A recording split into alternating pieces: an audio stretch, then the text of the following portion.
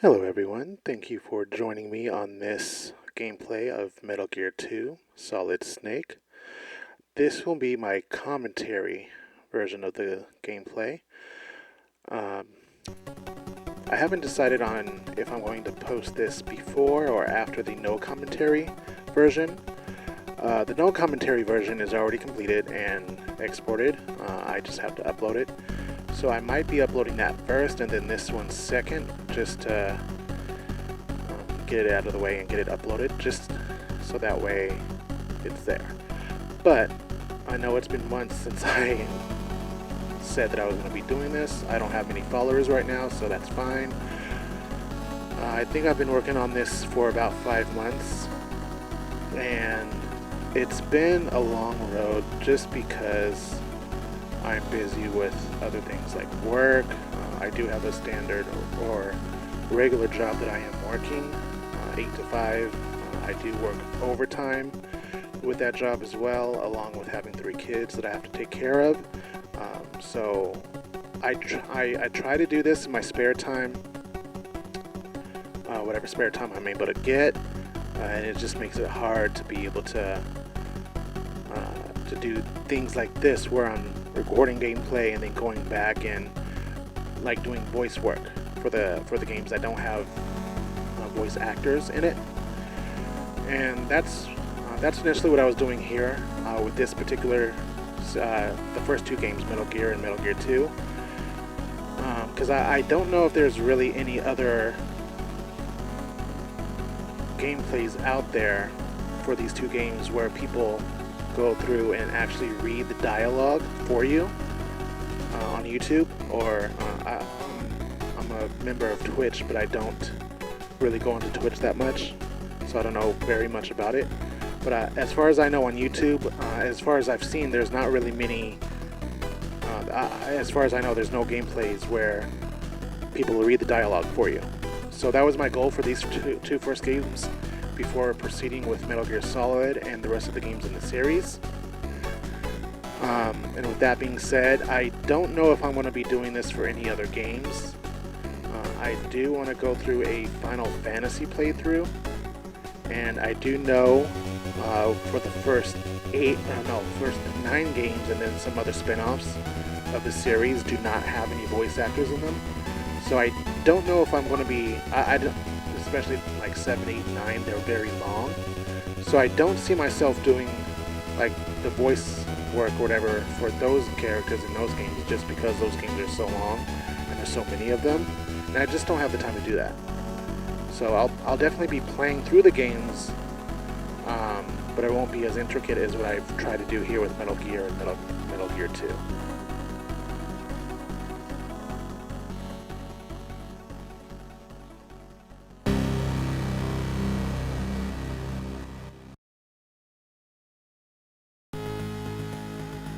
It is the late 1990s. The world is embarking on an age of peace and stability.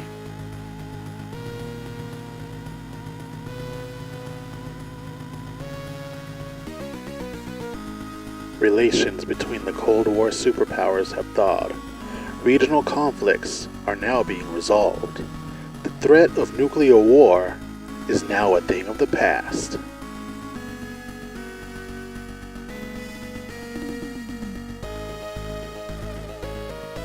But there are some who do not desire peace.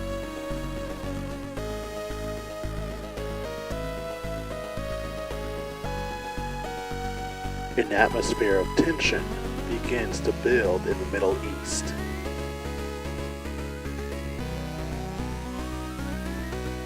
A military junta comes to power in Zanzibar land, a small nation bordering on the USSR, China, and the Middle East. Zanzibar land attacks nuclear weapons disposal sites around the world, seizing those weapons that are still intact, and becomes the world's only nuclear power. It then begins to invade its neighbors at will.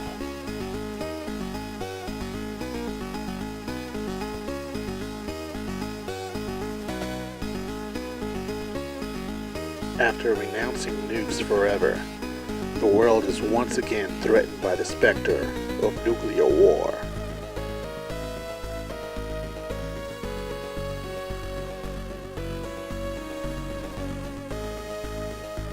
Meanwhile, the world's oil supply, which was to last another 30 years, suddenly and unexpectedly dries up.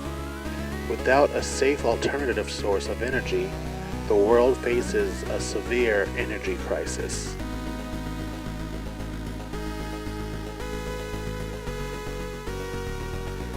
It is in these dire circumstances that Dr. Keo Marv, a chess biologist, develops Oilix, a microbe that can synthesize high-grade petroleum.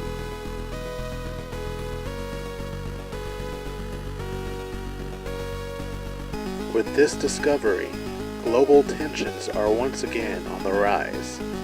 On his way to attend an American scientific conference, Dr. Marv is kidnapped by agents of Zanzibar Land.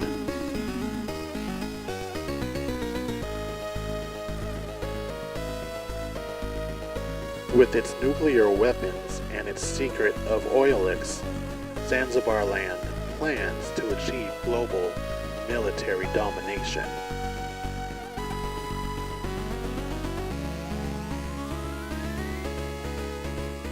A tiny microbe, only a few microns wide, is about to change the world forever.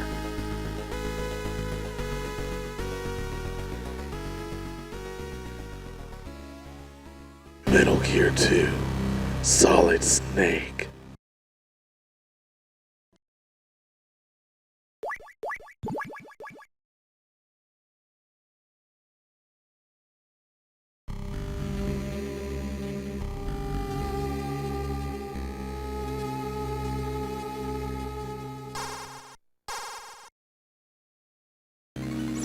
This is Snake. I've reached the infiltration point. Snake, right on time as always. Let's get started, commencing Operation Intrude F-014. Let's go over this one more time. Your mission is to infiltrate Zanzibar Land and rescue Keo Marv. We've provided you with a new anti-personnel sensor. Try it on. Okay, it's on. The white dots on your radar are enemy soldiers. The red dot is your current position. The radar is equipped with several other types of sensors as well. They should warn you of unseen dangers. What's the radar's effective range? Take a look at your radar display.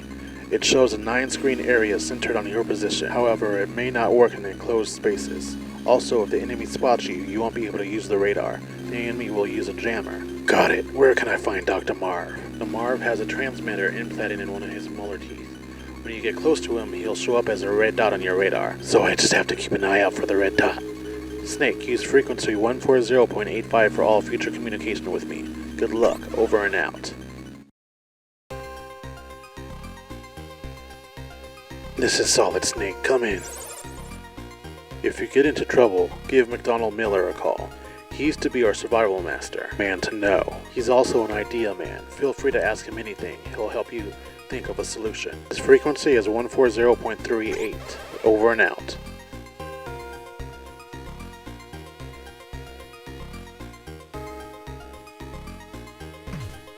As all the dialogue and everything is recorded, I can tell when there's going to be dialogue talking with me voicing the work. I'm not a professional actor, so the voice work is not going to be sounding professional, but there will be pauses and breaks to allow some time to transition into when those dialogue points are going to be coming up. Just an FYI to put that out there. There is one coming up now, and so I'm going to go ahead and proceed with talking after that's finished.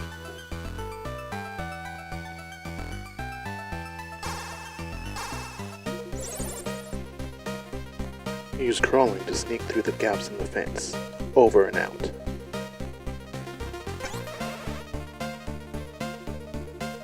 I'll try to make the transitions between dialogue and my commentary as seamless as possible, but it might not be as such. But with that being said, part of the commentary, or largely part of the commentary that I wanted to do here, is also provide trivia as the game's going. about the particular game, the process of the game, things like that.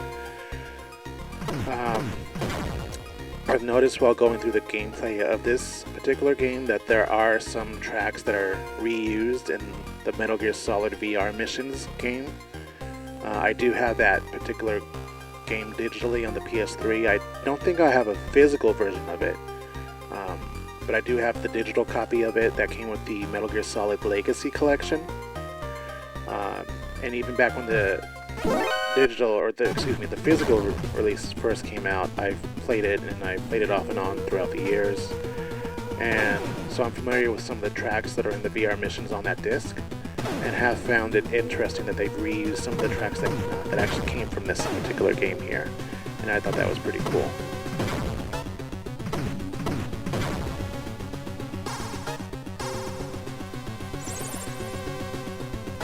You can't sneak in through the front door. Use the vents. Over and out.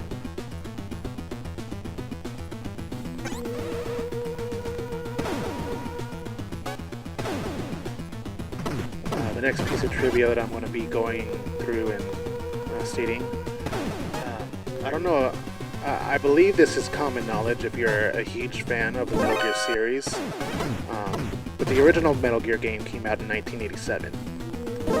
And this particular game came out in 1990. Both came out originally on the MSX platform, which was an exclusive console to the Japanese market. Metal Gear was then ported to NES, which was according to many people, it was a terrible port. And then I guess, I don't know if it was Konami of America or if it was a different company that made a spin-off sequel called Snake's Revenge, which I don't think I have, but I do have the NES version or the NES port of Metal Gear, but I don't think I have Snake's Revenge. But with that being said, I think it's pretty common knowledge that Hideo Kojima didn't originally plan to do a Metal Gear sequel after the sales were not so great in Japan. It was only after he became acquainted with the release of Snake's Revenge that he decided to do a Metal Gear, because he wanted to have a proper Metal Gear sequel out there since Snake's Revenge was existed, and he wanted to be part of a proper sequel. That particular piece of knowledge I've actually known for years.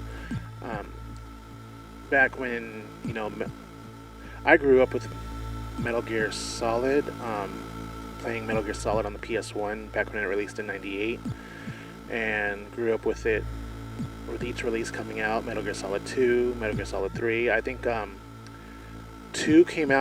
Gear Solid 2 came out when I was in middle school, and then Metal Gear Solid 3 came out when I was in high school. And so with Metal Gear Solid 2, I didn't end up buying it until maybe a year or so later, just because I was a preteen in early teenage years, so I didn't really have money to be able to buy things on my own. However, with Metal Gear Solid 3 and beyond, I started, doing pre-orders and everything, and getting as much of the special and limited editions as I could. Because at that point I had my own job and everything, so I was able to do so. And some of those, like Metal Gear Solid 3 and Metal Gear Solid 4, came with a special edition DVD, or documentaries per se, that I was able to snatch up. And on one of those, Hideo was interviewed, and he made that particular statement regarding the sequel, Metal Gear 2 Solid Snake.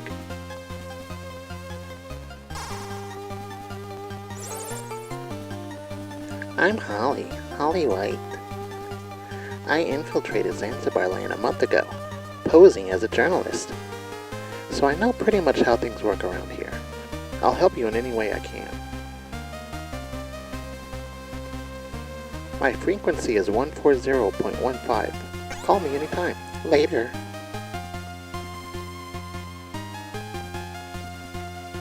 According to the trivia page that I'm looking at right now, it says during the game, Kessler tells Snake a rumor about Big Boss being given cybernetic implants by Dr. Petrovich after reportedly losing his limbs during the events of Metal Gear. While certain fans interpret this as a jab directed at Snake's revenge, in which Big Boss is a cyborg, in reality this is a reference to Kojima's previous game, Snatcher. In Snatcher, Dr. Petrovich Madnar, his character was the head of the original Snatcher project. Now, I didn't get to that particular Kodak conversation in this game. I didn't see it at all, so you won't be seeing it in this gameplay. I kind of lost my patience at certain points, and just especially with the back end of the coming back and recording the voice work and everything. I kind of got frustrated with the process because I did really just want to move on so that way I can get to Metal Gear Solid. I guess there's certain Kodak conversations that are out there that are optional, that I didn't end up getting to just because I wanted to complete the game so that way I can move on to the next game in the series, Metal Gear Solid.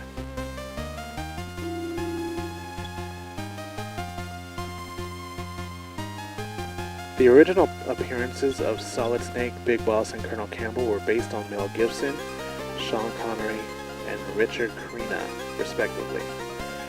Mel Gibson and Sean Connery I'm definitely familiar with, but I'm not familiar with who Richard Crenna is. But as many people know, Kojima was heavy into Hollywood movies, and so he really wanted his work to mimic that of Hollywood storytelling, which in Metal Gear you don't really get a sense of that, but with this game you definitely start getting a sense of his Hollywood type of storytelling and cinematics with some of the scenes that you see playing out through the game.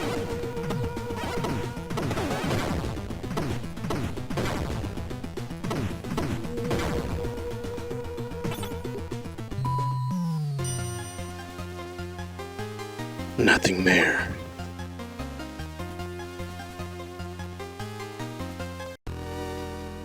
Apparently, the game's instruction manual features a fictional document outlining Snake's mission to the reader. The document was actually based on a similar mission sheet featured in the J.C. Pollock novel Crossfire. Moreover, other aspects of the game, such as the romantic relationship between an American soldier and a chess skater, were also based on aspects in Pollock's book, J.C. Pollock, who is reportedly one of Hideo Kojima's favorite authors. We'll probably be getting to the first boss soon in this game. I don't remember exactly at what point the first boss will be, but we'll get there soon. But this next piece of trivia, it says the first boss in the game, who is a member of the Space Ninja Unit Black Color, was based on the titular character from Timothy Zane's novel The Black Collar. In Japanese, Black Collar and Black Color are pronounced the same way. This is pretty interesting, I didn't know that. Also, the character Natasha Markova was renamed to Gustava Hefner in the official 2006 English translations, assumably so fans didn't mix up between Natasha and Nastasha Romanenko from MGS1.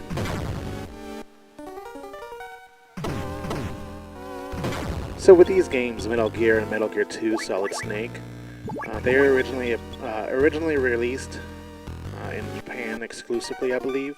Just in Japan, it didn't cross outside of that on the MSX systems. They weren't re-released again until the very first re-release, technically, I guess you can call it, of Metal Gear Solid 3, which is Metal Gear Solid 3 Subsistence on the PS2. That was their first release here in the Americas, from what I understand. So we have the very first re-releases on a re-release game back in, 2004 when Subsistence released? And then they were released again on the HD collection for the PS3, along with the Xbox version of the game. I believe Xbox 360 is what the HD collection came on. And then they were re-released again here in the Americas in the Legacy collection, which was just a disc that included the HD collection of the games. So there was, as far as my knowledge, no changes to the Legacy collection of the HD collection for these games. So you have technically 3 ways to get these two games in the Americas, either getting the Metal Gear Solid 3 Subsistence version on the PS2, the HD collection on either the PS3 or the Xbox 360, or the Legacy collection on the PS3. Night Fright, which is another boss that we'll be getting to later on in the game, was the first character in the Metal Gear series to use stealth camouflage. Now, I was playing this game and there was a stealth mat that I noticed that I picked up. Not entirely sure what that's used for, but I didn't see really any good use coming out of it, so I didn't end up using it. So it's odd that they would have something called the stealth mat that doesn't camouflage you. But that is technically correct, in which Metal Gear Solid is the first game in the series that you yourself, Snake, can go ahead and use, and then Psycho Mantis being a non-playable character that uses that in the Metal Gear Solid series, or excuse me, in the Metal Gear Solid game.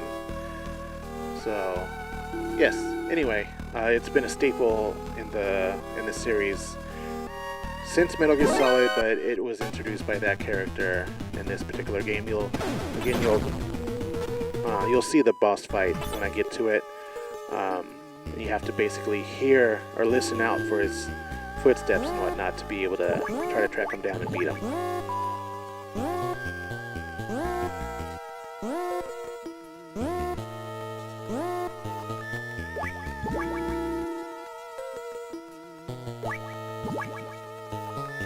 Hehehe.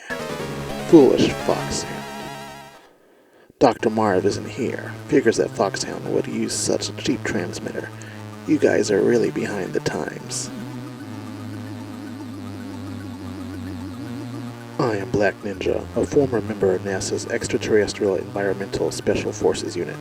Now let's see how strong the world's most advanced Black Ops specialist is. Show me what you got, Foxhound.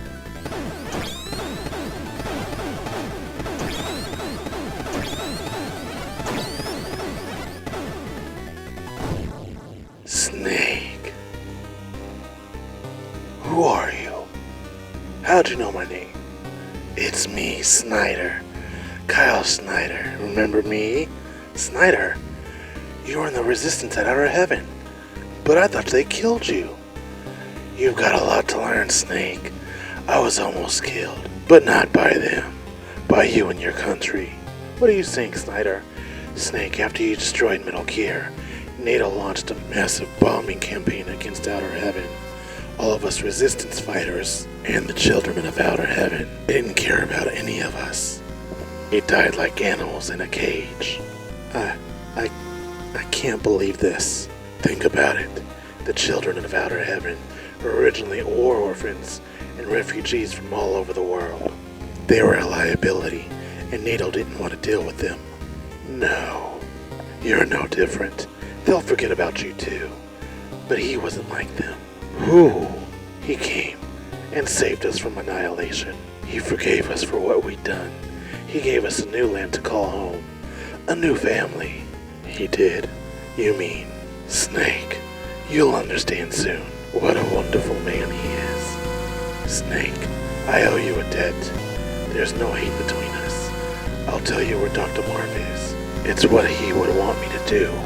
Find the man who's guarding the cell where Dr. Marv is being held. Follow that man, and he should lead you right to a cell. You can tell by his green beret. He should be on the first floor. Got that? A green beret. Follow the man in the green beret.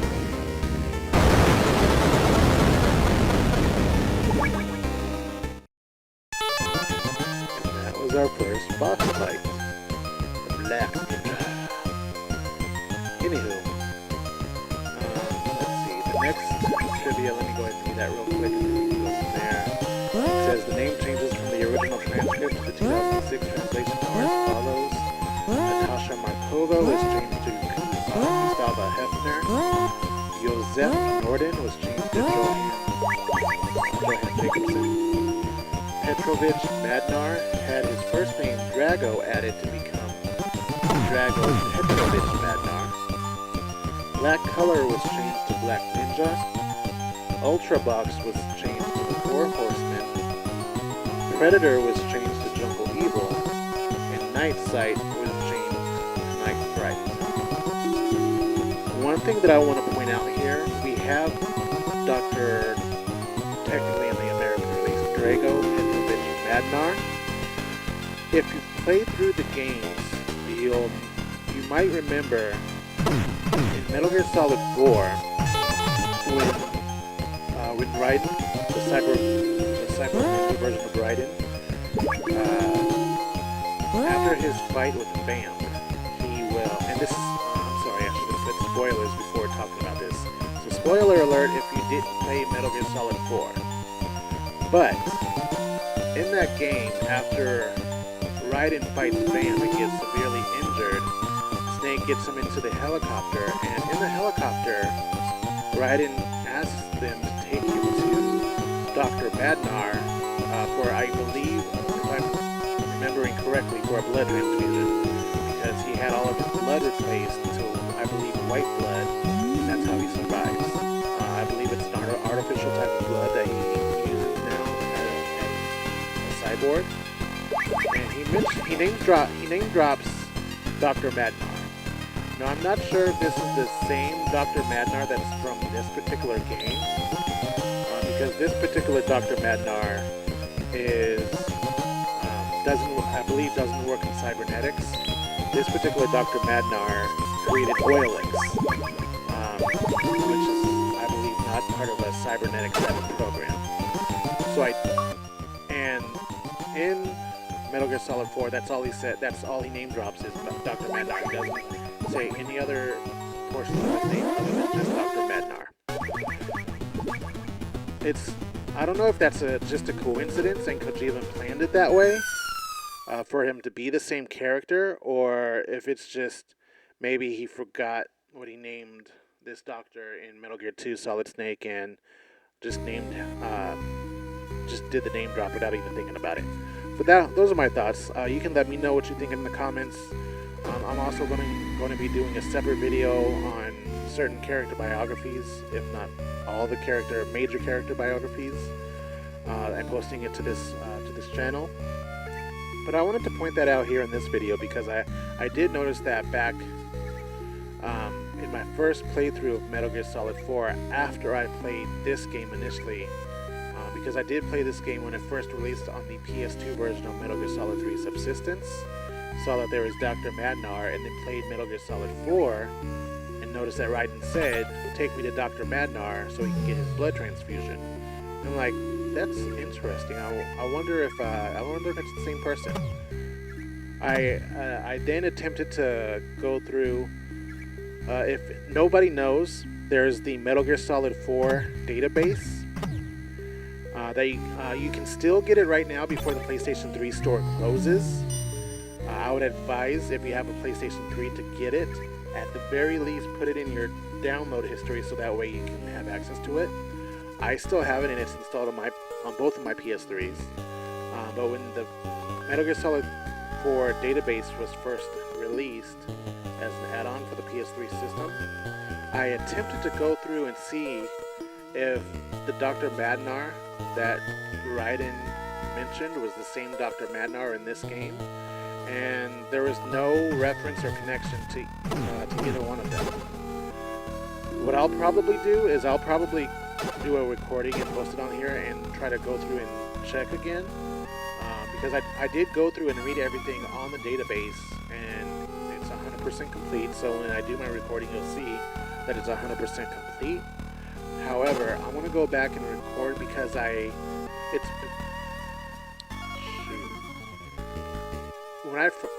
haven't read it. I haven't read any part of it since it first came out, or within maybe the first 2 months since it first came out.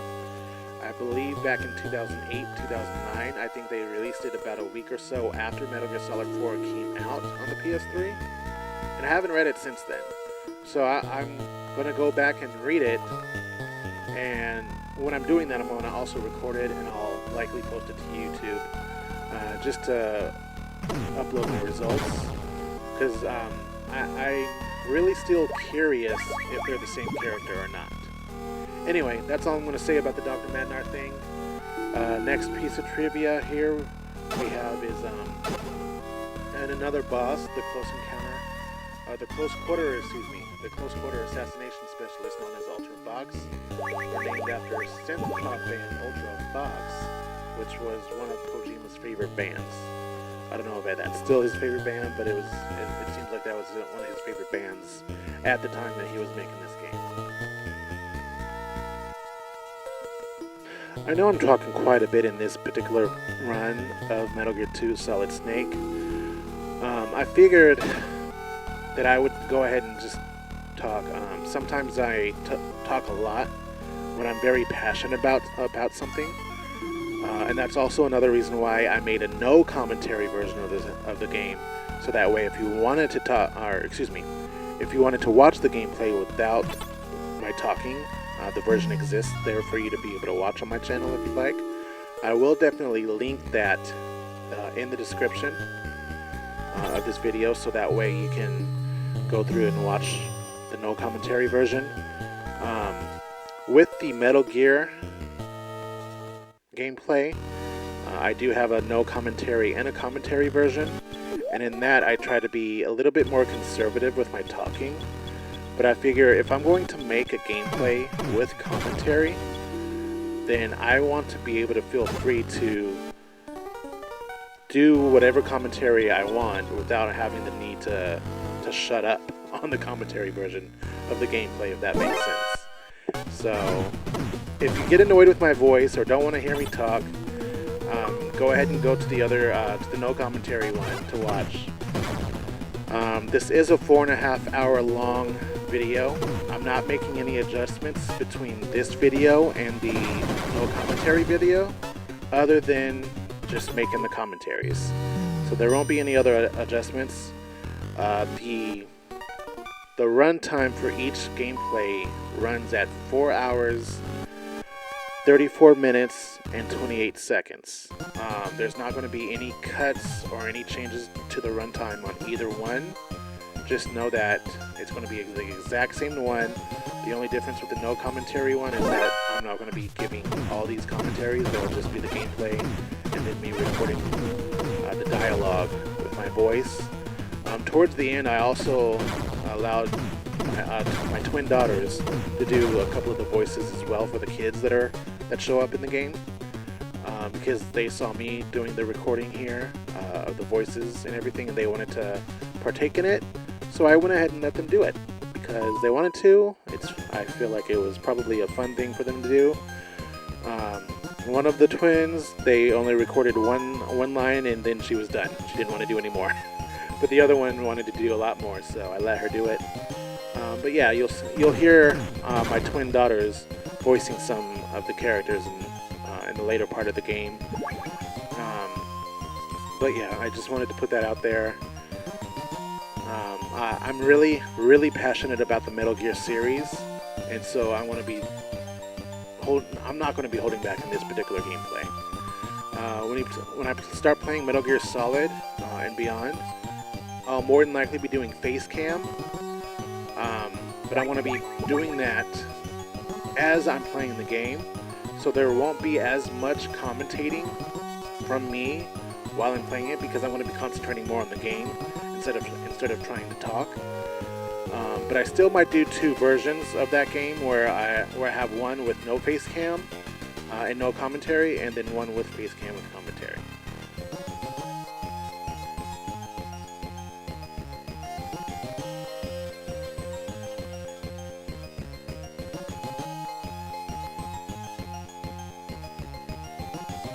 What's that noise?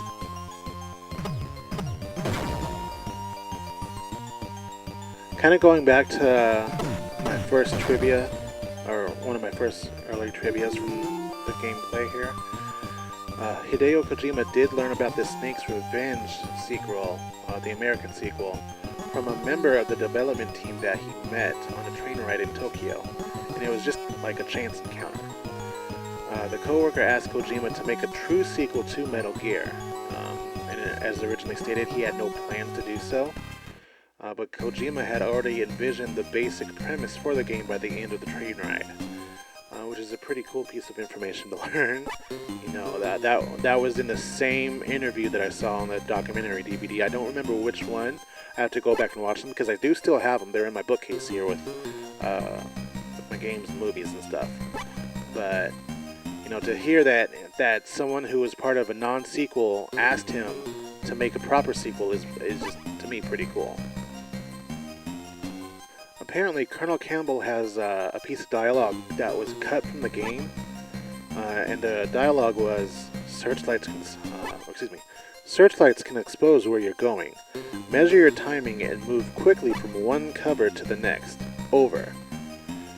Searchlights were intended to be an obstacle used by enemies in the first area of this game, but they were cut from the final product, which is pretty cool. I didn't know that they had that intended and then cut it.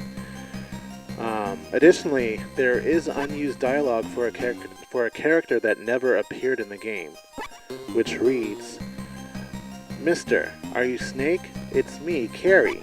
Daddy went fishing, but it's alright. He took the codec with him. The number is 140.99. Come and play with me next time. Bye!" This dialogue was most likely reserved for Catherine, Master Miller's daughter, who is mentioned in the game's instruction manual.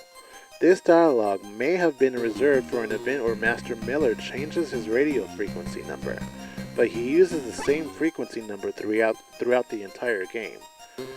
That is very interesting to read, because at no point did I ever know that Master Miller had a daughter. And if you know throughout the series, if you've played the games, it's never even hinted at that he has any type of family, not even in Metal Gear Solid. But of course, you know, the Master Miller that we know in Metal Gear Solid is Liquid Snake. Spoilers again. But, you know, with all the other characters like Colonel Campbell, who know who Master Miller is, it's not mentioned, it's not hinted at in that game that he has a family. It's not mentioned or hinted at in Peace Walker or Metal Gear, as far as I know, Metal Gear Solid V. It's not hinted at. But then again, I haven't played through the entirety of V yet.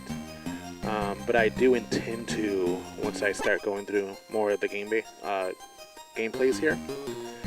That's very interesting that he has a daughter that was cut from the game, and she was here. She was apparently here in Zanzibar. That is, like, how did she get to Zanzibar? Because I believe Master Miller, from what I remember, was just radio support on this game. He was. I don't think he was actually on Zanzibar, unless I may have been mistaken. But then again, I don't have the original copy of the game, so therefore I don't have the manual. And even if I did have the manual, I'm pretty sure it would be in Japanese, because there's no English version of the official Japanese version of the game. Anywho, let's get to the dialogue. "This is Solid Snake. Come in." "Ah, I see you figured out my code. Where's Dr. Marv?" "It's been a while, eh, Solid Snake?" "Dr. Petrovich Mandar, how did you?" "Marv and I knew each other from the Prague Academy. We didn't speak each other's language, but we're scientific comrades after a fashion. I was captured along with Marv while we were in America." "Where is Dr. Marv?" "He was moved from here to the Tower Building a few days ago. It's a tall building, a few kilometers north of here." "Damn it, I'm late again. So Marv's in the Tower Building?" "Snake, can you guess why they left me alive?" "They must need you for something. And that means..." "Yes, Metal Gear. Snake, it is here in Zanzibar land. They've already completed a new Metal Gear. The one you destroyed 3 years ago was only a prototype. The new improved Metal Gear is many, many times more powerful. They're also working on a light version for mass production." "Then it was Metal Gear that attacked the nuke disposal sites." "Precisely. Metal Gear is a nuclear-equipped walking tank. Its true power is unleashed only when it is armed with nuclear weapons. Zanzibar land now has the only nukes in the world, and now they have their sights set on Oilix, a miracle energy source. Snake, now that you know all this, perhaps you can guess who is behind it. Big Boss. The very same. With Metal Gear and Oilix, he plots to rule the world. We cannot let the secret of Oilix fall into his hands. Science is not meant to be used only for killing. Marv's will is strong, but his heart is weak. We must hurry. I don't know how long he can withstand their torture. If they use drugs on him, he won't last long. Marv and I were both carrying microtransmitters inside our bodies. They were given to us by a female agent from STV. You can get in touch with her if you knew her frequency. Madnar, what are you going to do? The wall separating us is made of Chombum armor plate. You can't blast your way through it. Just leave me here and go rescue Marv, Snake. Alright, I'll come back for you later.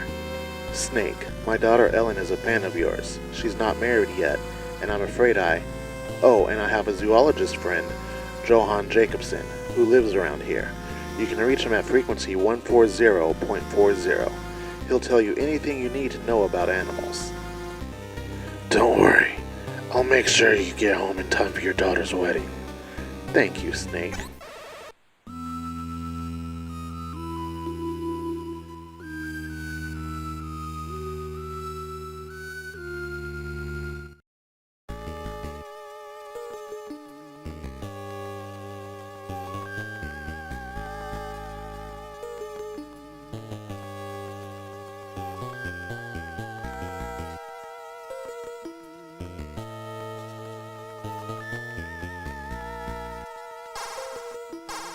Watch out, Snake. You're in a minefield. Who are you? I'm your #1 fan. Keep up the great work.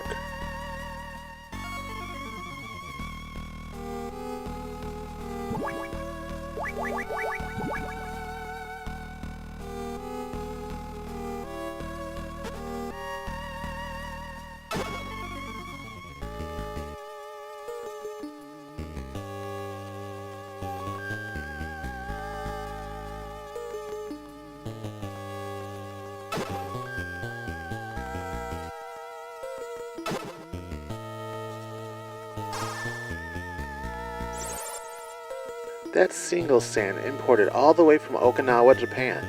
It squeaks when you walk on it. The sound will give your position away. Be careful. See ya!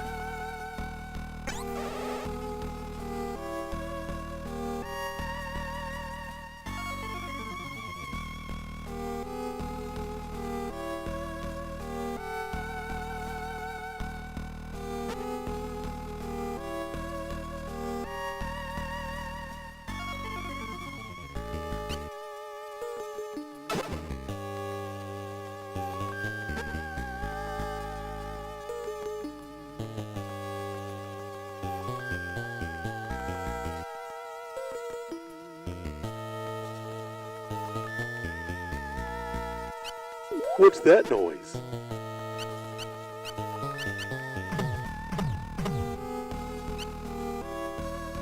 So, in October of 2004, Konami released a mobile version of Metal Gear 2 in Japan.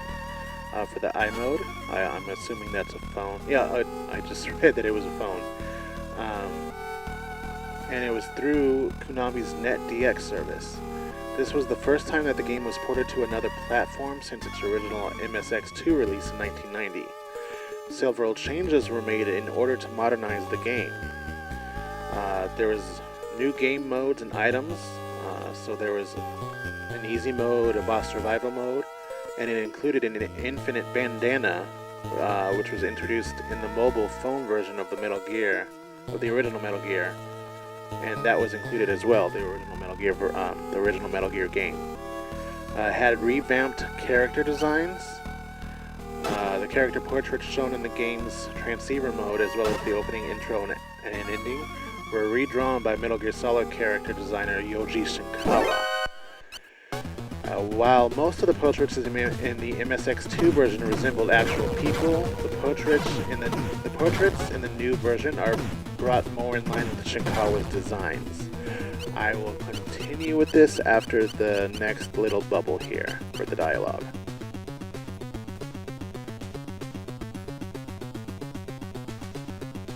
He's not here.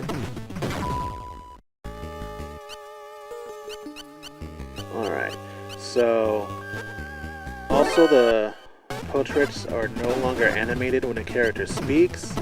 Snake and Campbell's transceiver portraits were also heavily derived from the Metal Gear Ghost Babel codec portraits. On a similar note, the positioning of the cigarette in Snake's mouth when undergoing the radio Easter egg after using a hang glider differs between the versions.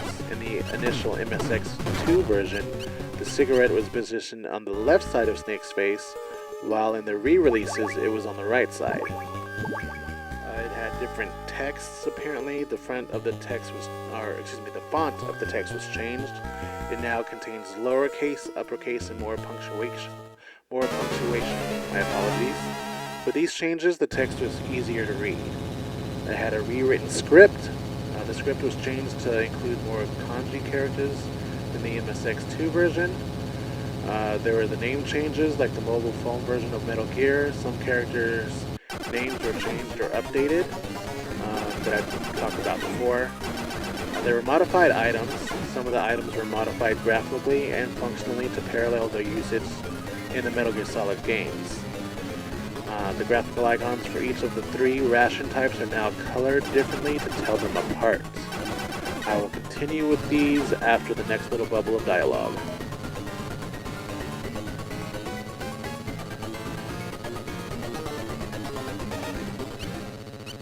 What's that noise?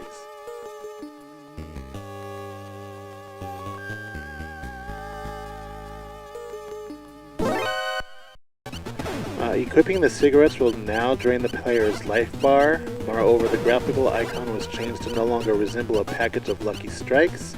Similarly, one of the stills in the intro of the game was edited to have the cigarette pack be of the fictional brand Gators. And my page just jumped, so I will continue this after the little bubble here, and just a moment please.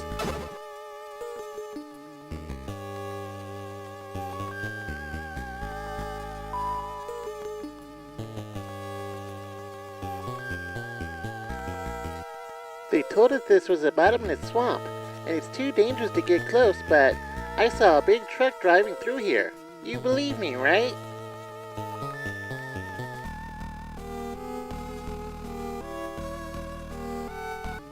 Okay, I got the page back to where I had it before. The cigarettes were changed to the brand of Gators instead of Pall Mall, presumably due to copyright issues with the real-life brand Pall Mall. Thermal goggles are now available to see through infrared sensors as an alternative to cigarettes. In the MSX2 version, the player could only place 6 landmines per screen. In the mobile version, the mobile phone version, this was increased to 16, which is actually a big jump. But I guess the MSX2 version had the limitation of memory, whereas the phones at least in 2004 standards, had more memory than MSX2, since it was, what, a 20-year difference in technology. The time it takes for Gustavus Brutes to change shape was shortened slightly, and then the time for an egg to hatch was shortened as well. If you've seen any gameplay or play the game yourself, you'll know what those two are referencing, but those are more so towards the end of the game, as part of the story to proceed with. It needs the game needs items, specific items, to be able to proceed and progress with the story. Additionally, there were modified play mechanics. Certain aspects of the game were changed to make the game easier for the player. The game features smoother controls. The crawl ability now has its own button. In the MSX2 version, the player had to press the punch and weapon buttons at the same time in order to crawl. The tap codes were changed. Certain bosses were given less life. A mark will appear on the player's feet when making a noise while walking on certain types of terrain. If a hollow wall is punched, a question mark will appear over it. Elevators no longer have a display above the door to show which floor they are currently stopped at, or the direction in which they are moving. Also, it's no longer possible to skip any floors by randomly pushing the button.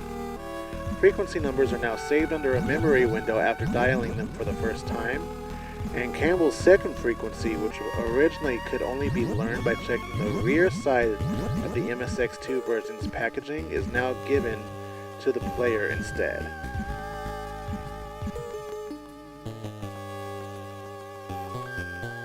Trucks come in and out of here all the time. Alright, this next piece is in regards to the PlayStation 2 version of Metal Gear 2 Solid Snake. Whereas the PlayStation 2 version was released as a component to Metal Gear Solid 3 Subsistence, the PS2 version includes all the changes made in the mobile phone version, along with an official English translation for the North American and European versions, though it featured numerous spelling and grammar errors. The North American version also had an optional Spanish script. This was the first time the game was officially released outside of Japan, which I believe again the year was 2004 when Subsistence released. I could be wrong about that. I would have to double check the information. Additionally, with the PS2 version of the game, much like the original MSX2 version, it requires the player to look at the manual in order to solve certain puzzles, such as deciphering tab codes or learning a certain frequency number.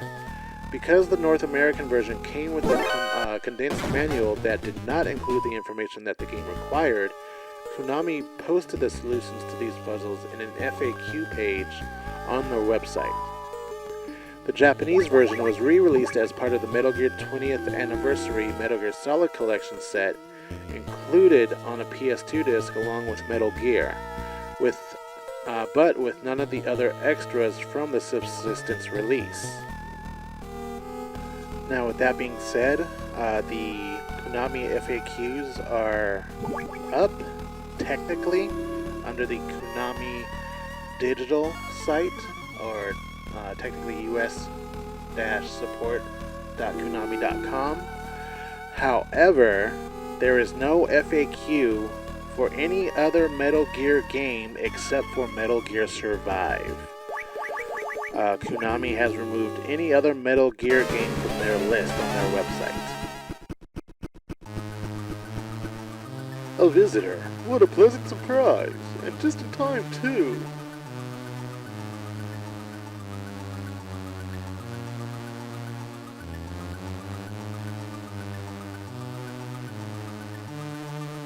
I was about to go for a little run.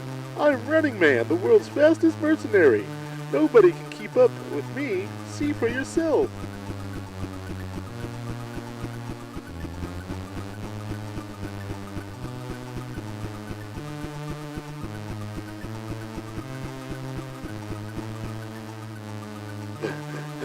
What do you think? Pretty fast, eh? But I'm just getting warmed up. Hear that sound? That's nerve gas. Defeat me before the gas gets to you and you might survive. The clock is ticking. Let the race begin.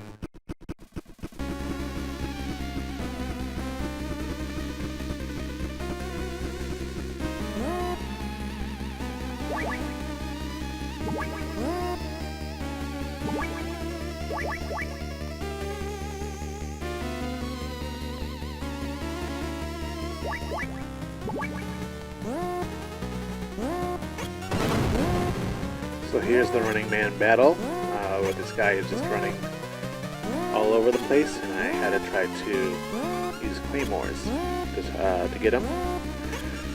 But, back to the FAQs, the way I had to learn how to do the missing things in regards to the what do you call it? The figuring out the codec taps and whatnot that you'll see in the later part of the game, as I used online game guides and online forums to try to help me with figuring that out. So anyway, there are forums and people online who know how to do it. You just got to search for them if you go through and play the games, because Konami did take down their FAQs.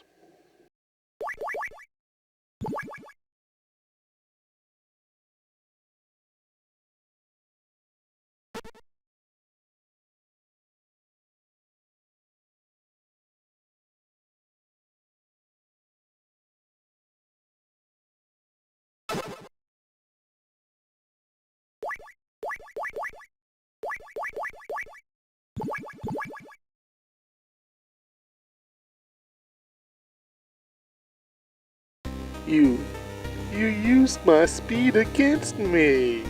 What's your name? Snake. Solid Snake. Snake? The cheetah has lost to a snake? How could this happen? Guess you weren't fast enough, kid.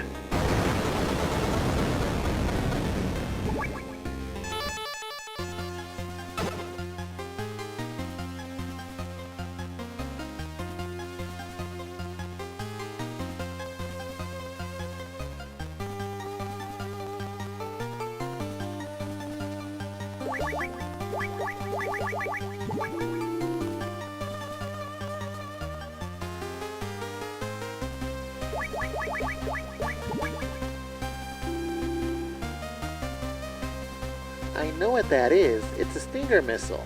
They took some to the factory on the west side of Zanzibar building's first floor the other day. Said they were going to put them on some tanks. I hate people who use guns.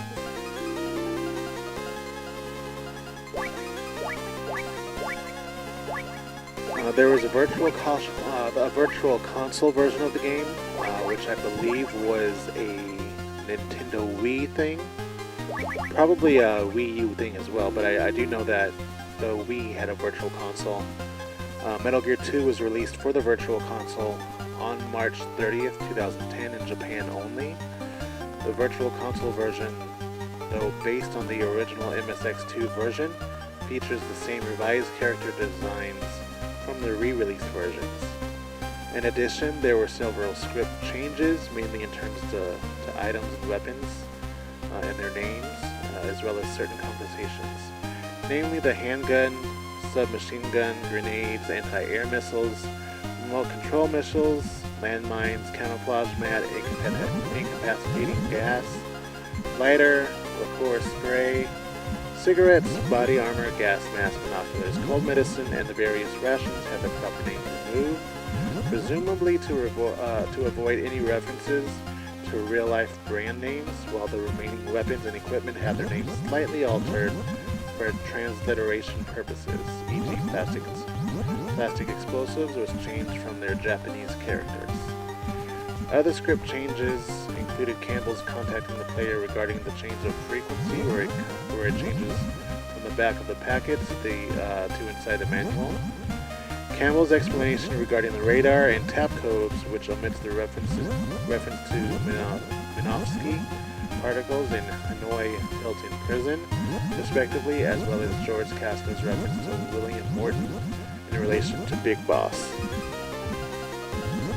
In regards to the HD collection version of the release, Metal Gear 2 was included in the Metal Gear Solid HD collection compilation for the PlayStation 3, Xbox 360, and the PlayStation Vita.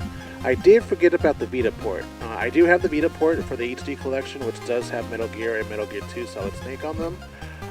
For some reason I forgot about them, but I do have them. They are on the PlayStation Vita. As well as the Metal Gear Solid Legacy collection for PS3. The game is accessible from the main menu of the Metal Gear Solid 3 HD edition and is identical to the PlayStation 2 release.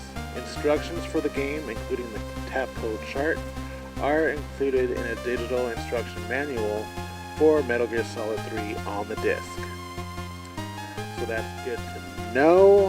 I did not know that. I don't know if I have the manual for the disc version of the HD collection. But I did do an online search and found it that way. So apparently you can do both ways. After the success of the Nintendo Entertainment System version of Metal Gear ahead in the Western market, especially in the North America where it sold over 1 million copies, Konami commissioned the development of the sequel for the NES, which had specifically made the Western market in mind without the consent of Hideo Kojima. We already know this. They made Snake's Revenge, yada yada yada. Okay. Snatcher references. The timeline given in the Metal Gear 2 User's Manual states that North and South talks were held in the year 1991. This is a reference to the North-South problem of the Neo Kobe City, featured in Snatcher, a socio-economic division that existed between the wealthy, long-time residents in the city's northern zones and the poor. mainly immigrant populations centered in the city's southern regions. In a radio call to George Kessler during the final battle with Big Boss, a rumor is mentioned concerning Big Boss's reconstruction as a cyborg under the Snatcher program. As we know, this Big Boss in Metal Gear 2 is the real Big Boss, whereas the Metal Gear Big Boss was Venom Snake. Roy Campbell also mentions to Snake that to not mention anything about whale cuisine when contacting George Kessler, a reference to an autopsied body containing whale cuisine in one of the side missions for the Japanese version of Snatcher. It was changed to buffalo meat in the English version of Snatcher. I gotta see if I can find a version of Snatcher. I don't know if they've ever released it in America, but this is basically stating that there is an English version of Snatcher. I'm not sure if that means that there's an American version of Snatcher, but I would like to find it. I don't know if it's on PlayStation or if there was... I heard something about that and Policenauts being on like the 3DO, whatever. But I gotta actually search for that because I would love to own those two games. Anyway, let's proceed here. This is pretty interesting. Aside from the canonical sequels to the game, there is at least one non-story reference to the Metal Gear 2 in the franchise. In the Deja Vu, Jameis Vu missions in the Metal Gear Solid V Ground Zeroes, the logo for Metal Gear 2 can be seen on a wall. Kazuhira Miller, when doing a commentary on the Easter eggs, commented that Solid Snake was 16 by 32 pixels and 8 colors, and also quotes himself from the game. That's pretty interesting. I have Metal Gear Solid V, The Phantom Pain. I used to have the disc version for the PS3. I do have the digital version for the PS4. But I don't think I've ever unlocked the Deja Vu, Jameis Vu missions. So when I do my gameplay of that particular portion of the game, I'm going to try to unlock it and see if I can get that little Easter egg there, because that's actually pretty cool. Anyway, let's see here.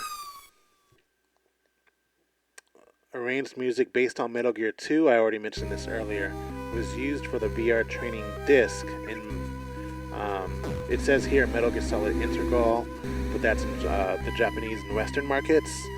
In America and Canada, and probably the rest of the western side of the country, or not the country, I'm sorry. I'm probably sounding very ignorant right now, but on the western seaboard of the world, I don't know if it was like this in Mexico or any portion of South America, but on our side we had the VR mission disc that was sold separately and wasn't part of the integral package. And I mentioned this earlier, that there was music in this game that was derived and put into the VR missions. Additionally, Integral also features 2 hidden tunes based on Metal Gear 2 available via a secret codec frequency in the main game. I gotta test that out because I want to see if it's part of the standalone VR disc from America. One is an arranged version of the theme of Solid Snake, while the other is an arrangement of Zanzibar Breeze. Theme of Solid Snake made an appearance in the Nintendo crossover fighting game Super Smash Bros. Brawl on the Shadow Moses Island stage. It has a section, I'm sorry, I don't know if you can hear me right there. It has a section here for a possible remake. I doubt they'll ever remake Metal Gear or Metal Gear 2. Metal Gear Solid was already remade into the Twin Snakes, but I would like to see, if they don't make a proper remake of Metal Gear Solid, I would most definitely like to see a remake of Metal Gear and Metal Gear 2, just because those would be interesting to see with updated graphics, updated storyline, and proper voice work from the actors from the series. Especially Big Boss, Campbell, and Miller. I would love for those actors to reprise their roles for those characters. It would be interesting to see what they do with Big Boss, being that we have Kiefer Sutherland, who voiced him in Metal Gear Solid V. We had Richard, I forgot his last name. Richard something. He voiced Big Boss in Metal Gear Solid 4. And then, you know, of course, David Hayter voiced him in 3 and Peace Walker and Portable Ops. So it would be interesting to see who they get to voice him if they do remakes of Metal Gear Solid, of Metal Gear and Metal Gear 2. And I would hope that they would at least bring back David Hayter for Snake. If not, it wouldn't be too big of a deal for me because the way David portrayed him, he was supposed to be older than and more gravelly and more hardened than how he was in Metal Gear and Metal Gear 2. So if they didn't bring back David Hayter for him for the remakes of Metal Gear and Metal Gear 2, I would at least understand it because he wasn't as hardened and experienced as he was in Metal Gear Solid. What's that noise?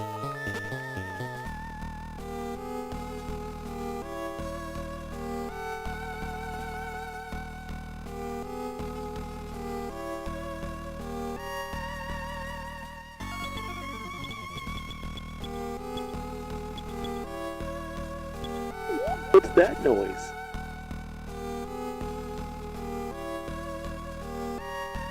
On the note of the remakes, though, it is saying here that Kojima did state that he had no plans to develop a remake for the MSX2 games, although he did not dismiss the possibility of having a third party develop the remakes.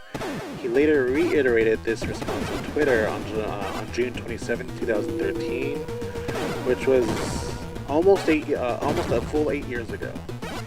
However, it is notating here that on March 23, 2012, Kojima was cited that he had no current plans on remakes due to it necessitating that he rewrite most of the game's story.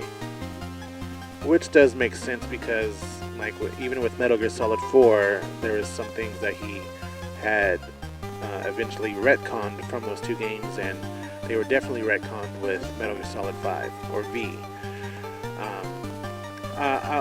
You'll hear me call that game Metal Gear Solid V most of the time, just because even though technically it's the 5th console iteration of the game, I'm going to call it V for the simple fact that I do believe that was Kojima's intention because of the way he himself titled the game.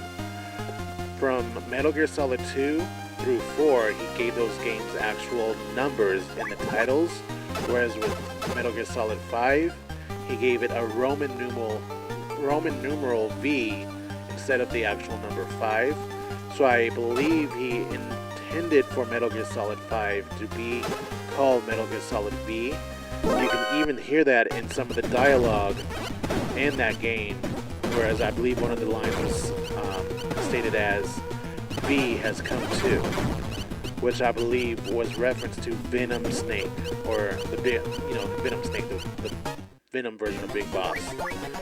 That's my theory about it. Anyway, so that's how I'll mostly be referring to that game whenever I talk about it, is I'll most of the time be referring to it as Metal Gear Solid V instead of Metal Gear Solid 5, because it's the Metal Gear Solid that's based around Venom Snake. Anyway, let's go ahead.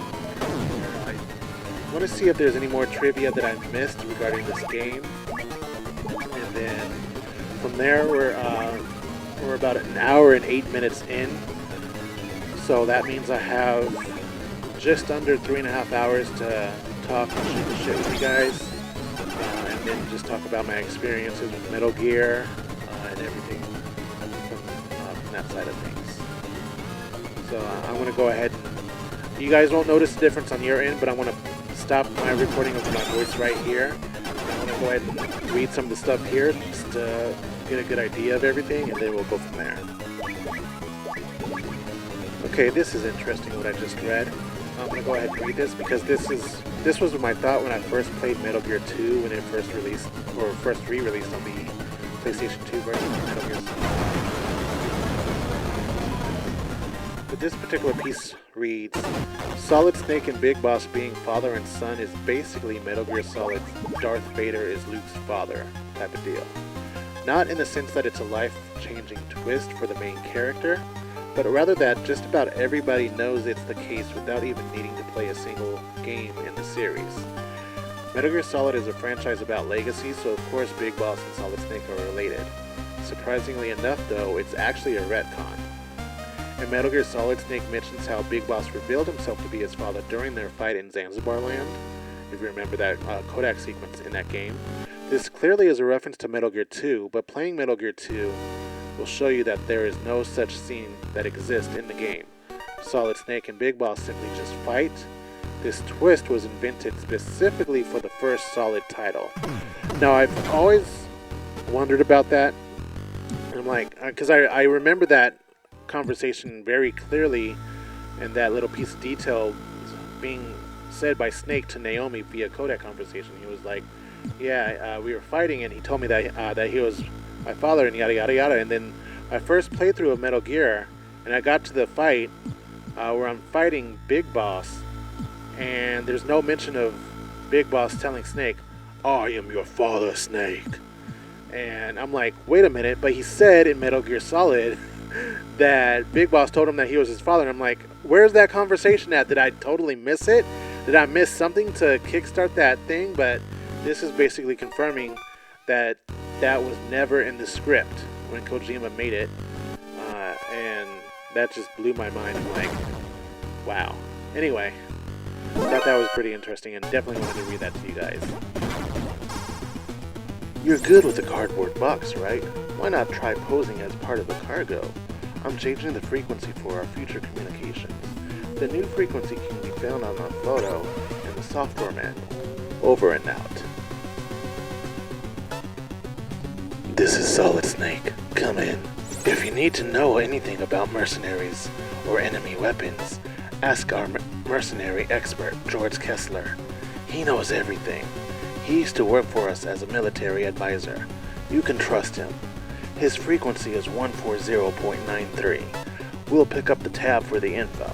Just don't ask him about whale cuisine. Over and out. Alright, so it says here Metal Gear Solid is just a soft reboot of Metal Gear 2. Not many fans of the series have actually played Metal Gear 2 according to this, which is a bit of a double-edged sword. On one hand, you're missing out on a phenomenal game made early in Hideo Kojima's career. On the other hand, you're basically just playing a 2D version of Metal Gear Solid, which is not too far off from the truth. Metal Gear Solid did get a lot of its stuff from Metal Gear 2. A lot of stuff carried over, I should say. When it comes down to it, Metal Gear Solid is really just a soft reboot of Metal Gear 2. Although the core plots are different and there are more than a few gameplay differences, the two games share many story beats, set pieces, and gameplay scenarios. They play different, and Metal Gear Solid has a very defined and detailed theme, while Metal Gear 2 doesn't. But the similarities are undeniable. It's a bit like a relationship between Link in the Past and Ocarina of Time, according to this article right here that I'm reading. Snake, I'm in trouble. They discovered my identity and now I'm a prisoner. Help me! Just when I finally managed to contact Dr. Marv. Where are you? Give me your location. I don't know. I was blindfolded. I think it's somewhere in the tower building. Oh yeah, Snake, I hear noises off to the left. I hear an elevator. And to the right, I hear a noise like a pump. There's a water flowing in front of me and behind me. Water in front and behind. A pump to the right. And an elevator to the left. I think I've got a pretty good picture now. Snake, I don't think they know about my radio yet. But come quick. I'll be waiting. Alright, and with this, I've reached the end of the trivia that I can find regarding Metal Gear 2. Let's see.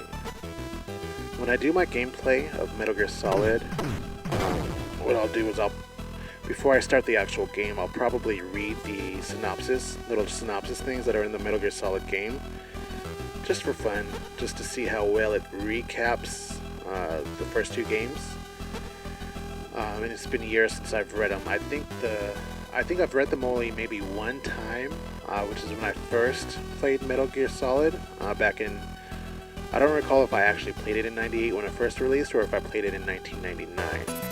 1999 was a big year for me when I first started getting into games, and I do remember around that time was when I first read the two synopses for Metal Gear 1 and Metal Gear 2, just because I at that time, and for the next 10 to 15 years after that, I was basically a completionist and wanted to complete every little aspect of every game that I got. And I saw that there was a previous story section on the game when I first got it, so I read those at that time, but I don't believe I've read them since. But I will be reading them as a precursor before I actually start playing the actual Metal Gear Solid game. I'll probably have it in a separate video. I'll read those and then I'll do the briefing files, and I'll probably do those as a precursor video before I start actually playing the game. Are you a friend with the blonde lady, mister?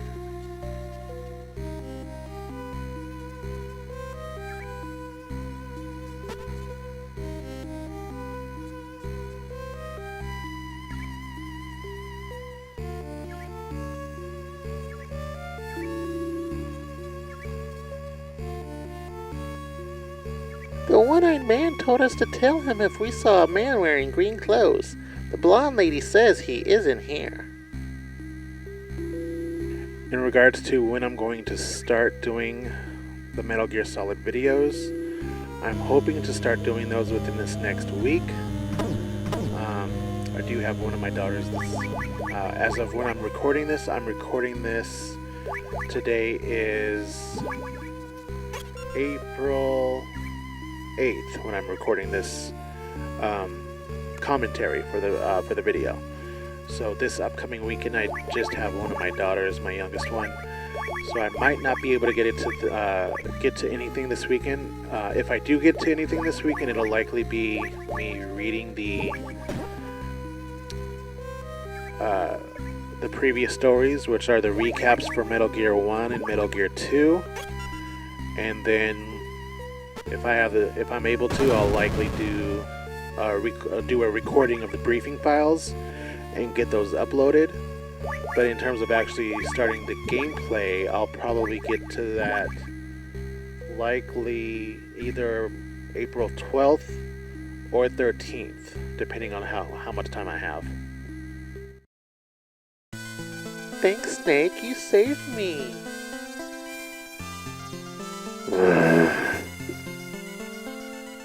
What's wrong? I didn't think you'd be this pretty. What? You thought I'd be ugly? I should have met up with you sooner. Snake, about Dr. Marv, I'm pretty sure he's okay. Pretty sure?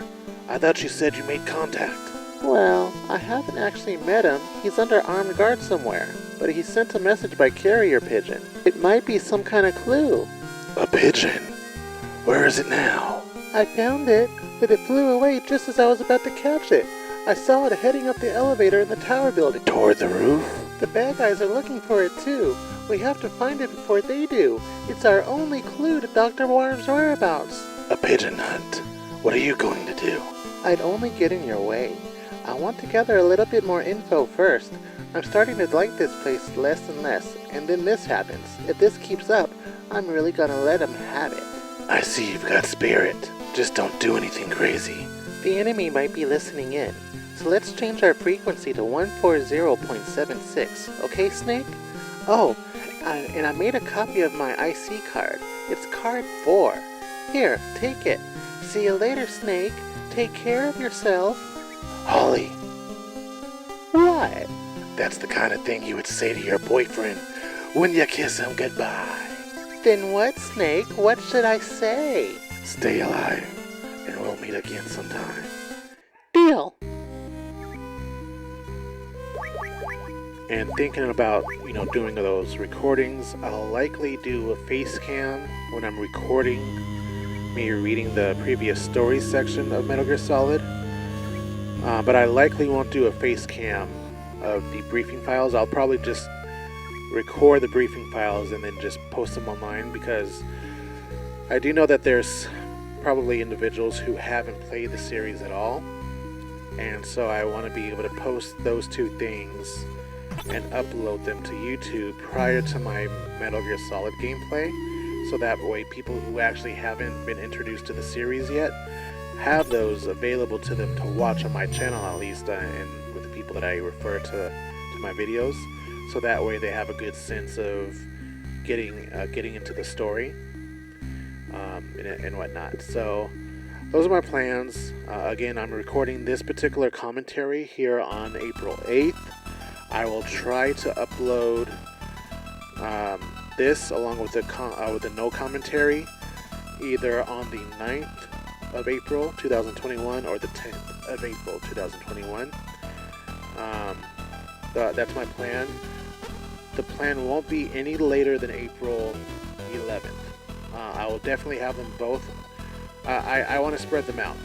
So I want to have the no commentary first, which will either be on the 9th or the 10th, and then I'll have this one, the commentary, upload after the day after that, which will either be on April 10th or April 11th. So that way I'll be able to have room for people to have room for content. There's sparsity. I don't want to use sparsity. I've been very sparse with uploads because I haven't had the time. But I want there to be room for between my uploads. I don't want to have everything uploaded all at the same time. And I'm going to try to be consistent with my uploads as well. So I'm glad that I'm getting this done. I'm an hour and 21 minutes into recording my commentary for this. Once this is uploaded, I'm going to try to be as consistent as I can with uploading content to this channel. I probably won't be able to get to doing something every single day, but my goal is to do something at least 2 or 3 times a week at the minimum. I'm going to try to do more, but my minimum is 2 to 3 times a week, whether it's Metal Gear Solid related or something something else that's gameplay related. There used to be a veranda south of here, but the passage is buried now.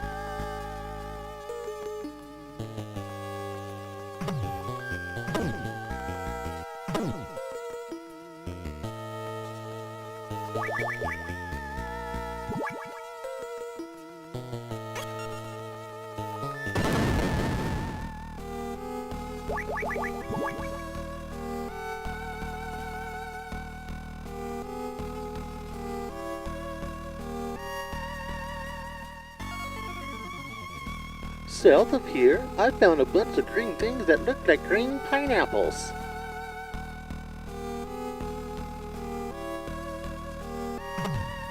If you're enjoying my gameplays and my commentary, please definitely let me know, share it with people, bring people to the channel. I want to be able to entertain people.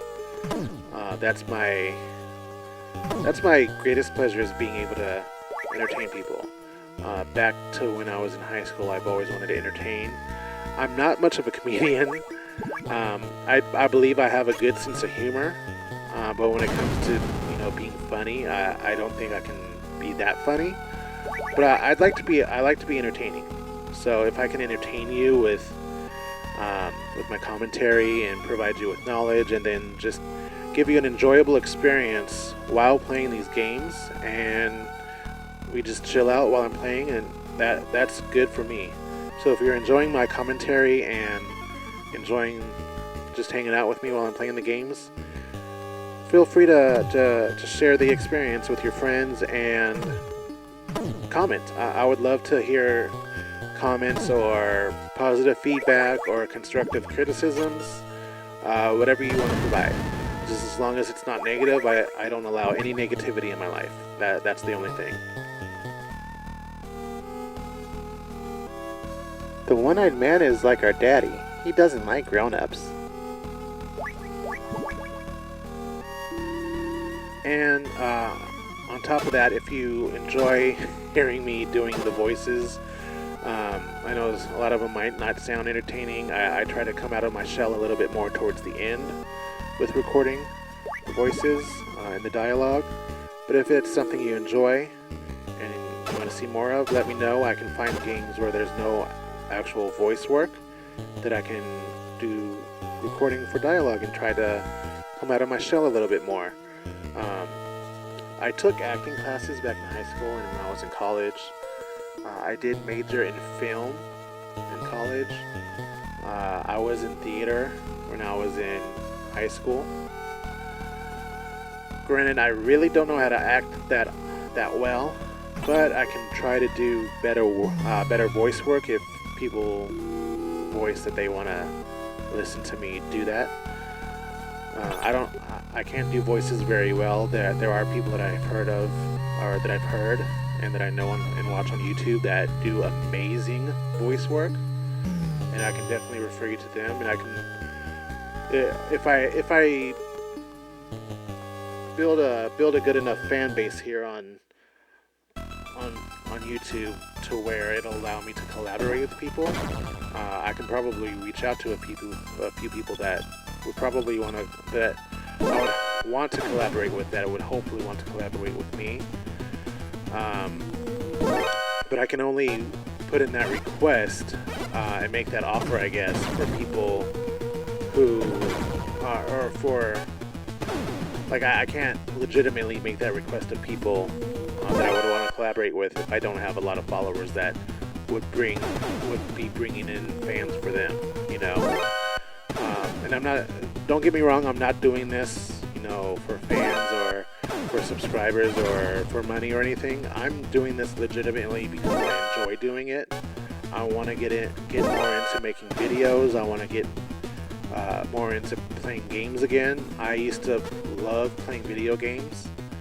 It's just I really haven't had the time to be able to do so over the last several years because I've been focused on making a living and working, and my kids were born, so I was focused on supporting them and taking care of them.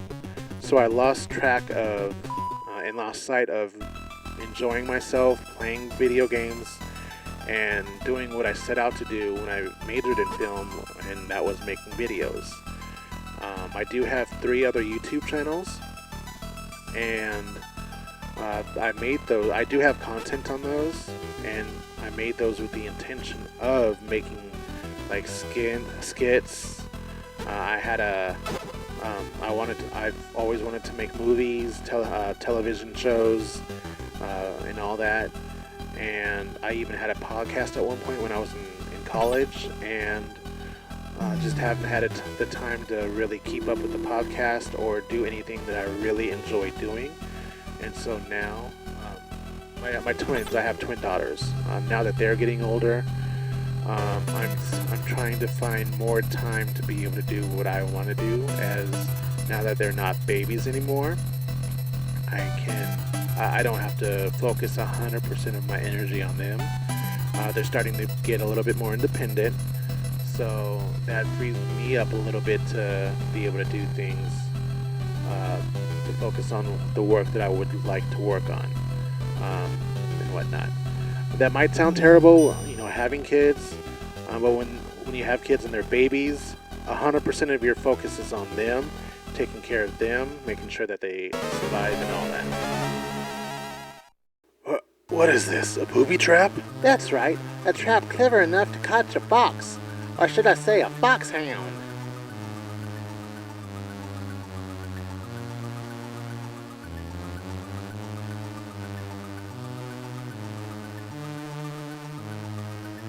I am Red Blaster, and you're not going anywhere, mister. My grenades will see to it that your death is slow and painful. Alright, we have another boss battle here. And I'm sorry if it seems like I'm giving my entire life story. That's not my intention.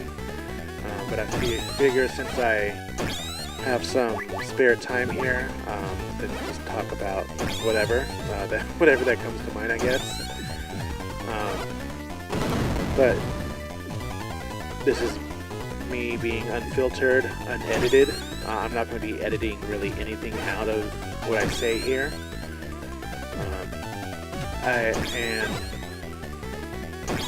I'll typically try to be as clean as I can when I talk, especially people that know me, people who know me personally, will know that I generally don't swear, and if they hear me swear, that means that I'm either extremely angry about something, or I'm just very passionate about whatever I'm talking about. But it's more so I'll swear if like I'm extremely angry. But I'm very passionate about video games. I'm passionate about movies. I love movies. Again, I majored in film, and that's just one of the things that I am definitely passionate about.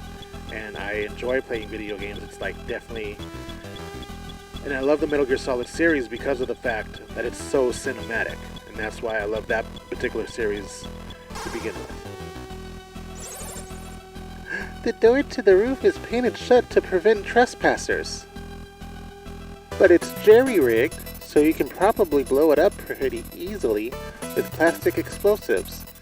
See ya!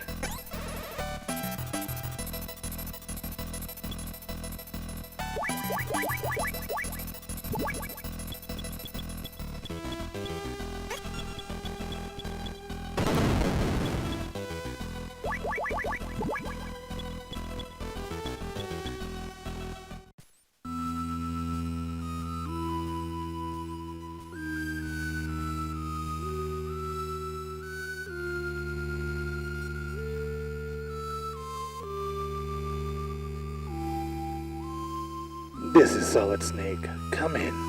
That's a wood pigeon, specially trained to act as a carrier pigeon. Did you know there are over 260 species of pigeon in the world? They are 40 centimeters long and are found from Europe all the way to South Asia. Dr. Marv probably brought that one with him. Pigeons are timid and very sensitive to noise. If you get too close, they'll sense you and fly away. Yet for all that, they're notorious gluttons. They feed mostly on grain. I got an idea. If you have some beans or potatoes, you can use them as bait. I just got a large order of fries myself. Oh, right. Tough to find a burger stand out on the battlefield, eh? Over and out.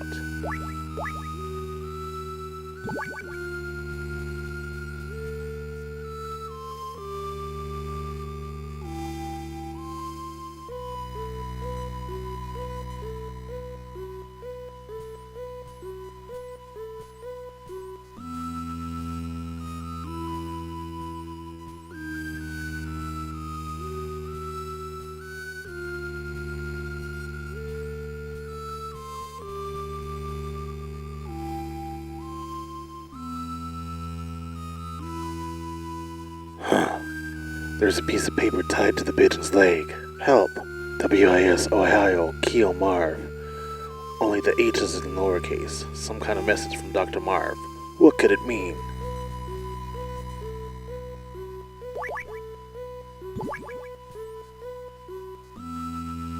This is Solid Snake. Come in.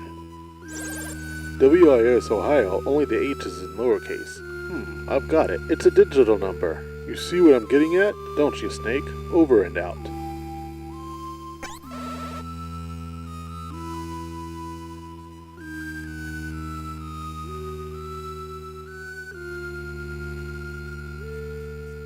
This is Solid Snake. Come in. Tari Zemav, Komam Delete, Komana Turinamusa.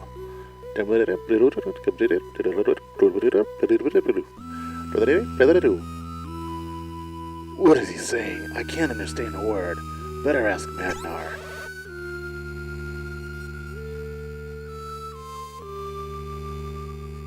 This is Solid Snake. Come in. Marv can only speak Chez and Slakovian. He's also the wary type, and especially so in his current predicament. What about you, Dr. Madnar? I can only speak Russian and English. Wait, I've got it. Gustava can speak to him. Gustava? Is that STB woman that's been protecting you? She'll be able to understand him, and Marv trusts her as well. Is this to Gustava still alive? Not to worry, Gustava is no ordinary woman. She is a seasoned professional. When we were captured, she alone managed to steal an enemy uniform and escape. No doubt she's hiding somewhere in Zanzibar land, waiting for her chance. Does she have a radio? No, it was taken away right after we were captured.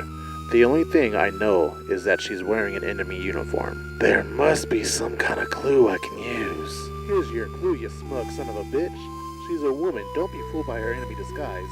There are no women soldiers in the fortress. That's all you need to know. Gustava is a woman. Why not set up an ambush someplace that only a woman would go, like the ladies' restroom? Over and out.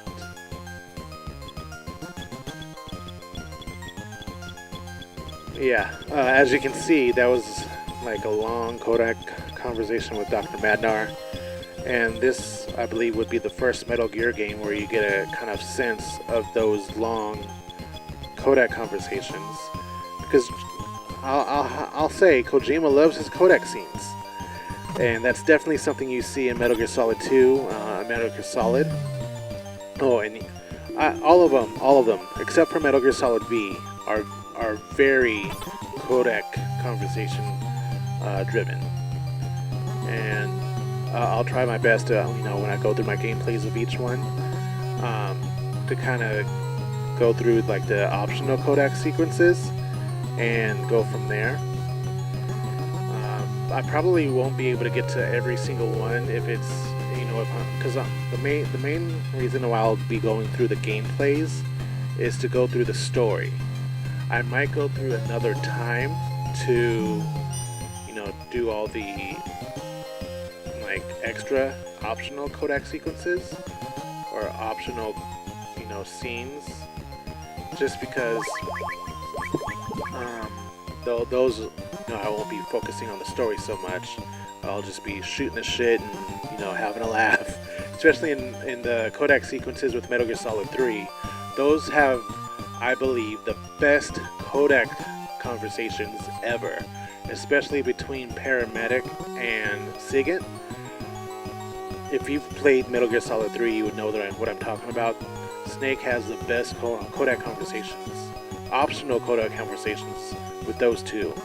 And they're just awesome. They're Metal Gear Solid 2, and Metal Gear Solid 4. Their optional Kodak sequences are not nearly as good as Metal Gear Solid 3's. Like Kojima did amazing with that one. And it's not going to be any secret. Metal Gear Solid 3 is my favorite game in the entire series. I know people love, most other people love Metal Gear Solid 2 or Metal Gear Solid or Metal Gear Solid 4. My personal favorite is Metal Gear Solid 3. And that's not going to... I know I haven't mentioned it much during these two gameplays, but it's going to be apparent throughout the rest of the gameplays, and especially during Metal Gear Solid 3. You're going to see my fanboyism come out during that time. What was that noise? But I'll let you know right now. Right now, I am recording this and I'm starting to get very tired. I did get off of work at 5 o'clock this afternoon, or this evening. Thursday, I'm recording this on Thursday, April 8th. Typically don't have any of my daughters on Thursdays. I usually work overtime on Thursdays after my regular shift ends. For the next several weeks probably they won't be having overtime at my job on Thursdays, so that leaves me free with being able to work on my own projects or do whatever I need to do. But part of the reason why it took me so long with being able to finish this and wrap this up after doing the Metal Gear gameplay, I recorded Metal Gear and Metal Gear 2 one right after the other, right back to back. But the reason why it took me so long to do the recording of the dialogue and the commentary so long after Metal Gear is because, one, I have, like I've been saying, I have 3 kids, and then I have a regular job where I work overtime. And I work overtime when I don't have my kids, and when I'm not working and when I don't have my kids is when I try to do this. Well, there goes the guy, there goes the soldier with the green beret again. I thought I killed him. Anyway, it's because right now I'm starting to get tired. We're not even halfway through the video with me doing this commentary, and I've been working on this for the last, when I got home today, I got home around 5:30. I live about 15 minutes away from where I work. When I got off of work, I went to put gas in the car and then came home. Then I had to do dishes before I even started doing this. I didn't even get a chance to eat dinner yet. And I got home around 5:30. It's 8:20 now, the time that I'm recording this. Haven't eaten dinner yet. Getting tired, and I'm just kind of explaining this to kind of when I start getting more subscribers, if I do start getting more subscribers, that this is the reason for the long start of me coming back into the trying to do, or me just trying to get everything started and situated for this YouTube thing. Is the reason why it's so inconsistent right now is because I have my full-time job where I work overtime, and then I have my 3 kids, and by the time I do have free time to myself, I don't even have the energy to be able to, sit here. I have a desk now at my job. I will be doing a video of my desk setup here at home, and I'll be posting it to one of my other channels. But as I was saying, during the times that I do have free time to be able to do stuff like this, I'm so exhausted that I don't even feel like it, For people who, work full-time jobs and have kids, I would hope you would know what I mean. And you might be thinking to yourself, oh, just suck it up and just do it and get it done. And just like, it's with 3 kids and more than a full-time job, because I do work overtime as well. It's just like, it's tough, Not to, give out a sob story or anything like that. I'm just trying to put it out there as a realization that, it's a lot of work doing this while working overtime and trying to take care of 3 kids. But I'm trying to make the effort. Like right now, I'm just sitting here. I'm trying to push through it at 8 o'clock at night. I'm going to try to record this as much as I can. Whatever I don't finish tonight, I'll be wrapping it up tomorrow so I can get this posted no later than April 12th. I am giving myself a deadline to be able to get this done. Even if I have, because I do have my youngest daughter tomorrow after I get off of work. So even if I have to take a nap and then get the commentary taken care of, I might even just take bring my microphone with me to work and then try to finish it up on my breaks and my lunch. And then that way, when I get home tomorrow night, if I don't have the commentary finished by then, by the time I go to bed tonight, I'll try to get it done when I go into work tomorrow on my breaks and my lunch. And then as long as I can get it finished before I get off of work, I can go ahead and get it prepared to upload to YouTube. If I don't get it prepared to upload to YouTube by the time I get off of work, then I'll do that when I get home, so that way I can have it uploaded to the system come Sunday at the latest. And I can tell I'm getting tired because if you haven't, it's hard to notice. I apologize. It's hard not to notice that little edit with my voice in the last batch. But like, I cut off the recording right before my sentence was supposed to end. So that's how I know I'm getting tired. But I'm gonna still truck through this and try to get it done as much as I can.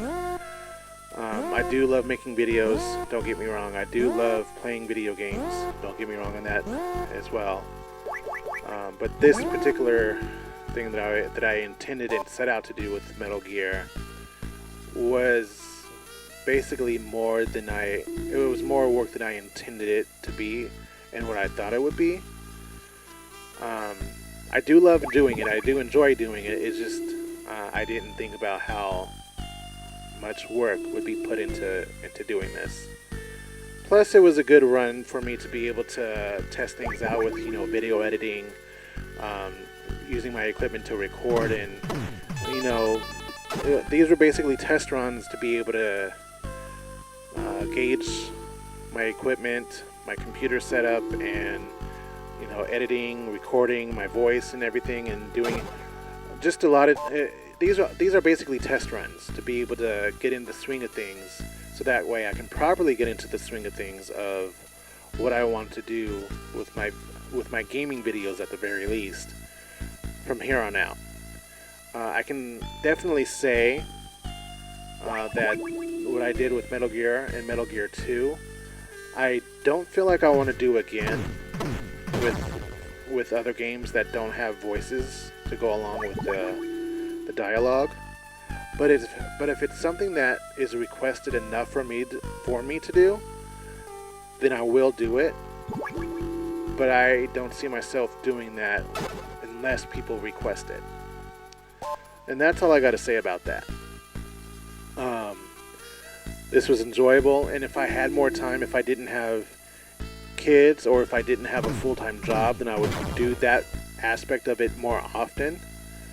But from here on, or if I ended up having enough money to be able to do to hire an editor, I can probably do it in that scenario. But I want to be able to do things myself and edit myself, just because that's what I like to do. I love editing stuff. So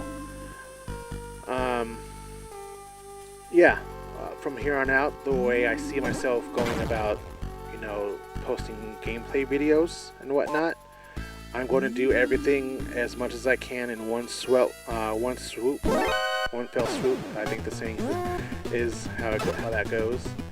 Where I record the gameplay and then record either my voice or the face cam at the same time while I'm playing, without having to backtrack and do this. And I want to record them both at the same time, so that way it's just easy, it's done, and I can post them without even having to think about it again.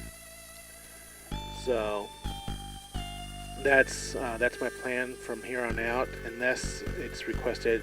Well, Anthony, I want you to be able to, voice act the voices or read the dialogue or whatever is requested of me. If I get enough of those, I'll go ahead and do it. But I'm going to start with Metal Gear Solid again on my next playthrough. This weekend, hopefully. If not this weekend, then early next week. I'm going to go ahead and read the backstories, Metal Gear and Metal Gear 2. Even though I posted these gameplays, I still want to read it, just because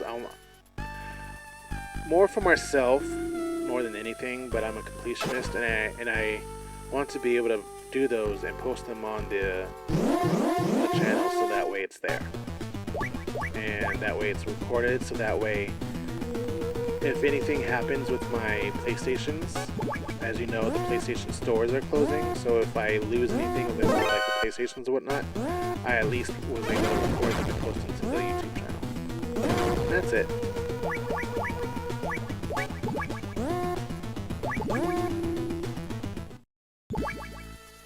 I hate people who use guns. I don't know if I really should talk about my experience with the first Metal Gear Solid, being that this isn't the Metal Gear Solid gameplay. But I'll go ahead and kind of tell my experience, I guess, with Metal Gear 2. Even though I already touched upon it earlier. But my very first experience with Metal Gear 2 was through the Metal Gear Solid previous story section of that game. And then even with Metal Gear Solid 2, they had the previous story section on that as well, including the little book that the creators put in there that was written by I always get this rough, Nastasha Romanenko. They included that part of the book or whatever, part of the gameplay story in Metal Gear Solid 2. But even beyond that, they included the previous stories from Metal Gear 2, Metal Gear and Metal Gear 2 on Metal Gear Solid 2 as well. So those were my first two experiences with this game, technically, even though they weren't released at the time in America. Those were my first experiences with Metal Gear 2, with their stories and whatnot. My first legitimate experience of actually playing it, like I mentioned earlier, was when the game was re-released on the Metal Gear Solid 3 Subsistence second disc, and I played through Metal Gear and Metal Gear 2 for the very first time back in 2004 when it was first re-released in America. And granted, I'll be honest, I don't enjoy these games as much as I enjoy the Metal Gear Solid version of the games. Even though I shouldn't say it like that. I should say it as, I don't enjoy these first two games as much as I enjoy the rest of the series, is how I should phrase that. Not because they're 2D, because there are 2D games that I really enjoy.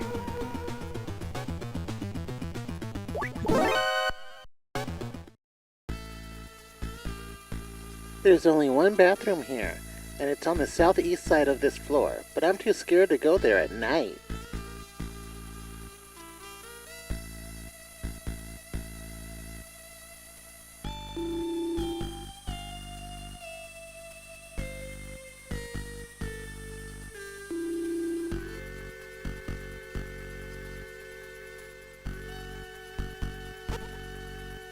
If you catch a cold, go to the infirmary and they'll give you some medicine.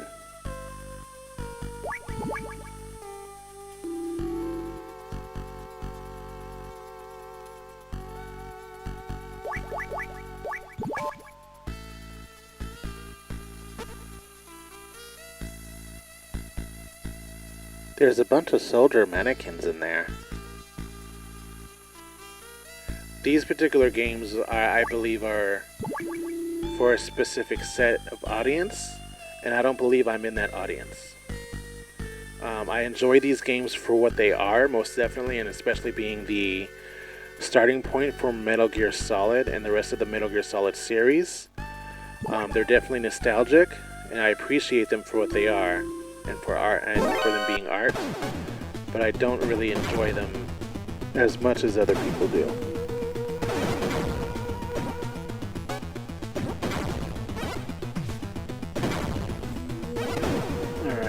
So I made myself a sandwich, so I'm going to start eating now. But speaking of eating, that brings to mind, I've always wanted to try those calorie mates that you see in Metal Gear Solid 3. I have this guy that's on my Facebook friends list who has said that he's eaten some calorie mates before, and I don't remember what he said, what he thought of them. It seemed like he and a friend of his they were both talking about it, and they seemed to think that they were mediocre. But I do want to try those calorie mates that you see in that game, just to try it. Want to try it, and I also thought about trying some military rations as well.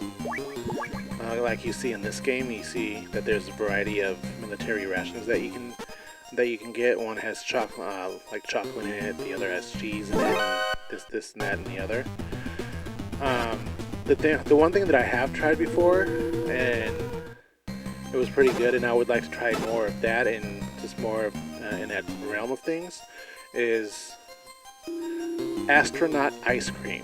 I've had astronaut ice cream a couple of times before, and that actually tasted pretty good. And I would like to try that. I wouldn't mind trying that again, or any other type of astronaut food, because it's very interesting to eat those kinds of foods. But I just wanted to throw that out there, and as I'm eating right now, in between recording my commentary, just thought I'd mention that, just to make conversation, Mm-hmm.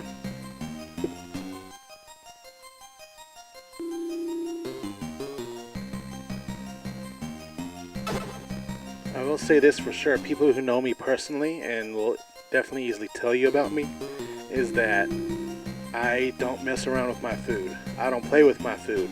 If you try to play with my food, it's going to be the end for sure. I don't play with my food. And I am totally serious about my food. With that being said, I definitely have my favorites. I love cheeseburgers. I love pizza, most definitely. I'm a big dessert person. I also love desserts like pie. I love me some pizza cobbler, banana pudding, apple pies, cheesecake. Those are some of my favorites.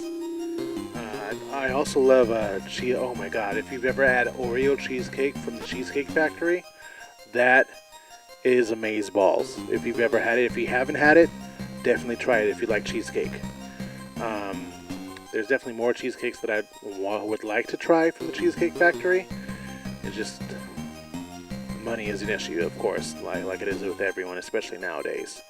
But that's something that I would definitely love to try more of as well is more of the specialized cheesecakes from the Cheesecake Factory.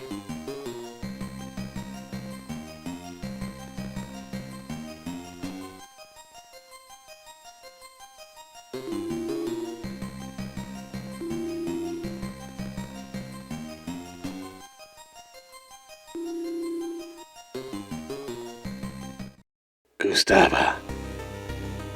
Yes, that's me. I am Gustava Hefner of the STB. And you must be Solid Snake. We're after the same thing. Why don't we work together to save Dr. Marv? Have we met somewhere before? Typical Western man, always ready with a pickup line. Now I remember. You're Gustava Hefner, the Ice Princess. You took the gold at the Calgary Olympics. You must be mistaken. I don't think so. I know Enough of this. What about Dr. Marv? I'm in contact with him over the radio, but he doesn't speak English. Then he's safe. Good. I'm glad he had that surgery to implant the microtransmitter. Snake, lend me your radio. The frequency is 140.51. Tari Gustava. Marv. Pandoktra. Rakse. Siditi. Yeah, this whole part I'm not even going to continue to attempt.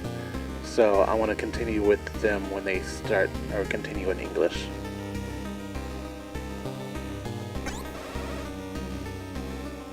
Snake, Dr. Marv is safe for now. He says there's a large crevice to the north of the tower building. The prison is on the other side. Dr. Marv has also expressed concern about Dr. Madnar. Don't worry. Madnar's safe. Right now, we have to get Marv out of there. Got it? I know a shortcut to the crevice. There's an old sewer running under here. We can take that elevator down. Let's go. Whoa, there's an elevator there? What do you know? So how's everyone doing? Everyone who's watching, all doing okay? If you have any suggestions on games outside of the Metal Gear series that you want me to play, leave them in the comments below. I'm always up for suggestions. Also, I know there's people putting out YouTube videos now, but if anyone has any suggestions on games to buy before the PlayStation 3, PSP, and PS Vita stores shut down, feel free to let me know what you guys would recommend. I already have a lot of digital games on all three systems, but I'm always down for suggestions for games that I haven't downloaded or purchased or even thought about buying yet. So let me know. Even though I have the HD collection and the Legacy collection for Metal Gear Solid, I did just buy the digital version of the HD edition of Metal Gear Solid Peace Walker. I also have the PSP version of Metal Gear Solid Peace Walker. So I have the game now in 3 different formats: the PSP version, digital HD, and then physical HD. But yeah, before I believe the PS3 and PSP stores are shutting down beginning of July. So if you guys have any suggestions on what I should purchase, let me know.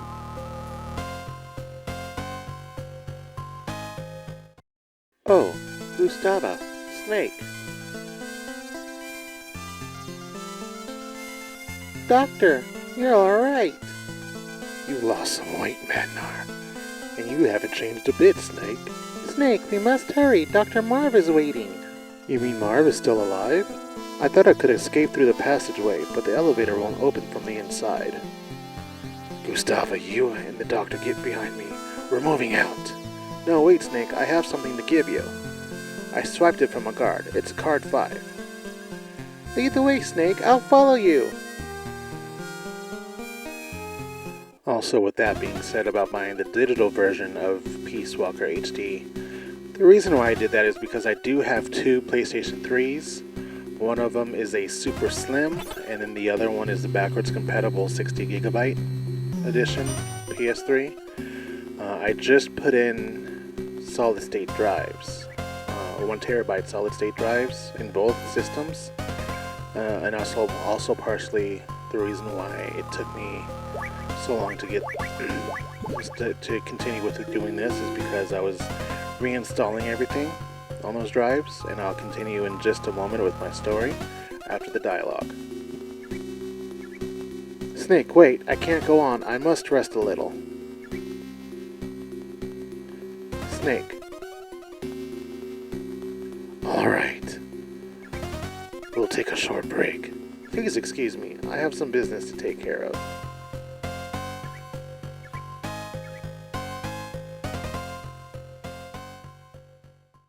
How odd.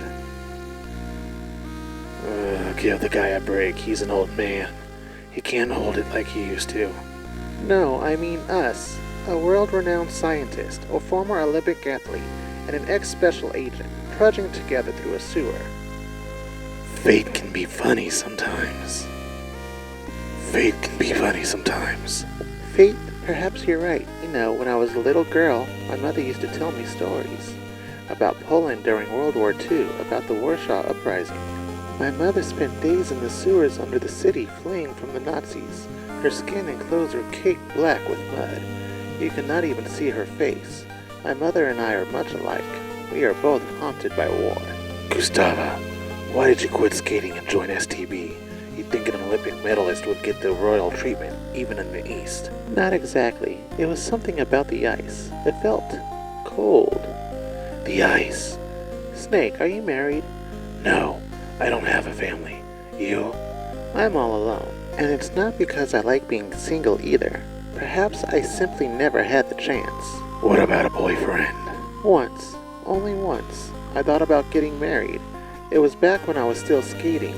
I was deeply, madly in love. It still hurts to think about. He was a Western man. His name was Frank Hunter. He was handsome, well-mannered, intelligent, but always afraid. I would have thrown it all away for him. My family, skating, everything. I would have followed him anywhere. You would have defected? Yes, but it was not to be. The West rejected my bid for asylum at the last minute. Some sort of political reasons. I still don't understand. They probably just didn't have room for you. It happens all the time. Ever since, my family and I have lived a nightmare. We lost our right to compete, were branded as refuseniks. I had no choice but to go back into STB. But I have no regrets. When I was on the ice, I knew the ice. Now I know so much more. I've even killed a man. What about him? Did you ever? I never saw him again. Our Berlin Wall was too high for either of us to climb. Hello again. Sorry to keep you waiting.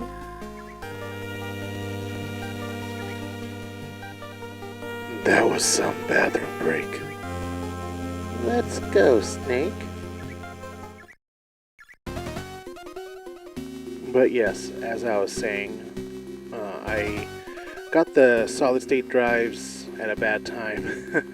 Essentially put them in there, and I found that I couldn't, for some reason, back up my either of my PS3s to the external hard drive that I had. For some reason, the systems were not recognizing it, so I had to re-download everything to both systems. So that's partially why I held off on doing these continuing with these Metal Gear, or excuse me, in particular this particular Metal Gear gameplay. I held off on recording anything because I wanted to make sure everything was reinstalled on both systems before I continue with this, because I am using the backwards compatible PlayStation 3 as my recording and streaming system, since it plays all three series of PlayStation games, PlayStation 1, 2, and 3. But also I purchased the digital version of Peace Walker in case there's someone who lives near me who would like to play Metal Gear Peace Walker with me while I'm doing my recording gameplay for that particular game. So that's the reason why I purchased the digital version, so that way I can at least have one person with me playing it.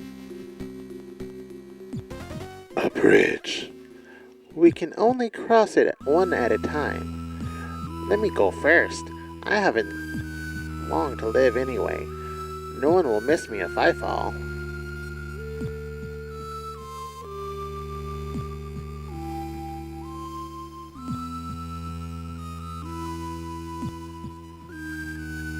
It's alright. You can come across.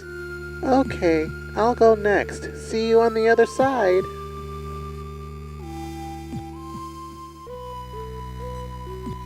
It's safe, Snake. Hurry and cross over.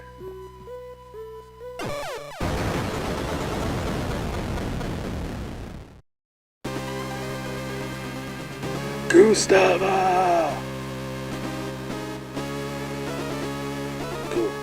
Gustavo.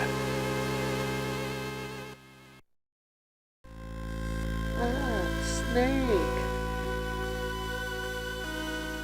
I knew I couldn't do it. Couldn't find my footing off the ice.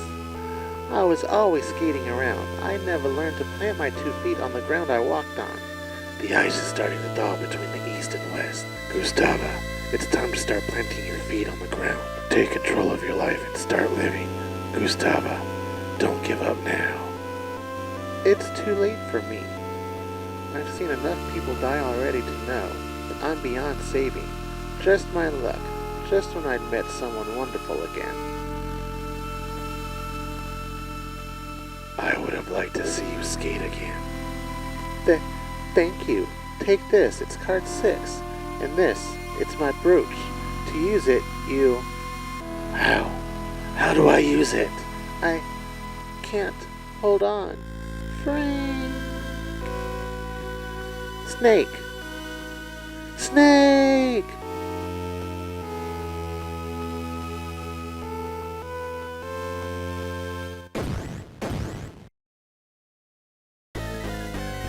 Metal Gear. Snake, it's me, Gray Fox. Gray Fox. This bridge is closed. I'm taking Madnar with me. Tell you what, Snake, for old time's sake, I'll do you a favor and let you live. If you get your sorry carcass out of here.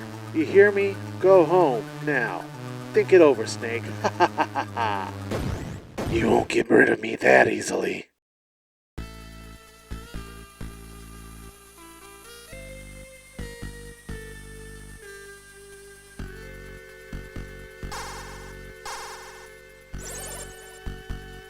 Snake, you remember the veranda in the tower building they use for parachute jump training? If you have a hang glider, you can jump from there straight over the crevice. There should be a hang glider on the east side of the first floor of the Zanzibar building. I saw it once at Thanksgiving. See ya!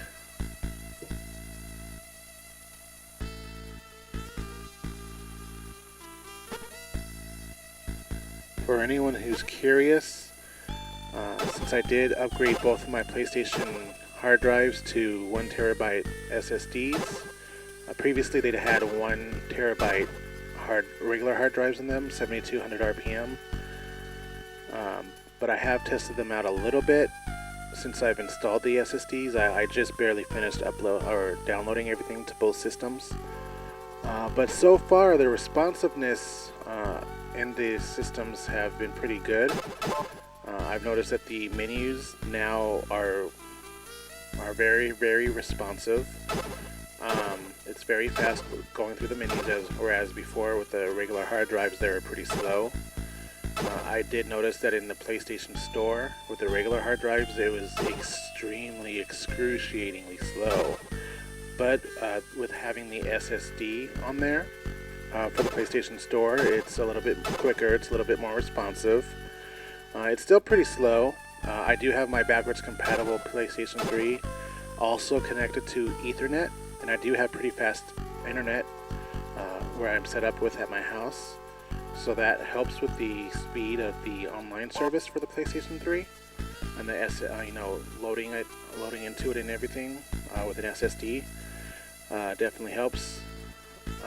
Launching games, quitting games, and just navigating throughout has been pretty good. I have not yet tested any of the games saved onto my hard drives yet to notice any difference yet in terms of load times and whatnot. I will be testing that out pretty soon. I do have the hard drives on both systems maxed out. My Super Slim my Super Slim PlayStation 3 has a good majority of my games on it, but I didn't put all of them that I have. Like my backwards compatible PlayStation 3, the 1TB SSD on there is maxed out with nothing but games. There's nothing else on there except for all the games that I have, with the exception of a few games that I know that I'm not going to be interested in playing, whether it be for the channel or in my personal time. One game that comes to mind is MotorStorm RC. I have that game for both the PlayStation Vita and the PlayStation 3. Don't have it on either system because I've played it before, and I'm just not. I'm not interested in that game. It's hard to control and it's just not enjoyable for me. So I don't have that installed, so that saves a little bit of room. There's a few other games that I don't have installed on there for a variety of reasons. One game that I do have digital that I didn't install was Metal Gear Solid 4, only because I have a physical copy of that, and I felt there was no need to have the digital copy onto my hard drive. So I figured I'd save space there. The only reason why I put the digital version of the Peace Walker HD edition on there, even though I have a physical copy, is for the fact of what I stated previously, in case I live in California, so if I have anyone who lives near me in California who's either a fan of Metal Gear Solid or wants to get into it and wouldn't mind playing with me while I'm doing my recording, I have someone that I can play with on my Super Slim PlayStation 3 while I'm recording and playing on my backwards compatible PlayStation 3. But as I was saying, Metal Gear Solid 4 is another game that I have digitally that I didn't install. There's a few other games that I can't think of right now that I have digitally that I didn't install just because I didn't have enough room to fit it. To give you some perspective, as I said, I have 1TB SSDs in both systems. On the backwards compatible system that I'll be doing my recording on, there's only 3 gigabytes left of storage space on there.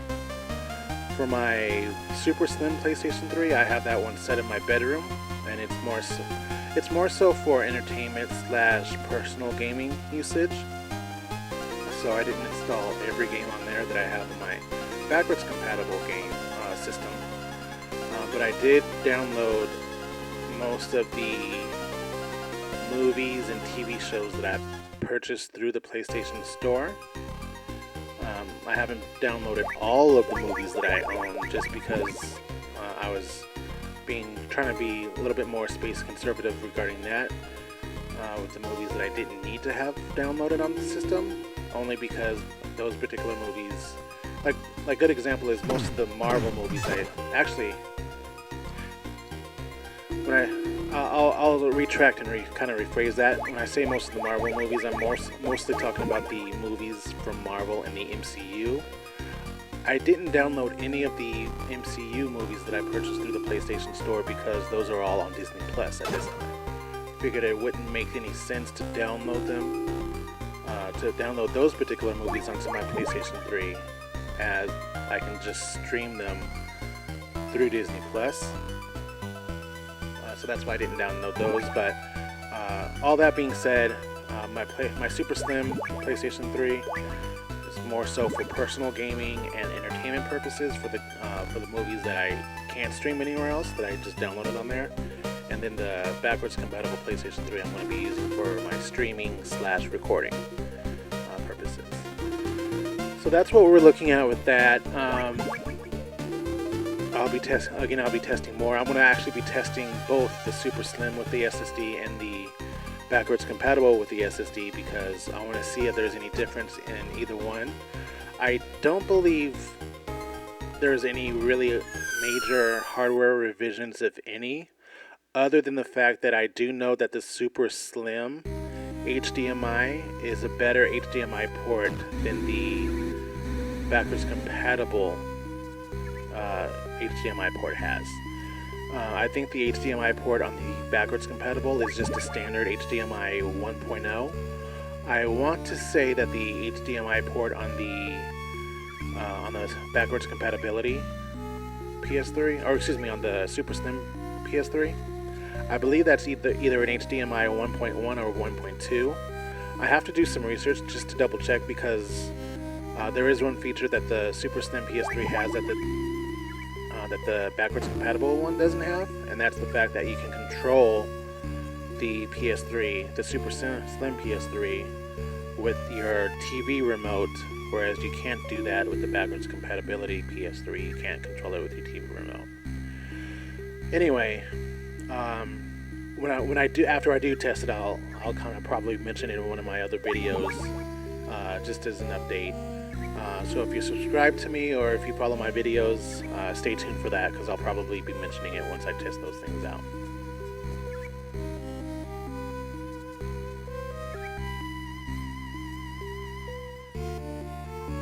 The water in the ditch is freezing. You'll catch a cold if you stay in too long.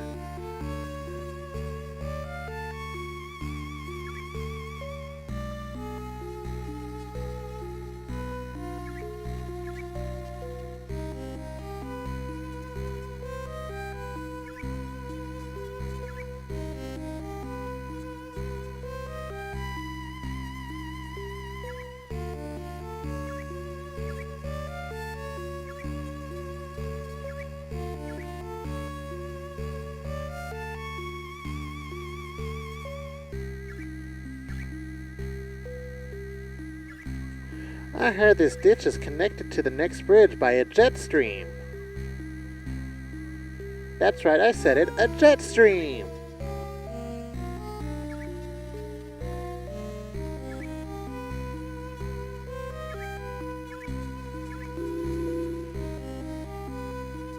You guys are probably sitting here wondering, how can this guy talk so much for so long and just keep going and keep going and keep going?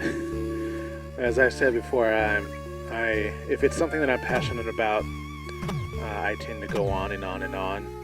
I tend to get very passionate about movies, video games, and technology. Like, I'm very into those three things. So if you like hearing me talk, then I'll always talk about those three things all the time. If you don't like hearing me talk, again, as I've said, I have the no commentary ones, and I don't know how long I'm gonna be sticking with the whole no commentary thing. But I'll definitely be doing that at least for the Metal Gear series, where I have a version with commentary and a version with no commentary, just for the simple fact that the Metal Gear series is known for being very cinematic and having a lot of cutscenes and codec sequences. So with that being said, I am sorry if you're at this point almost 2.5 hours in and tired of my voice. Just know that the no commentary version of the video, you can pick up the same places here, and the actual video, the actual gameplay won't be any different. So right now we're at 2 hours 17 minutes and 50 seconds. If you went to the same spot on the no commentary video, you'll see that there's no change, and that you'll hear that my commentary is not there. So that's literally the only change, and I know I've said that before in this video. I just want to make sure that it's known that on the actual video itself, I'm not making any changes other than just adding my commentary. So it is getting a little bit more difficult for me to find things to talk about, but I will say this in case anyone is interested. I am working on my current setup. I did get this computer set up. Let's see, we're in April. It's been about a month since I've had this set up now, I think. I'm pretty happy with it so far. As I was eating my sandwich earlier tonight, I was watching. Let me describe it, I guess, a little bit. Again, as I said before, I'm going to make a video of this and post it on one of my other channels. When I do post it, I'll probably put a link in this video since I'm talking about it so much. However, just to give you a quick synopsis, my setup is I have a MacBook Pro here, and I have 2 displays connected to it, and they're both Apple Thunderbolt displays. So I have 3 displays total that I'm working on, and I'm actually enjoying the setup pretty much. it's working out quite nicely for me so far in terms of editing and doing the voice recordings and all that. But as I was eating my sandwich, I was actually using the third display, which is technically the second Thunderbolt display. I was actually using that to watch a YouTube video here, and the speakers on the Thunderbolt displays are actually working pretty well, a lot better than I would have initially imagined them working. So I'm using those when I get home to connect my MacBook Pro to, and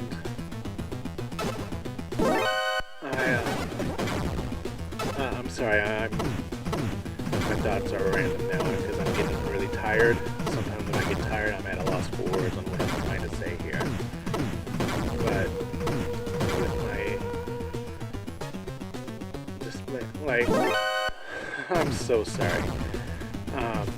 As I said before, I'm very techy, so I'm very much into technology, and one of the video that I was actually watching here was a tech video. But I decided to watch it while I was eating and I decided to do that at the desk as opposed to anywhere else in the house, because I felt like if I did that, that would get me out of the zone on working on this video, and I really want to get this done as soon as I can, so that way I can get it uploaded by the latest April 12th, so that way I can move on and work on other videos, not only gameplay videos for this channel, but other videos from my other channels. Like this video, this Metal Gear 2 gameplay is really personally holding me back. I don't want to, and this is just a thing for me, but I don't want to have all these open projects and not finish them. I want to be able to finish my projects and get them done and completed before I move on to my next project. It's just, I don't know if you would call it OCD or whatever the case may be, but I'm the type of person that doesn't like having too many things open, because then if I have too many things open and not finished, then I feel like they would just never get finished, and I don't want to do that. So I'm going to focus on trying to get this finished, so that way I can move on to my next projects, and then go from there.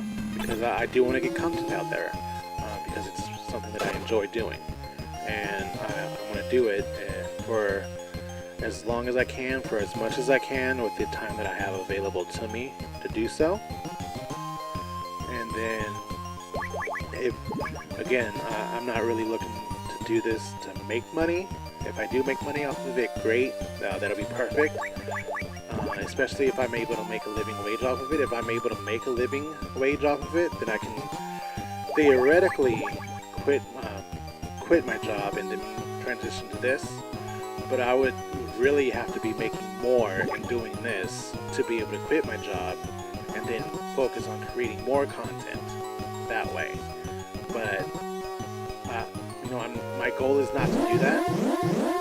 My goal really is just to create as much as I can, when I can, and then share with the world. And I'm doing it simply for the enjoyment, and then that's it. My daughters also use the computer setup. One of them is interested in creating her own YouTube channel, doing a YouTube thing. I'm kind of trying to slowly get her into the ropes of it. But if she wants to be creative like that, then I want to be able to push her in that direction as comfortably as possible, if that's something that she's truly interested in as well. But for me, I've been gaming since I was 8, and since I was a kid, I've always been interested in movies, so I've always also wanted to be a filmmaker. So that's my goal with at least this whole YouTube thing.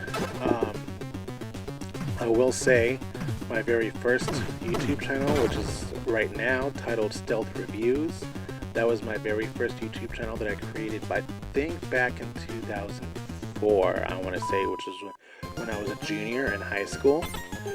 That particular channel, I've been wanting it it's always been my intention to use that as a venue for my creations for movies and TV shows and whatever. I have yet to be able to record anything and post anything of that aura or whatever you want to call it, of that realm. I have yet to actually post anything like that on there, but I do have stuff that I have written down. I just have to flesh them out and write scripts and everything, and then be able to get people to want to act in them with me or for me. But once all that gets situated, then I can go ahead and do so, especially once I have the time. Right now, my biggest factor is time and energy. But my goal with that channel is to do more movies and TV shows. That is my oldest channel, and I know you're probably thinking, what, 2004 YouTube was around that then? Yes, that was the very early stages of YouTube, back before you can even before making money on YouTube was even a thought. It was around that time. It was just more for personal uploads and sharing videos with people that way. This particular channel, this gaming channel, may have been my second channel, and I think I created this right as I was entering college. And it was more so for the purpose of it initially was for the purposes of just sharing gaming content, but not necessarily playing and making gameplays like I'm doing now. And I'll continue a little bit more after this next dialogue.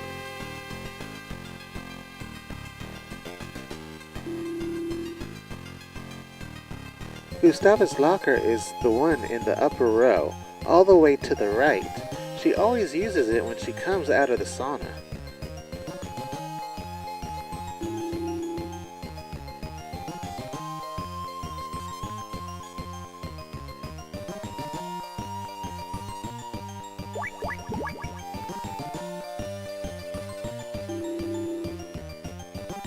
The grown-ups always stand at attention when they hear the national anthem. It's one of their weird rules.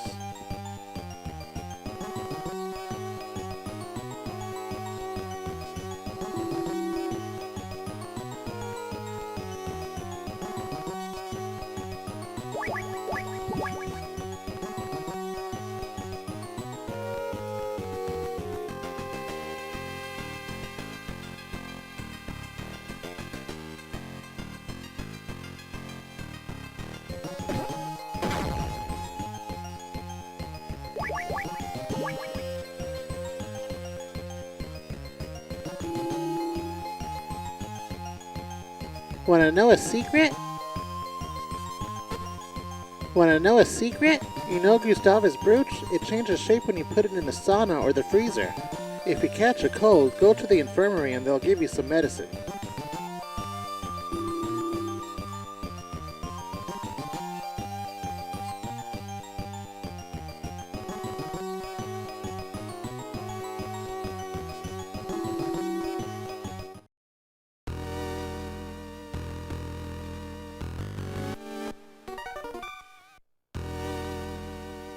What's that noise?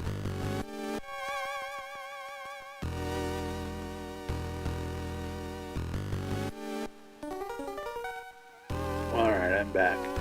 So, just to kind of pick up where I was leaving off previously, my initial thoughts for this channel when I first created it was just to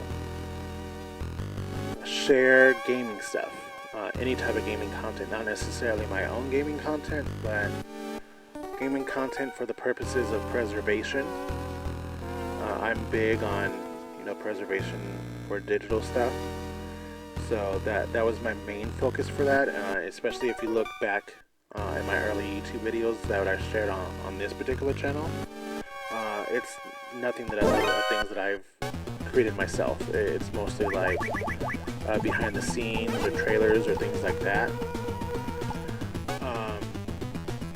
Then I started getting into creating my own content for this channel, and I think one of the earliest things that I shared on this channel, I would have to double check, but I think one of the first things that I shared was actually a biography on Solid Snake, and that's something that I actually wanted to get into as well. I haven't decided if I'm going. Actually, I kind of decided it's an ongoing thing that I'm thinking about, but I want to do. I want to kind of remaster my Solid Snake biography, so I might be redoing that and re-uploading it. I might keep the original uploaded, but I'm going to probably rework that one and have a brand new one up. But I'm also wanting to do biographies for, at the very least, all of the major characters in the Metal Gear Solid universe. That's probably going to all take place after I finish the entire series, because at that point I'll have all the footage from each series to be able to use while doing the biographies. So I'll more than likely be posting those on this channel as opposed to any other channel that I have created out there.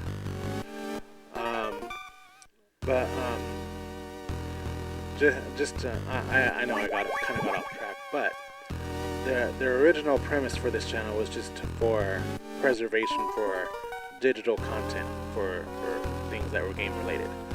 Now it's kind of transitioned to I want to create gameplays and post gameplays and whatnot, and kind of work my own little magic with certain gameplay aspects and stuff, like the character biographies. I want to definitely do. I want to do some like history videos of certain things. I haven't decided on what yet, but probably on video games, probably on the Metal Gear series, probably on different other series out there like Mortal Kombat or Final Fantasy, things like that. But those are all works in progress that I haven't fully decided on. But you know, doing things for this channel and for my other channels as well is an ongoing thought process that I definitely want to keep thinking about and just keep working on. So everything is evolutionary. Ah, you found me. We're playing hide and seek.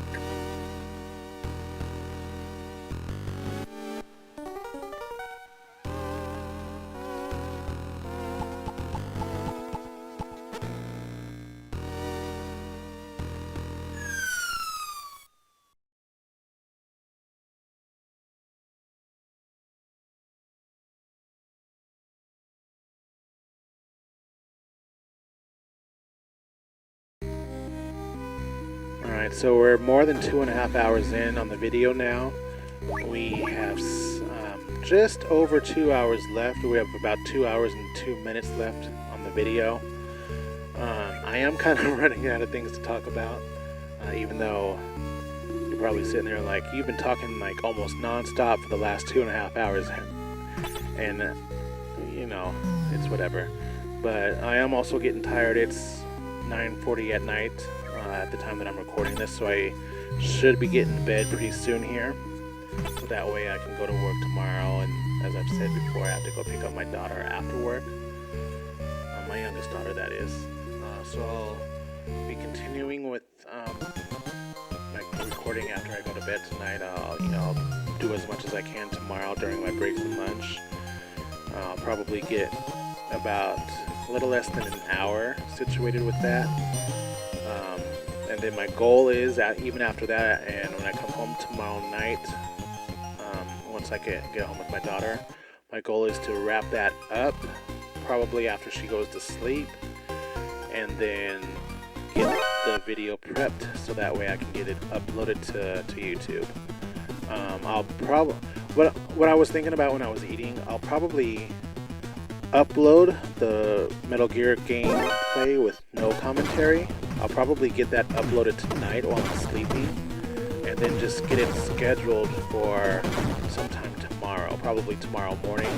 And then once I've finished with the Metal Gear, this video, once I finish this, I'll probably get that uploaded and schedule it for either Saturday at some time or Sunday at some time. I know you're not going to notice the difference either way. I'm just talking out loud now with my thought process. So by the time this video is uploaded and you're watching it, the Metal Gear gameplay is already going to be uploaded. The one with the no commentary. So that one's already going to be uploaded. So really I'm just wasting time and talking and just thinking out loud, really.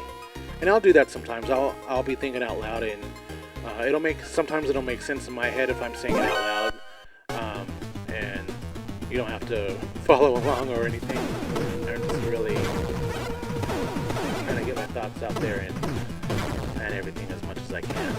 But I do appreciate whoever is listening and whoever's sticking with me through this process as I go along. Everything is in this stage right now. Everything is the beginning, and it's testing and seeing what works for me, what doesn't work for me, what works for you guys, what doesn't work for you guys. I'm trying to fill out everything. So if this portion of the video right now, these last 10 minutes, is not something that you're interested in, just say, hey Anthony, you wasted a lot of airtime at the 2.5 hour mark. Don't do that anymore. So feel free to say that. I don't mind. I can take criticisms. I'll take as much criticisms as as long as it doesn't change me or my process. I don't mind taking in criticisms. And especially if the criticisms help the channel and helps your enjoyment of my content, go for it. As long as the content is enjoyable for I was gonna say for everyone involved, but I can't make everyone happy. I can't make content that's for everybody. Not everybody's gonna be happy with what I make. Not everybody's gonna like what I make. That's completely fine. I don't expect everyone to like what I make. All I can do is make what I want to make, and hope that that's enjoyable for you guys, and make it into something that you guys want to watch.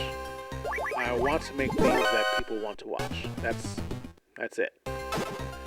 So with this, thank you for sticking with me through this process. I do appreciate it. I do appreciate you watching my video as long as you have, if you're still here. And if you're listening and watching to this, or listening to this and watching it, and you have any type of critiquing or anything, feel free to let me know. Just try to keep it as positive as possible, because again, I don't deal with any negativity. I won't respond to any negativity at all. I'll only respond to positive shit. And that's it. That's all I got to say about that. You know what I mean? Anyway, I do have a strange sense of humor, so don't mind me. I can be weird sometimes. I freely admit that.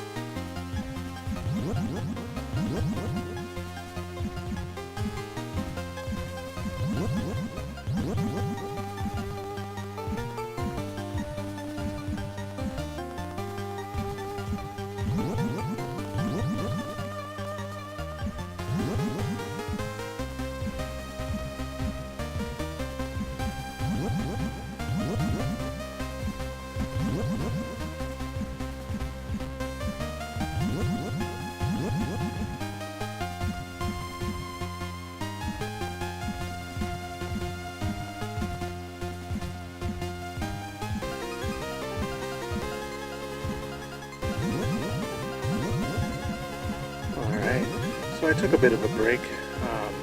It's actually a couple of days later with me recording this piece and for the rest of the video. But I'm here to proceed. It's actually April 12th now in the afternoon, and wanted to go ahead and get this wrapped up so I can get this video posted. I did upload the first version of this, the Metal Gear 2 gameplay with no commentary. That was uploaded on Friday morning, so you should be able to watch that now if you wanted to go ahead and switch over to that. I'll be posting that in the link of the description. Or excuse me, I'll be posting that link in the description. And really the reason why I'm not going through and re-editing or re-recording any dialogue here or any commentary here is because honestly I just want to get this done and over with and get this uploaded so that way I can start getting hopefully some viewership and some people that come in who want to continue with watching me with playing this series and then just any other series that I end up uploading. I've been thinking about it over the last few days as well. What I'll be hopefully doing, my basic plan is right now, the next two videos that I'm going to complete and upload are the previous stories. I don't expect many people to want to see this, but this is something that I personally want to do. I'm going to go through and start the first Metal Gear Solid game and do face cam, read the two previous stories that Kojima put in that game, just so that way I can kind of, if you watch my Metal Gear 1 and Metal Gear 2 gameplays, you can kind of see what he actually did with those, and then kind of see what if anything he did to revamp the stories in the previous story sections on the Metal Gear Solid disc. I do have the digital version as well as the disc version, but I will be playing the digital version that I have on my PlayStation 3. And then after that, I will be playing all of the briefing files, all the briefing videos in the briefing section. And there's some dialogue coming up, so I'm going to go ahead and continue after that.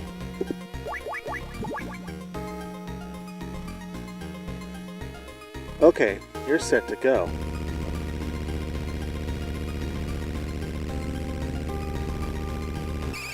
We're here.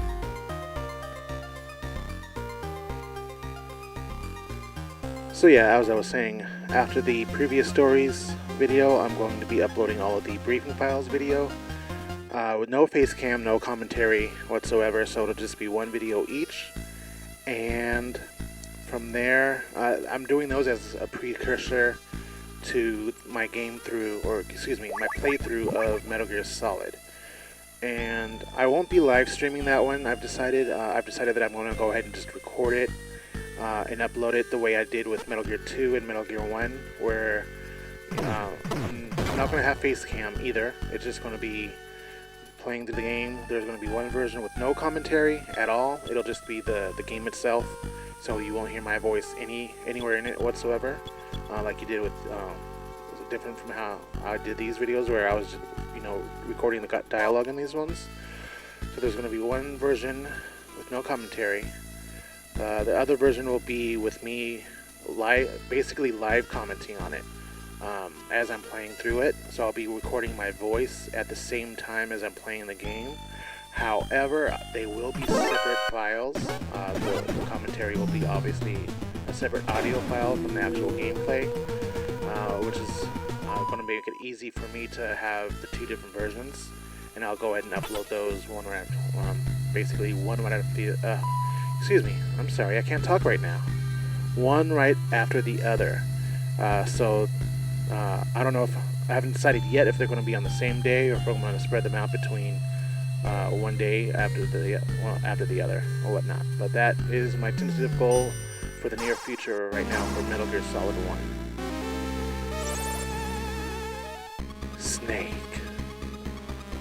Snake, it's me, Gray Fox. Fox. You should have listened to my warning, Snake. Now I'm afraid our friendship is at an end. That elevator is going to be your tomb. What? Do you hear that sound? That's the assassination team. They specialize in confined spaces. I'm sure you'll put up a good fight. The ceiling. It was nice talking to you one last time, Snake. Over and out. We are the Four Horsemen, a top-secret assassination squad. We get our orders directly from the President. Consider this an honor. We only fry the big fish.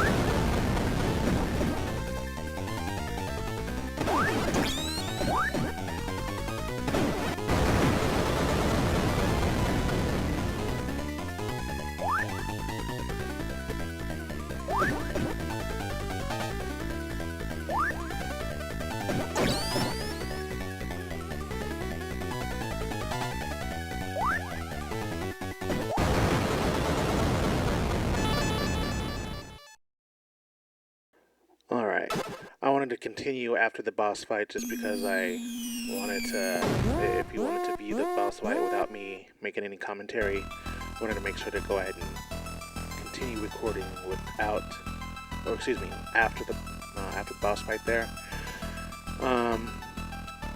So then after Metal Gear Solid, my plan is to do, of course, Metal Gear Solid 2. I want to do a playthrough of that. If you've been watching or keeping up, I shouldn't say that. If you've looked at my channel, you'll see that I started a live stream of Metal Gear Solid 3. After I continue Metal Gear Solid 2, most likely, I'll go ahead and continue streaming Metal Gear Solid 3 as a live stream. If you've watched the live stream so far, you'll see that I stopped right after I got to, what was it, the pain, I think it was the pain fight. I stopped shortly after there. I got through the little area. I don't know if many of you are familiar with this particular portion. It's the area where you fight the fear, but I'm not at that battle yet in terms of the boss fight. But in that area, you can catch a rare snake called I think it's pronounced Shujinko or something like that. I stopped there because I wasn't sure if people wanted to watch me basically live stream doing that.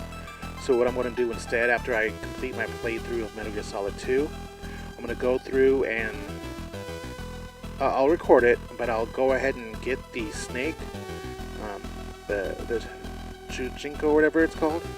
I'm going to go ahead and do that. I'm going to record it, but I won't when I post it, I'll edit it down so it makes to get it shortened down, just because it could take a while to actually get the snake in your inventory. Once I get that and get it posted, then I'll go ahead and continue the live stream of Metal Gear Solid 3 and try to get that gone through and out the way as much as possible. After that, I may or may not continue with either Peace Walker or Metal Gear Solid 4. I might go ahead and do actually Portable Ops first. Even though most of it is non-canonical, Kojima only has parts of it that are canonical to the story. And I'll continue in just a moment here. He's not here. So yeah, I'll go ahead and do Portable Ops next after Metal Gear Solid 3. That's for sure. I'm not going to live stream it. I'll just record it and then post it. After that, I may do Peace Walker. I may do Metal Gear Solid 4 next.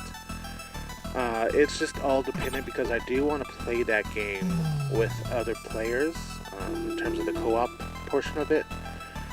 And I've, for the last month or so, been trying to recruit people to try to get them to do co-op with me, and trying to let it be known that, hey, I want to record this, and I would like people to join me while I'm recording it, and I'm going to do the entire gameplay to do it on and post it on YouTube.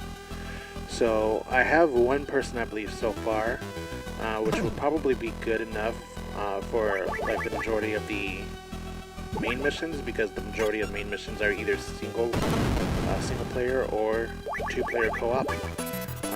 It's where you get into like the tank battles and then the side ops and then the Peace Walker battles. Those are the ones that you can go up to 4 players co-op.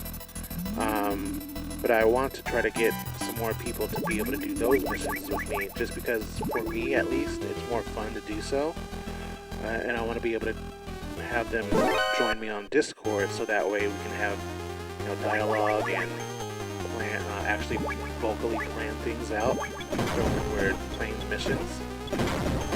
And that's my goal anyway. But that's the only reason why I would probably do that after my Metal Gear Solid 4 playthrough, as opposed to doing it prior. But it's that part of it is kind of tentative, so we'll see how it goes from there.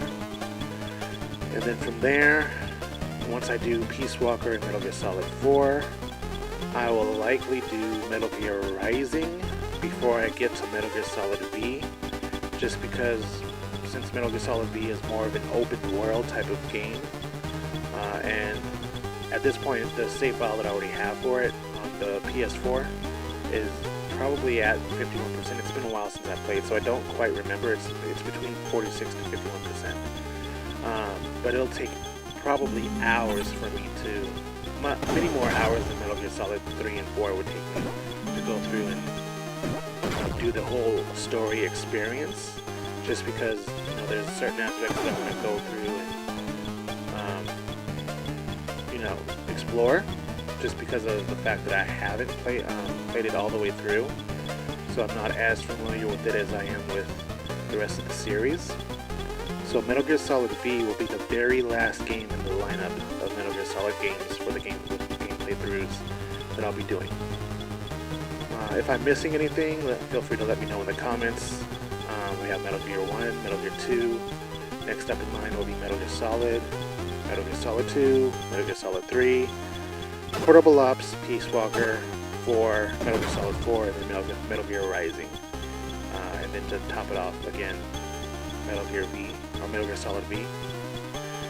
And then from there, once I finish that, I may or may not go through and do some extra stuff, like I mentioned before, I would want to go through Metal Gear Solid 3 and do all like the extra extra codec conversations, and then go to the PS2 era of games to do the, like, well, I already did a video of the skateboarding on MGS2 Substance, so I'm not going to do that again, but I'll do the Snake versus Monkey from the Metal Gear Solid 3 Subsistence second disc. Right now, my live stream of Metal Gear Solid 3 is the Subsistence version of the PS2 game. I'm not doing a live stream of the HD edition. Although, if I go through the gameplay with all the extra codex sequences, it'll probably be the HD version of the game instead of the PS2 version. When I'm man, like a daddy, doesn't like one-ups.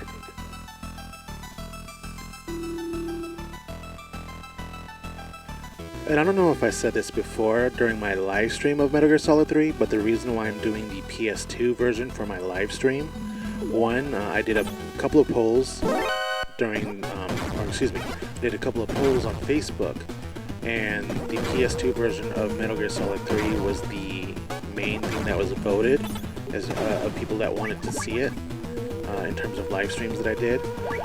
Secondarily, the reason why I picked the PS2 version of MGS3 to stream is because of the Guy Savage Nightmare sequence that's on the PS2 version that they didn't bring over to the HD edition. As to why they didn't bring it over to the HD edition, I'm not entirely sure if there's an official reason why. I know with a lot of remasters and whatnot, companies have been saying that they lost certain parts of codes or whatever that went to the original game. So I'm not sure if that's what happened in this scenario or if it was an exclusivity thing, because Kojima did say that he was working on that, and that Guy Savage Nightmare sequence from when you're in the prison in MGS3 was supposed to be kind of like a pilot or an introduction to a standalone game that he was going to work on. And at the point that the HD edition was being released and made, he probably either scrapped it or didn't have the rights to it anymore. I'm not entirely sure. But that's the reason why I picked the PS2 version of MGS3 to stream, because of that specific sequence.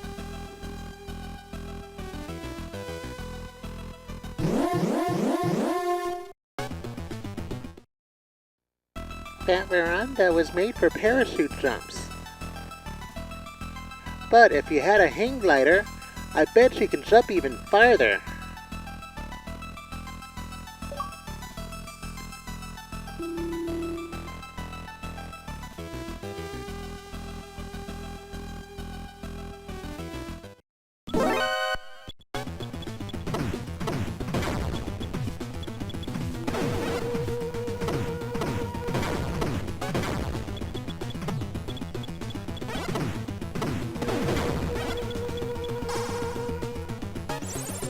It's me, your number one fan. You can only jump from there when the wind's blowing north.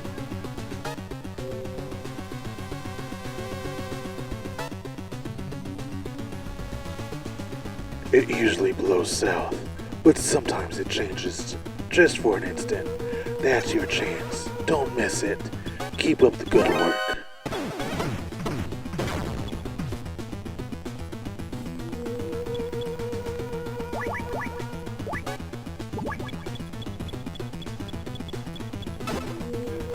When it comes to when I do the Metal Gear Solid 2 game through or playthrough, it'll most likely be the HD edition for that one. With Metal Gear Solid 4, as you know, there's only one version, which is on the PS3, so of course, I'll be playing that. I do have, again, the digital version as well as the disc version. I didn't download the digital version just because I wanted to save space on my hard drive, on both hard drives that I have. The game itself digitally is 27 gigabytes, and that's opposed to having the disc, where the disc installs only about 8.5 gigabytes at most, depending on if you download the extra DLC like the tracks and the podcasts and whatnot. And then, let's see, Portable Ops I have on my PlayStation TV, so I'll be playing it, I'll be recording it from the PlayStation TV as opposed to either the PSP Go, which I have, which actually I need to get fixed, or anything else. And then with Peace Walker, it'll be the HD edition that I record from. From there, Metal Gear Solid 5, I do have both the PS3 version and the PS4 version of The Phantom Pain. I only have the PS4 version of Ground Zeroes. So one, to make it sure that it looks the best and that it's consistent across both platform or both games. I wanted to be doing the PS4 version for both Ground Zeroes and the Phantom Pain, and also because in conjunction with that, the Phantom Pain on PS3 doesn't look as good as the PS4 version, and I do have a PS4 Pro, so I'll be using my PS4 Pro to do both. So it'll be higher quality, definitely, than the PS3, a lot higher quality. I haven't decided whether or not I'm going to stream it. I've already have like 1 or 2 streams where I did with Metal Gear Solid V. However, I'm going to be starting way back from the beginning with a brand new save file. So what I'll be doing, I haven't decided, but I'll definitely keep you guys updated if I get consistent watchers. With that being said,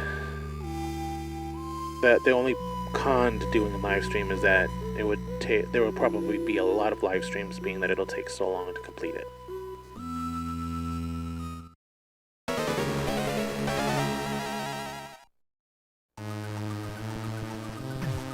I've been waiting for you, Snake.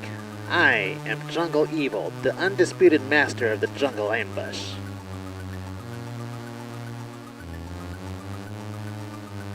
Let's see whether you're a real snake or not.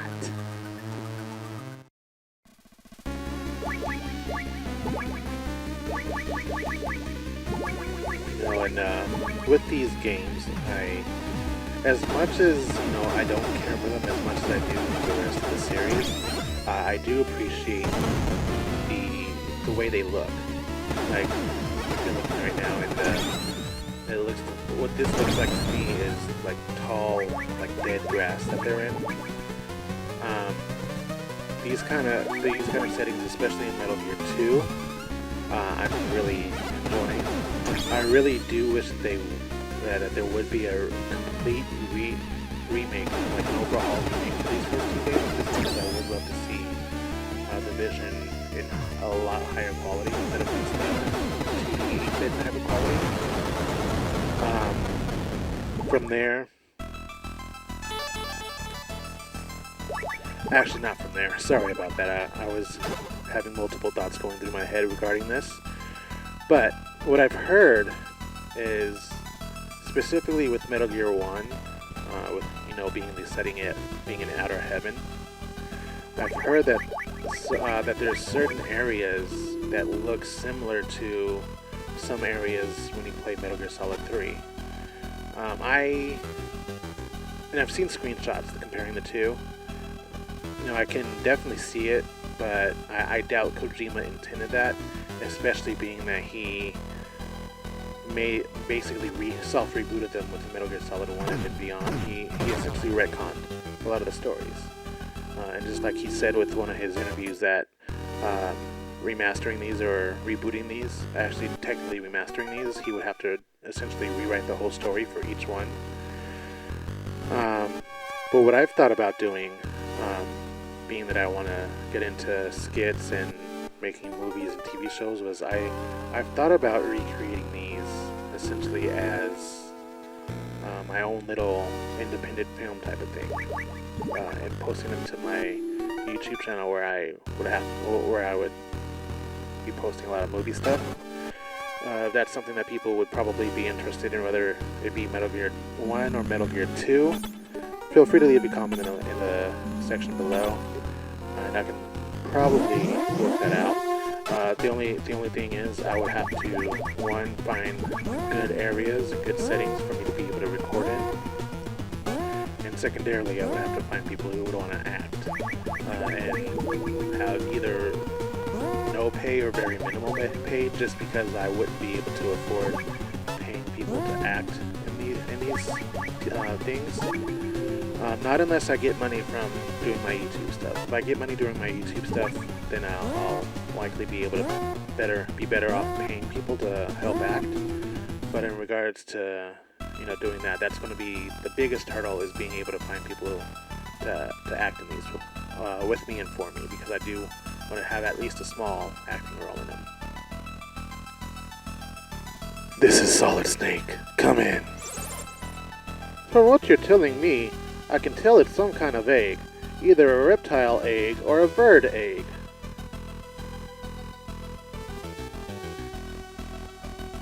Which reminds me, when you're boiling an egg, you've got to time it just right, so that it doesn't burst on you. Over and out.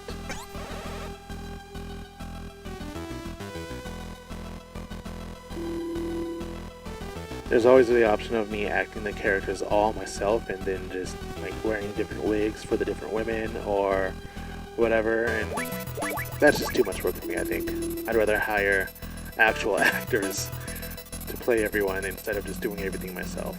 But those are just my thoughts. Let me know what you think. If that's something you want to see, I can definitely get together a script for each one of the games that I would transition over to my own independent film type of thing, and just make it my own.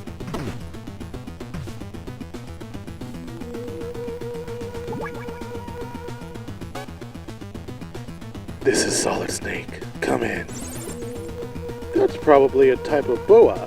It's nocturnal and has a gentle disposition, but it's a snake, and snakes love to eat. It'll eat just about anything. I bet it'd love to eat your rations. Better get rid of it quick. Use the B button to let it go. When the snake reaches the egg shell, let it go. Over and out.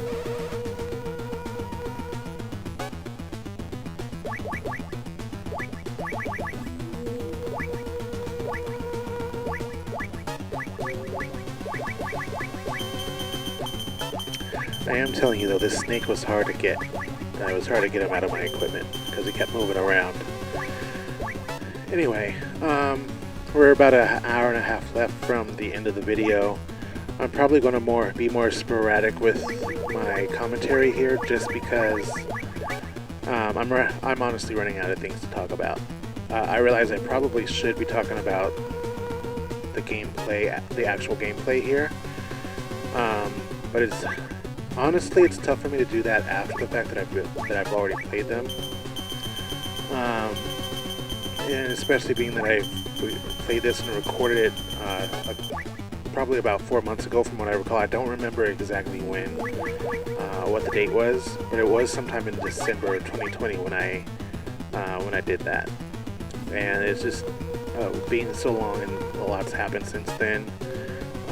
It's hard to kind of know what my mindset was during that time that I was playing it. It would have been a lot easier if I recorded my commentary at the same time. Again, the reason why I did that was because I thought it would be just as simple as, recording the gameplay, recording the dialogue, and then getting it out there, and it took a lot more time and effort than I expected it to be. And for sure, from here on out, I'll be recording my commentary at the same time that I'm playing the games.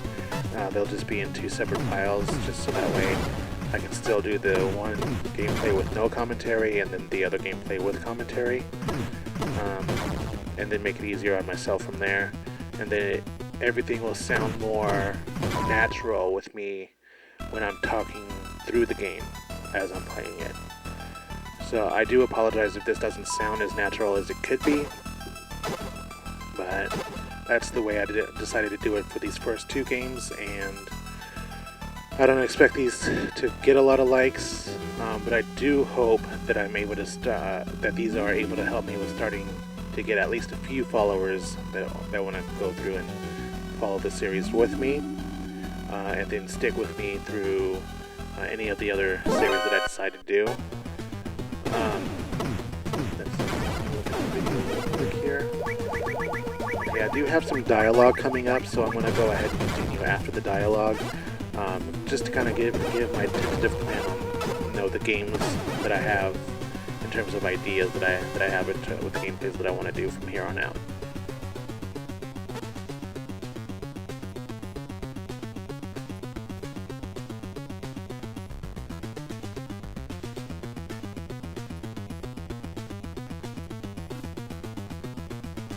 He's not here.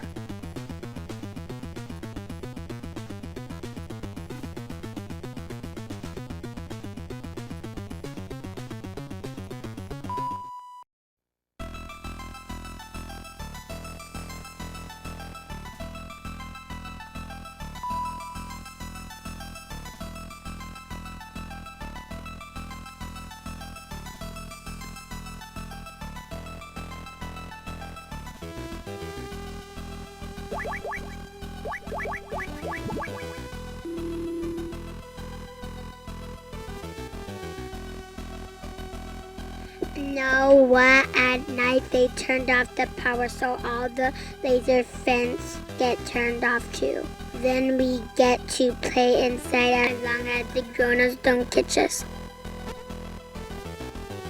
I hear owls at night. It's so scary, I can't sleep. They keep the animals in the room northwest of here.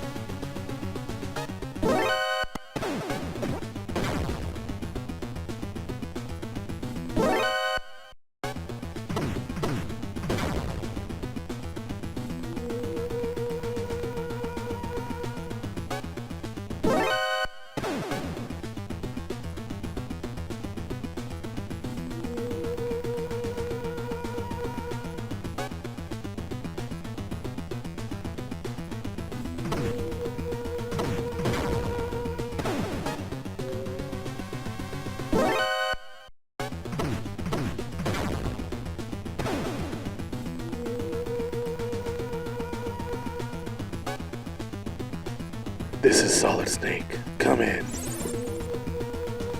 That's a Zanzibar wood owl. As I'm sure you know, owls are nocturnal hunters. There are about 120 species found throughout the world.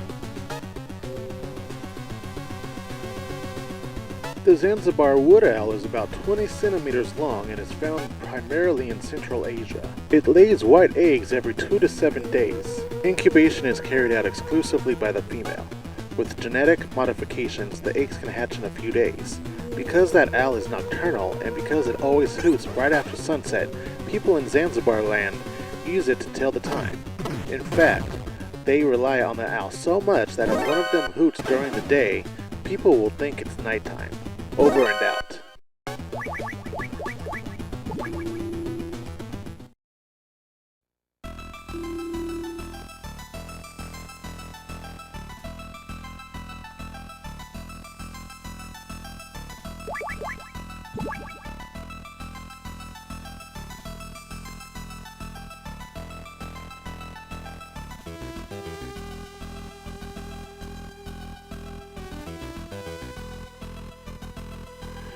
Alright, so I haven't decided what series I want to continue on with next after I finish the Metal Gear series.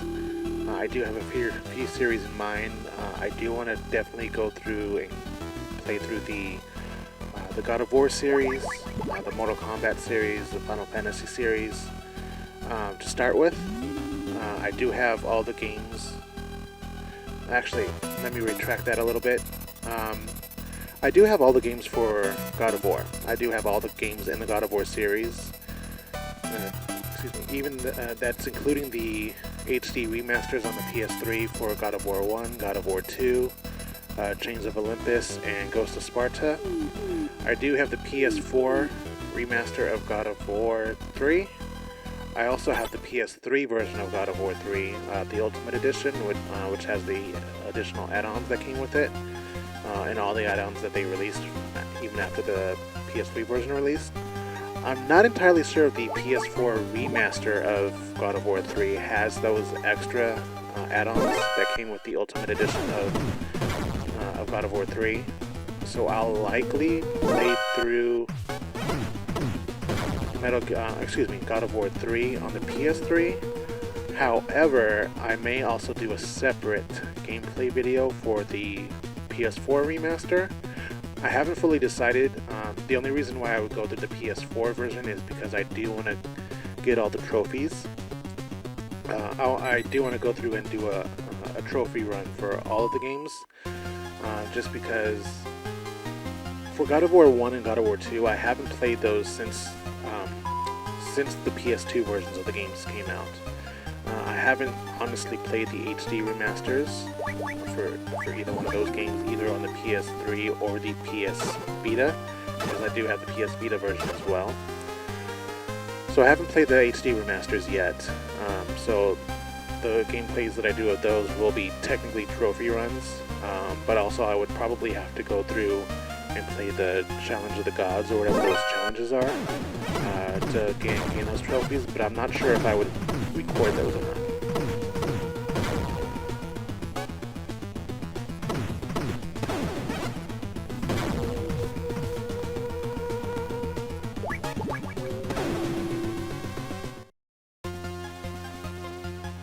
When I'm man, like a daddy, doesn't like one-ups. I want chocolate, mister, to have B1 ration to have chocolate in them.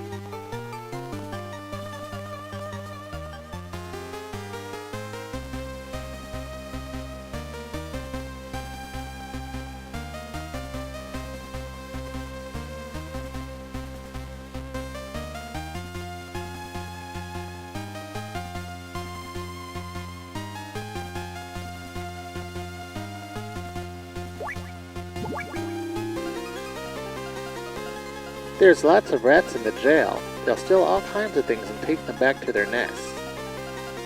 The grown-ups put out sulfuric acid to try to get rid of them.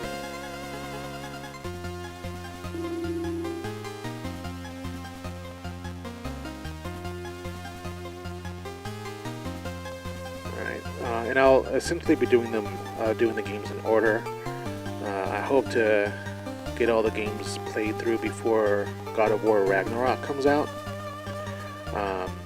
I believe the order would be God of War 1, God of War 2, God of War 3, and then Chains of Olympus and Ghost of Sparta. I believe, though, those two games are prequels. I'm not sure if they come before 2 or before 1. They're probably in between 1 and 2. I'm not entirely sure. I have to do research on them. But those games, even though I have the PSP versions as well as the HD editions of those, I have not played through those two games at all, but I do own them.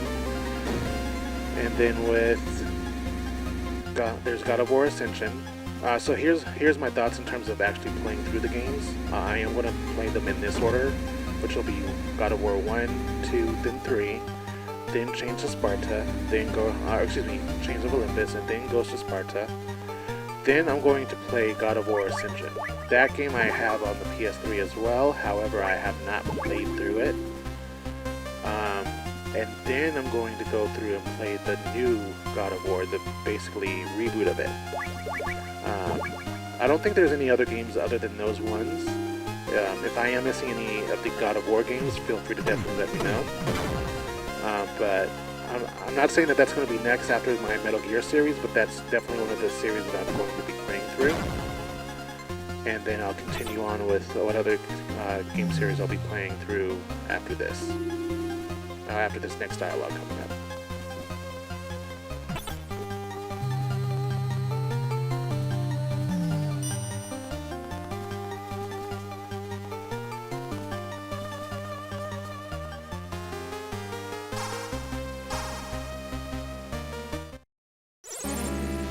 It's me, your #1 fan. Snake, watch yourself. You've got company. Night Freight, the last surviving member of the Whispers. You know, the legendary guerrilla unit. Night Freight. He's wearing a state-of-the-art camouflage suit that makes him practically invisible. Not only that, he'll attack you with a gun that's completely silent. No one has ever seen his face. Lucky me, I've got a fan club. Use your ears, Snake. Over and out.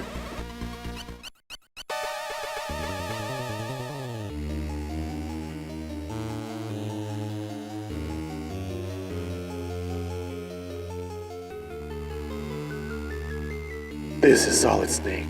Come in. I'm changing my frequency. I'm sending the new frequency by tap code. You'll have to decipher it. Over and out.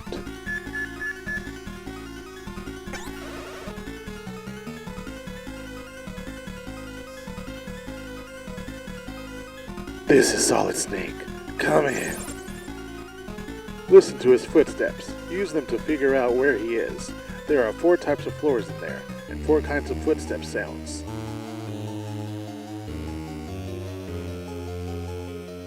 When the enemy shoots at you, aim for the muzzle flash. He's bound to be there. Over and out.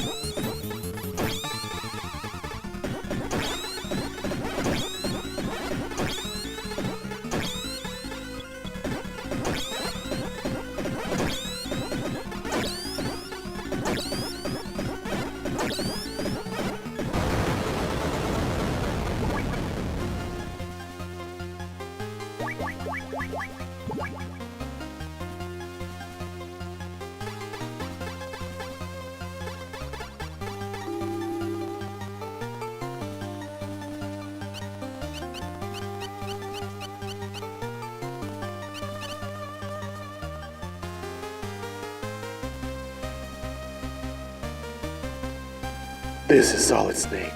Come in. How to deal with sulfuric acid? Let's see.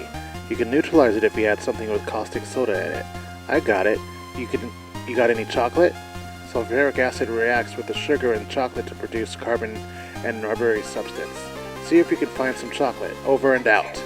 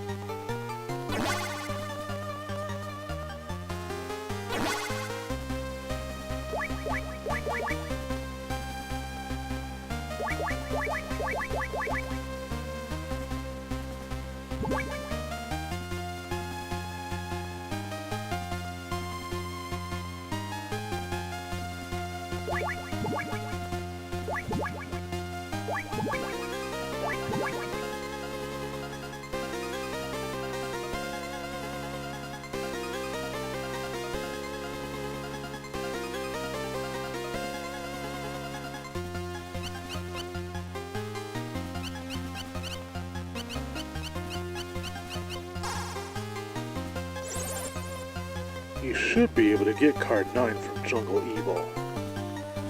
Don't you mean card 8? He only had card 8.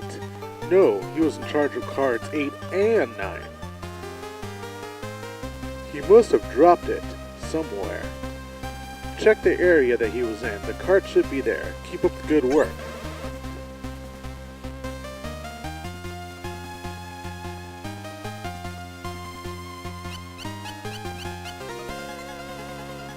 Alright, next series would be, well, not the next series that I'll be doing, but the next series that I do want to talk about that I'll be playing through eventually is Final Fantasy. Now, I do have most of the games in the mains. Let me rephrase this. I do have all the games in the main line series, with the exception for one. Of course, I don't have the online versions of the game. Final Fantasy 11 online and Final Fantasy 14 online. I do not have those. When it comes to Final Fantasy 10 and 10-2, I have both of those. However, both of those are on the Vita. So when I play through that game, are those games, it will be the Vita version, unless I decide at some point to get either the PS3 or the PS4 versions of the remasters. Actually, that's probably likely what I'll do. I'll probably buy the PS4 version of the remasters, just so that way I have the highest quality available to play through. I have Final Fantasy 13 and Final Fantasy 13-2. However, I do not have the Lightning Returns Final Fantasy 13 game, but I will be eventually buying that. I'm not going to buy it digitally, just for sake of one. I don't want the game to take up any additional hard drive space than what it would if I had the disc. Secondarily, I do have the disc versions of 13 and 13.2. I think I have all the add-ons that were available for 13.2. I do know 13 did not have any add-ons. I do know the Lightning Returns game does have add-ons. However, I have to go to the PlayStation Store right now. Well, not right at this moment, but I do have to go to the store before it closes to see what add-ons are available for Lightning Returns, to see if I'm willing to dish out the money to get the add-ons, to see if it's anything worthwhile or worth spending the money on. But when I do get the Lightning Returns Final Fantasy 13, it will be the disc version that I get and then be playing through. But other than that, I have all of the other games in the main series from 1 to 15, with the exception for the ones that I've already mentioned. There is World of Final Fantasy that I also have. I have the PSP Vita version as well as the PS4 version. I'll be playing through that, and I do have, I believe it's Final Fantasy Tactics. I don't recall, I believe I have the PSP version of Tactics and not the PS1 version of Tactics. I haven't decided if I'm going to be playing through Tactics or not, but if anyone who's a Final Fantasy fan and would like to see me play through that, I'll definitely go through that and play that. And then I am going to be getting I believe it's Final Fantasy Crystal Chronicles. It was suggested to me that I get to get that game, so I'm going to get the PS3 version as well as the PSP version. They're both $10, I believe, but I don't mind spending the $10 on both games. So I'll be getting those, but I'm not entirely 100% sure if I'm going to live play through them or not, or if I'm just going to play through them on my personal time. The next series would be Mortal Kombat. I do have most of the games in the Mortal Kombat series, with the exception for the Sub-Zero standalone game. I forget exactly what it's titled. Mortal Kombat Anthology Sub-Zero. I do not have that game, although I want to do some research to see how much it costs before I decide on whether or not I'm going to buy it. There's Mortal Kombat Trilogy. I do not have that one. There's a local game shop that's right around the corner from where I live that has it, but I think they're selling it for $35, and that's not something that I want to dish out at this moment in time until I have enough money that I feel comfortable with just spending to get it. $35 right now for me is not something that I want to spend the money on a PS1 game at this time, unless I'm comfortable enough, financially comfortable enough with being able to purchase it. Other than that, I think I have every other game in the Mortal Kombat series. The only exception to that is, even though I do have Mortal Kombat 11, I do not have the Aftermath add-on to that. The only reason for that is because I haven't necessarily had the money to be able to purchase it. I know it's been on sale quite a bit. I think next time I see it on sale, I'll probably buy it. But that's the only other part that I don't have, is the Aftermath add-on for Mortal Kombat 11. But I do have Mortal Kombat 11 itself, along with the other main additions to the games in the series, I should say, which is Mortal Kombat 1 through 10, and that does include Mortal Kombat versus DC Universe. And even though that game is technically not canon, it's still counted as part of the Mortal Kombat series of games as you go from actually, let me think about that real quick.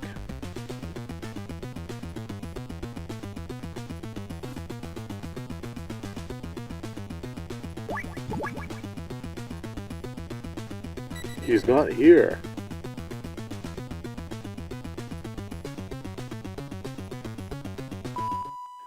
Yeah, because I had to do research on this prior to when I was originally thinking about planning out my gameplay, or my series gameplays that I wanted to do.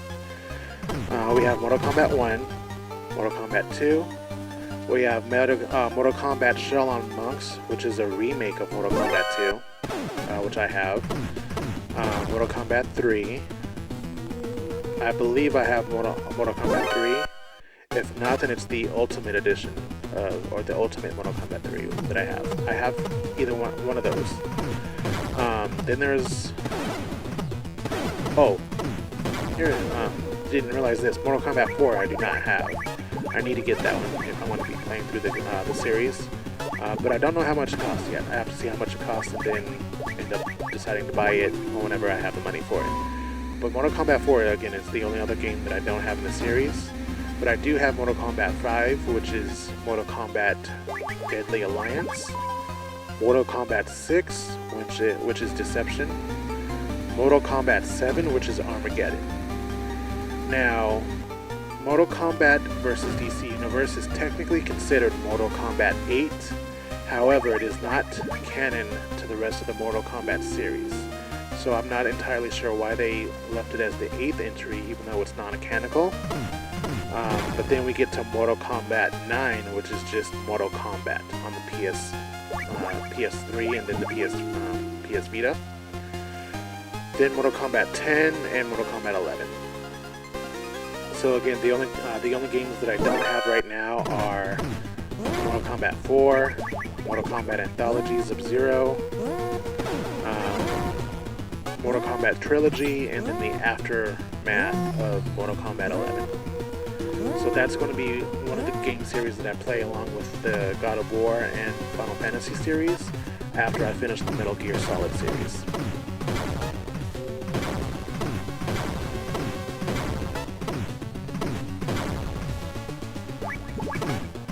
With all that being said, I don't think I have any other full series in terms of game series. I have random games. Oh, I take that back. I believe I have the full series of the main Batman Arkham series. I do know I have on the PS3 Batman Arkham Asylum, Batman Arkham City, and Batman Arkham Origins. I believe I have Batman Arkham Knight on the PS4. I have to double check though. I believe I do have that though. And then I have I have a Batman game that was cross-buy between Vita and I want to say PS3. I have to double check. I believe it's Batman Arkham Origins as well that I have for the Vita. That's compatible on the PlayStation TV. However, I'll be playing the PS3 version of it if I have dual copies. But I have the physical version for that, and then the digital. I have the physical version for the Vita, the digital version for the PS3 if they're both the same games. However, other than that, I'm not sure if I have any other games that are a full, complete series.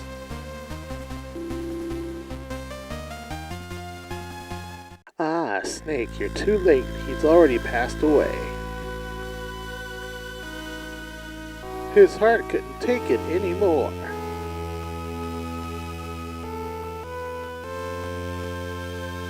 Wait, what's that bruise on his neck? Not to worry, Snake. Marv may be dead, but the plans for Aeolix are safe. Marv was a very careful man. He left behind a copy of his plans in case of an emergency. He had a reputation as a video game enthusiast. He even used to have them shipped to him from the West every month. A few days ago, he hid some microfilm in the circuit of one of his game cartridges.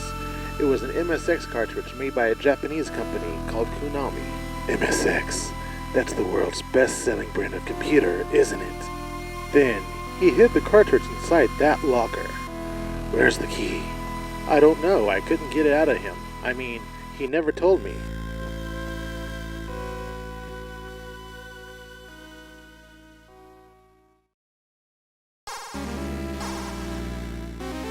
Snake, you're in danger! Holly, what's wrong? Snake, it's Madnar. I thought there was something strange about him, so I had the agency check him out. After he was rescued from outer heaven, apparently things didn't go so well for him. His radical theories were dismissed in the West. He was dismissed as a madman and shut out from the scientific community. And as time went on, he was forgotten. Madnar wasn't exactly happy with the scientific community either. He must have been searching for some to get back at them. That's when Zanzibar Land talked to him into becoming a double agent. He'd use his status as a scientist to feed technological secrets from East and West to Zanzibar Land. And Dr. Marv's disappearance. Right, the timing is too perfect. Madnar must have given them every detail of Marv's itinerary to the U.S. Madnar was after Oilix all along. That's why he wanted to go to America with Marv. I'm afraid you've got me, Snake. I gave up everything to be a part of your world, even the country I was born and raised in. But your world had nothing but contempt and abuse for me. I just wanted to finish Metal Gear. It is the accumulation of all my life's work in robotology. But your politicians were only interested in nonsense like SDI, NEDW, and brain bombs. I passed on the scientific secrets of the East and the West to Zanzibar Land, and in return they aided me in my efforts to improve Metal Gear. Madnar, did you kill Dr. Marv? Yes. He would not share the secret of Oilix with me, and it was I who caused Gustava's death on the bridge by contacting Fox from the sewer. The bathroom break? Snake, I know Marv. No, Gustava gave you the key to the locker. Give it to me. I can't breathe.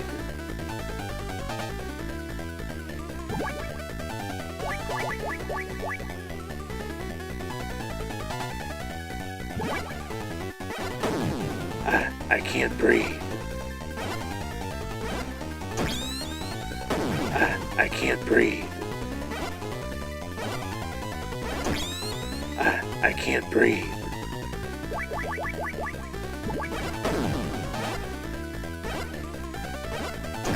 I can't breathe.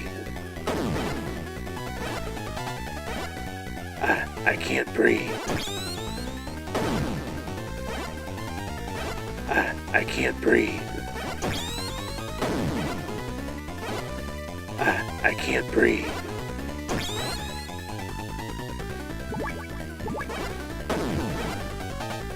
I can't breathe. I can't breathe.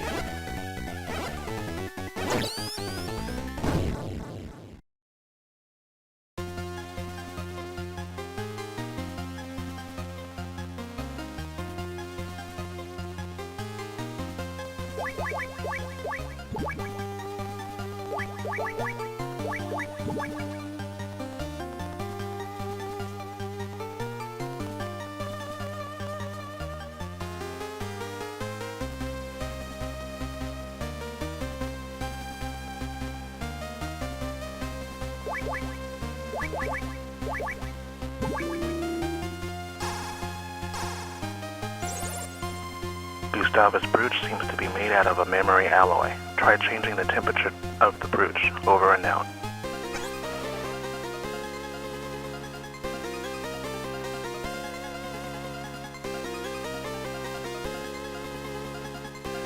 Now what I do have The Walking Dead and The Walking Dead Season 1 and The Walking Dead Season 2. I do have all the add-on 400 days to The Walking Dead Season 1.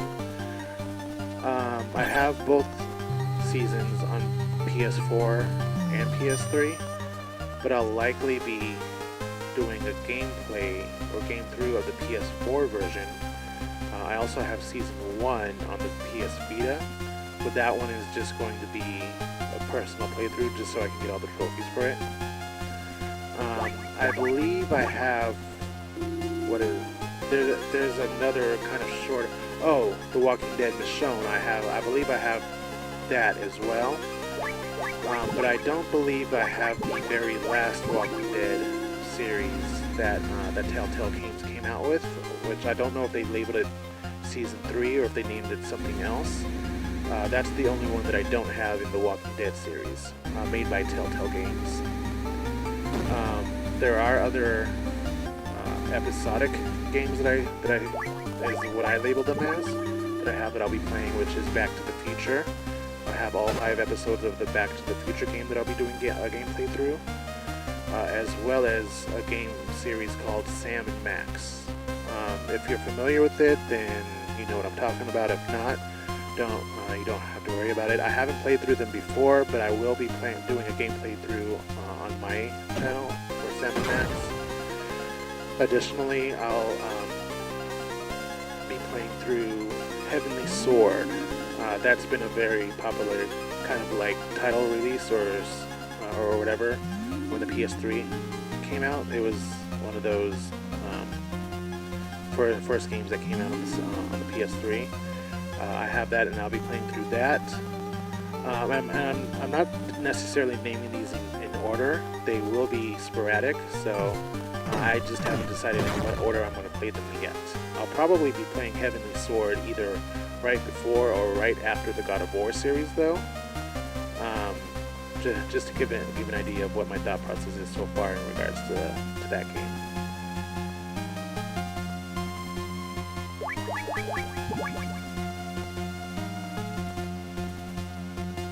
Okay, you're set to go.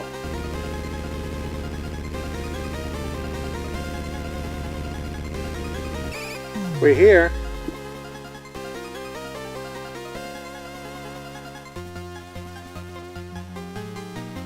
I do have a bunch of singular and random games. Again, none of them are really complete series. Like, for example, I have Yakuza 4 and Yakuza 5, but I don't have any of the other games in the Yakuza series. Even though I will be playing through 4 and 5.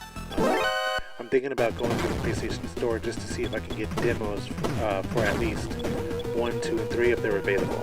I do know, I believe the demo for 2 is available, but I have to check to see about 1 and 3. But all the other games, there's way too many for me to really kind of say what I have, just because there's a lot. I have about 45 PS1 games, hundreds of PS3 games. In regards to PS2, I have about maybe 15 PS2 games, and then I have hundreds of PS4 games. Most of them are digital, and I'll be playing through those and just to mostly get a feel. There's probably going to be a lot of games where I don't play through all the way from beginning to end. A lot of them will probably be me just testing the game out just to see if I like it or not. If I don't like it, I don't want to waste mine or your time, because it won't be enjoyable for any of us to play.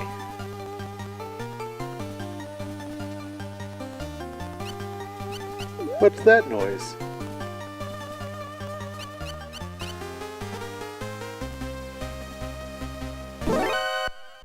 Additionally, I do have a Wii and a Switch. The Wii, I only have 4 games on there. 2 of them are for my girls, so I won't be personally playing them and doing any uploads of them. 2 of them are games that I bought for myself. I may or may not do gameplays of them, but I haven't decided yet. It's only if I can find a way to... Actually, there was a way I can stream them. However, I do need an accessory to be able to connect them to the computer, which will be Sonic Colors for the Wii, and then... What is the other one? Oh, Super Mario Brothers Wii. Super Mario Brothers Wii, I have that game. I may or may not do gameplays of those. I haven't fully decided yet. I do also have a Switch. The Switch I have more games on. I have, I believe, 5 or 6 physical games, and then the rest of the games that I do have, which are probably between 20 to 25, are digital, that I have saved on between the Switch and an SD card that I have on there. So, I've already started a live gameplay of Super Mario 3D World. There was one gameplay that I played through. I don't know if it was on World 2 or World 3. I believe it was World 2.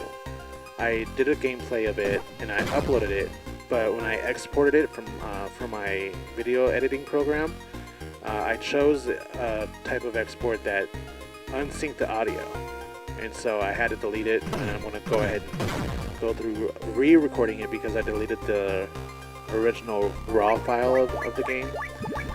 So I'll be re-recording that and re-uploading it just because the way I exported it before unsynced the audio with my voice as well as the audio from the actual gameplay. So I'll be redoing that. I'm playing other games from the Switch along with whatever games I decide after my other series from the PS3 and PS4. Also, I do have some NES, like some physical NES games and physical SNES games, and I'm going through right now to see if I can buy an NES and a regular NES and an SNES, so I can play those and stream those games. I do have a dongle that connects to the computer. However, the only issue is the dongle doesn't necessarily work with my system. I do have a MacBook Pro, so the dongle doesn't work with the Mac OS system. I do have Windows installed through Boot Camp on my MacBook Pro, so I'll have to install. I believe I've actually already installed the program on there. I just got to get it to run and connect, and that way I can record once I do get an NES and SNES, so I can play and record those games. One of them being one of my favorite games from my childhood, which is Killer Instinct. I used to love that game, and I still have my copy to this day. Again, as I said previously, I do have the NES version of Metal Gear. I may or may not play through that. I haven't decided yet. If I do play it, it probably won't be the entire gameplay, but it'll be a portion of the beginning of it, just to kind of get you guys to see how different it is from the original Metal Gear that Hideo made. But anyway, those are my ideas. I've thought about getting a Sega Genesis. The only problem with that is I would only really buy a Genesis for the Sonic & Knuckles cartridge and the Sonic 3 cartridge, so I can play them both together. Other than that, I do have multiple versions of the Sega Genesis collection. I do have the PSP version of that game, as well as the PS3 and PS4 version of the collection, which comes with most of them come with a lot of the same games, but some of them do have different games that they come with. So it wouldn't really make sense for me, at least, to buy a Genesis, to buy any physical games, because a lot of the popular ones, and even some of the not so popular ones, come on the collections that I already have.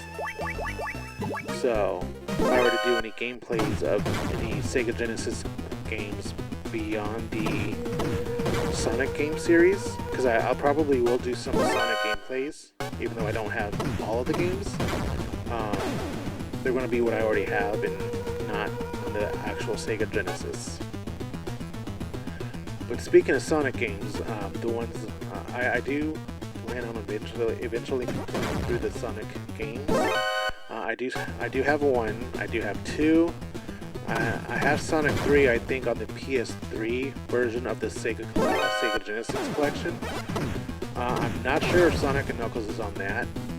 I used to have this Sonic collection, the Sonic Mega collection on the PS2, but I no longer have that. I do know the game store that I mentioned before, that's around the corner from me, has a version of the PS2 Mega collection. I just haven't bought it yet, but I do plan on buying that. I believe that has the Sonic and Knuckles game on it, but you can't jimmy them together like you can with the actual physical version. I heard you can do that with the versions on what is it called? On Steam. I heard you can do that with the Steam versions, but I haven't bought them. I may or may not buy them, depending on whether or not I decide to buy a actual Sega Genesis or not.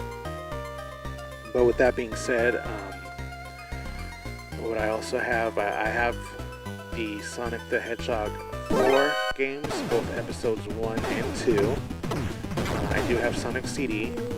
I have Sonic Adventure 1 and 2, both of them being the director's cuts or whatever add-ons that they came with. I have Sonic Generations. I have the 2006 Sonic the Hedgehog game on the PS3, the one where he like and saves the princess or whatever. I have that. I have Shadow the Hedgehog, which is technically not a Sonic game itself, but it is a spin-off, but I have that on the PS2. Let's see. I have the Sonic game where he Sonic Unleashed, the one where he turns into a werewolf. I will be buying the add-ons for those as well, but I might not play the add-ons during a gameplay. As of right now, I'm not entirely sure if I have any other Sonic games. I would have to look. Sonic the Fighters. I have Sonic the Fighters. If you've never heard of that game, it's like a kids version of Mortal Kombat, but with Sonic characters. Now, I will definitely be playing that. I might be playing that with my kids, and post a video of that on the channel. That's to be determined. We'll get there, and we'll cross that bridge when we get there. But as far as my memory recollection goes, those are all the games that I have in terms of the Sonic series. But I'll be playing through those most definitely at some point in my channel lifespan. With that being said, I'm going to rest my voice for a minute, and then we'll go from there. This is something that I thought was weird. Why is there an elevator in the women's bathroom? That just seems very odd to me. I don't know if that's something that's a Japanese thing or what, but at no point in America have I ever seen an elevator in the women's bathroom. I don't know if anyone's been to Japan if you guys can, shed some light on this for me. Am I the only person that thinks that's weird? Let me know.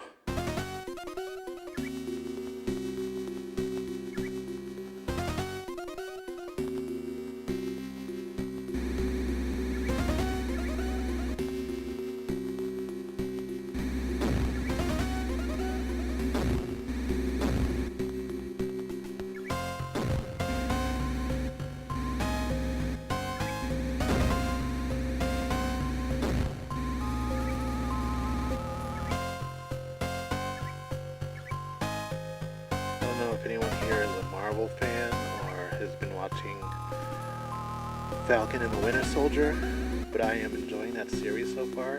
I did just watch episode 4. Actually, I watched the episode 4 for the second time yesterday. I did watch it on Friday as well for the first time. And even though there's 2 episodes left in the series, I'm really looking forward to them. And I'm glad actually that these episodes are lasting longer than the WandaVision series episodes were. Even though the episode count is shorter, this is definitely enjoyable for me and in the direction they're taking with this. And I'm not going to do any spoilers just in case anyone who's watching this hasn't watched Falcon and the Winter Soldier yet. But I have my own idea on who the power broker is. So if you guys want to talk about that, go ahead and start talking about that in the chat. But I'm really enjoying that series so far.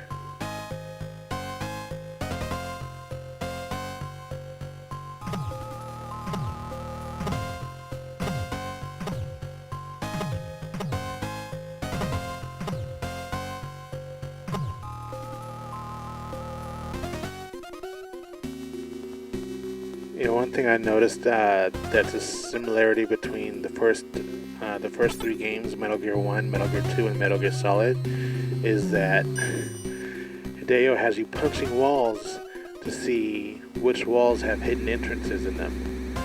That was pretty interesting in it, and I believe he got rid of that after Metal Gear Solid 1.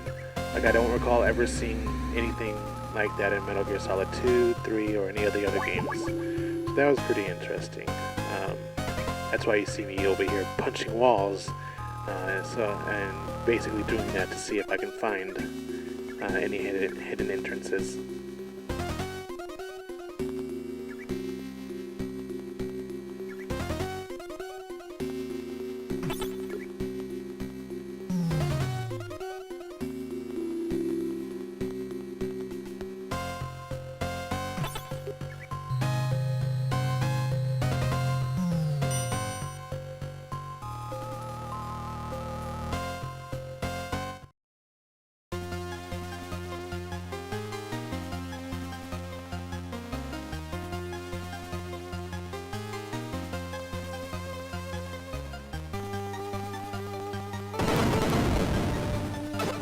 Yeah, I forgot there was mines right there. Man.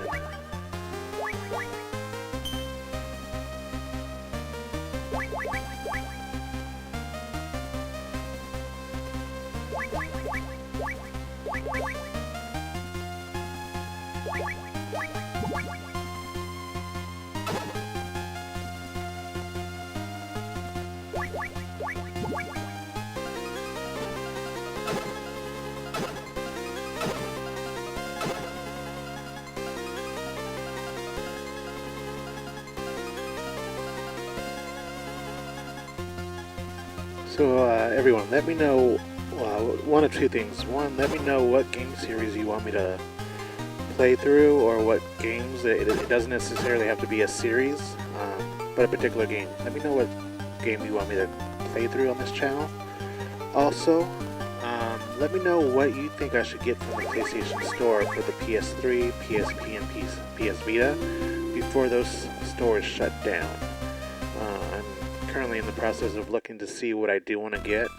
I definitely want to get all the add-ons available for the games that I do currently own, but I'm also looking for games that I do want to get that are probably digital only, but even if they have disc counterparts, I want to see if people have any suggestions for me on what to get before the store does shut down, because the physical games might start hiking up in price either soon before or soon after the stores do shut down.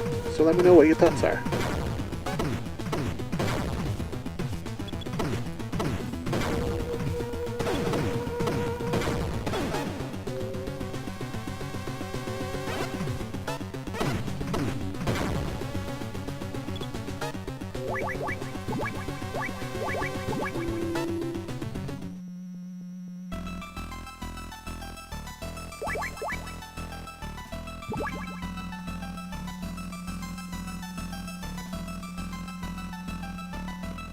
Okay, you're set to go.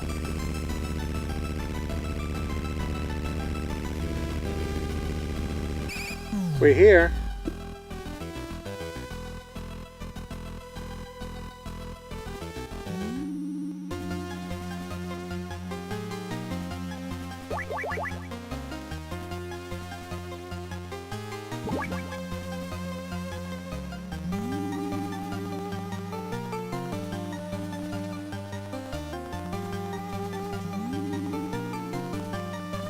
Closing in at about 35 minutes left of the video. Are you excited? I'm excited, because then that means I can move on to the next game in the series, which is Metal Gear Solid. And I have so many fond memories of that game. The game came out, as you may know, and as I said before in this video, in 1998. I started with the demo disc on the official PlayStation Magazine demo disc that had like 10 or 12 games as demos on it, and came across this game, and I honestly instantly fell in love with it, with the demo alone. Even as a kid, I was just blown away with cinematic stuff like movies and whatnot. So having a game out there that had a lot of cinematic cutscenes in the game was just amazing to me, and that's part of the reason why I fell in love with the game. I didn't end up buying it, I didn't buy it myself the first time around. One of my foster sisters had bought it for me, from what I recall, in 1999, as well as a PlayStation. I got a PlayStation for Christmas that year, I believe, in 1999, along with of the first Metal Gear Solid. That was my very first game ever that I've actually ever owned in my life. And granted, it was a whole year and some change since the game had released. But 1999, I believe I was, how old was I, 1999? When I got it for Christmas, I had just turned 13 a couple of months before that. So I was 13 years old playing an M-rated game. But they didn't mind. I believe when we got it, they didn't package it up or anything. They brought me to a Toys R Us, and they bought it for me at Toys R Us. And I remember specifically the cashier was like, "This game is rated M. Is it okay if he has this?" And they're like, "Yeah, sure, it's fine." And so they bought it for me, and I remember specifically playing it on the PlayStation 1. It was the fat PlayStation 1, not the PS1 Slim. I remember playing that in the living room, and actually no, I think I originally played it and beat it in my bedroom, and I was so like in awe about the story and the cutscenes and how complicated things were and everything that after my first playthrough or first two playthroughs, I started playing it in the living room so my foster parents can see in there, and I remember at one point someone said "damn," and they're like, "Oh, you shouldn't be playing this. There's cussing." And I'm like, "They're just saying damn. There's not any like hefty cuss words in it or anything. Not especially not like the later games."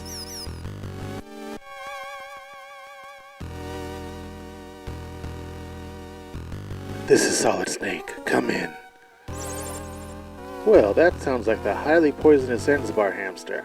There are 1,183 different species of mice in the world. Hamsters are rodents belonging to the mouse family. They grow to be about 25 to 28 centimeters long and are found across northern Eurasia and in Iraq. That variety was probably bred to be a house pet. House mice are very cautious creatures. They won't come out of their nest with humans around. Their favorite food is cheese. That's it, cheese. You can use cheese as bait. Do you have any cheese? Too bad you're not here. I just ordered a pizza myself. Over and out.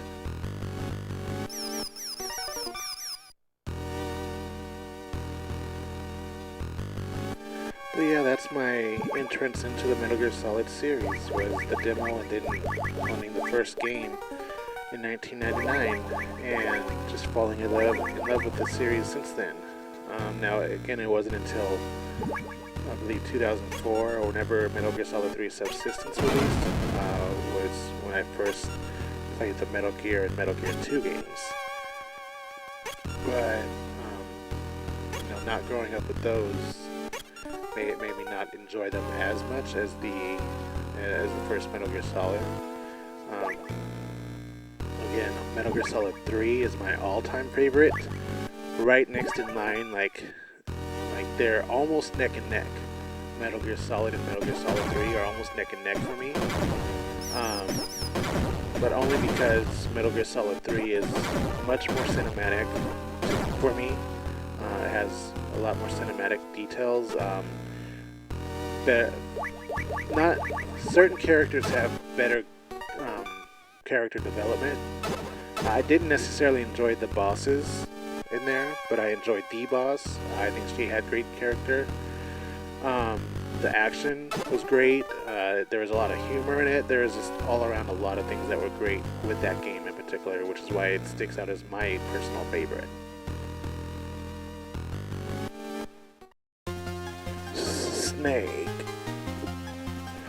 Snake. He'll never let you get away. He'll use it. He'll use Metal Gear. I have one last gift for my daughter, Ellen. I'll tell you how to destroy it. How to destroy the new Metal Gear? Try as I might, I cannot reconcile East and West in my heart of hearts, but Ellen is different. Snake, you must do this for Ellen, the daughter I left behind. How do I destroy Metal Gear? The armor is thinnest on the legs. Use grenades on the legs. It is the only way.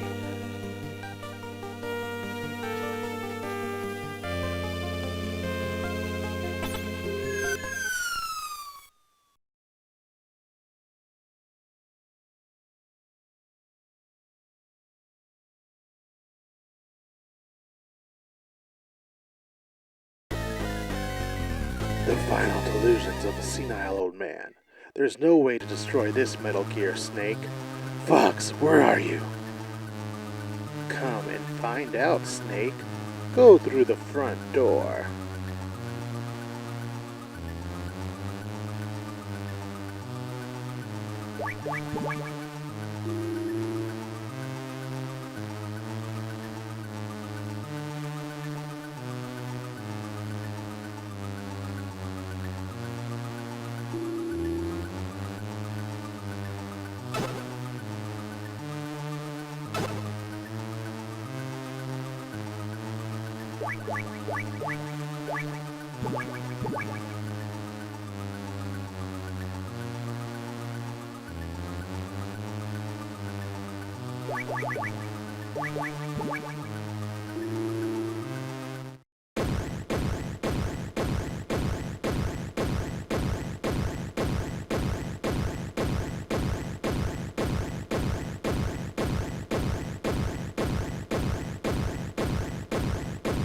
Snake, I am not the same as I used to be, and neither is Metal Gear.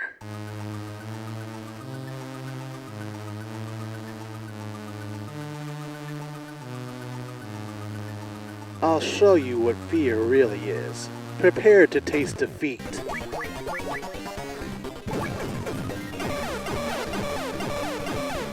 Now, I must say that this particular battle with this Metal Gear was easier than the Metal Gear in the first Metal Gear game, where you didn't have to memorize which foot you needed to hit.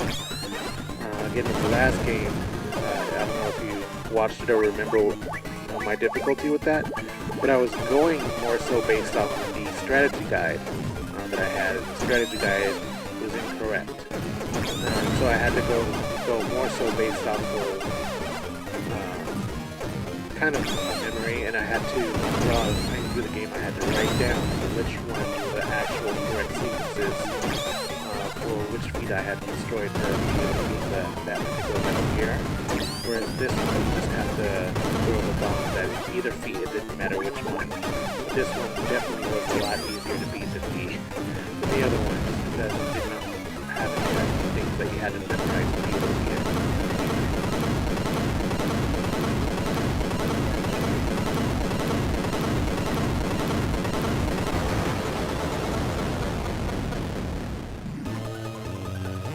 The cartridge is mine, Snake.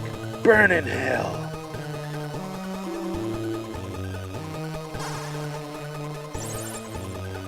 Snake, your items are on fire. Throw away all your weapons and equipment. Quickly, use the B button.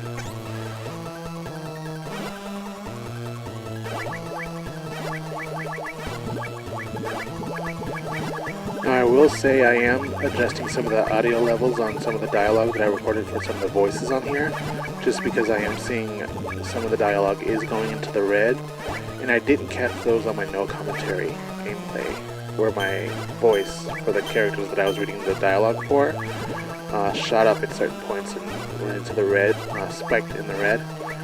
So I do apologize if you go through that and listen to it.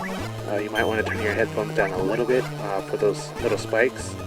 But I am adjusting those in this particular version. That'll be the only other difference, is that the audio levels will be a little bit lower for the ones where that have the spikes and reds.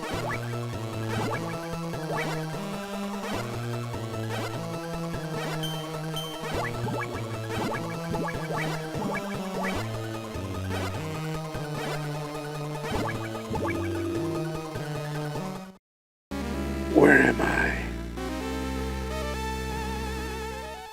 The perfect ring for our final battle. It's been a while, Snake. Here we are, back in the minefield. What say we go at it, hand to hand? A chicken fight? The two greatest rivals in Foxhound. I've been waiting for this moment for a long time. Fox, I'll beat some sense back into you. Snake, it's time for you to learn why they call me Fox. Gray Fox, real name Frank Yeager, former member of Foxhound. He was the last man to hold the title of Fox in the Big Boss era, decorated 5 times. Yeah, I know all about how good he is. better than anyone else. I fought with him. He's a cold-blooded hunter. He never lets his prey escape. Everybody in the unit respected him, looked up to him. That may be, Snake, but do you know about his past? It might help you out. 10 years ago, we in the mercenary trade knew him as Hunter. That's what Jaeger means in German. Back then, he was involved with some woman from the Eastern Bloc. He tried to get her to come over the fence, but it fell through. Apparently, the West wasn't interested in taking her. That's when Frank started to hate the politicos. What was the woman's name? She was an Olympic skater. Name was Gustava Hefner. Real fine woman. Movie star type. Gustava Hefner? Snake, if you manage to beat Fox, I'll tell everyone that Solid Snake is the greatest mercenary in the world. Over and out.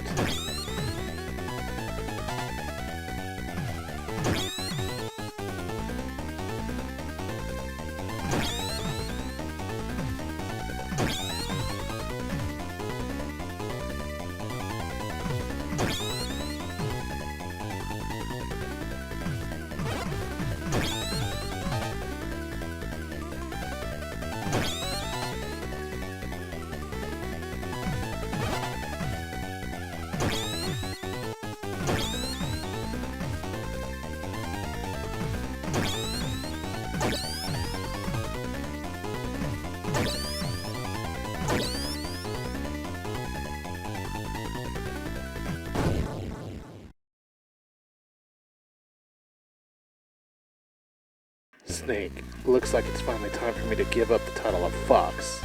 Fox? Why? I'm not like you, Snake. My situation is more complicated. Big Boss might just be another CEO to you, but he saved my life twice. This was way before I joined the unit. The first time I was half-white living in Vietnam.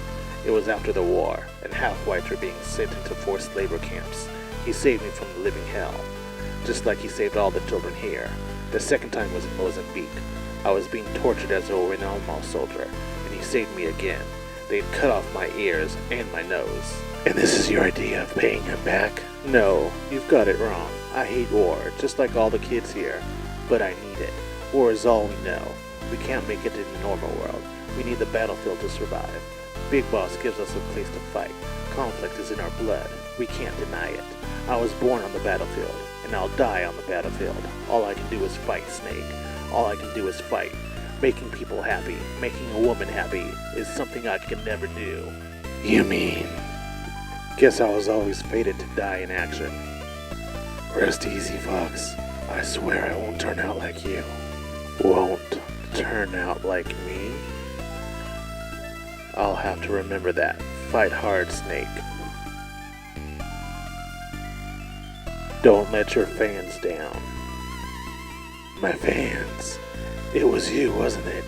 You were the voice on the radio. Call it payback for being so selfish. See you on the other side, Snake. You won't be alone, Frank. Gustava is waiting for you. Gustava? Thank you, Snake.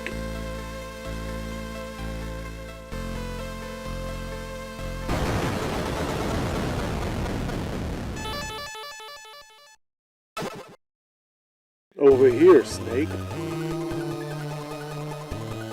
Over here, Snake.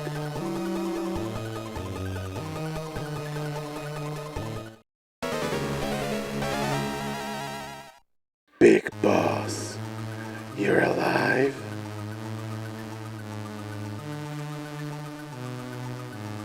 Snake, welcome to Zanzibar land. I knew you'd come back to me.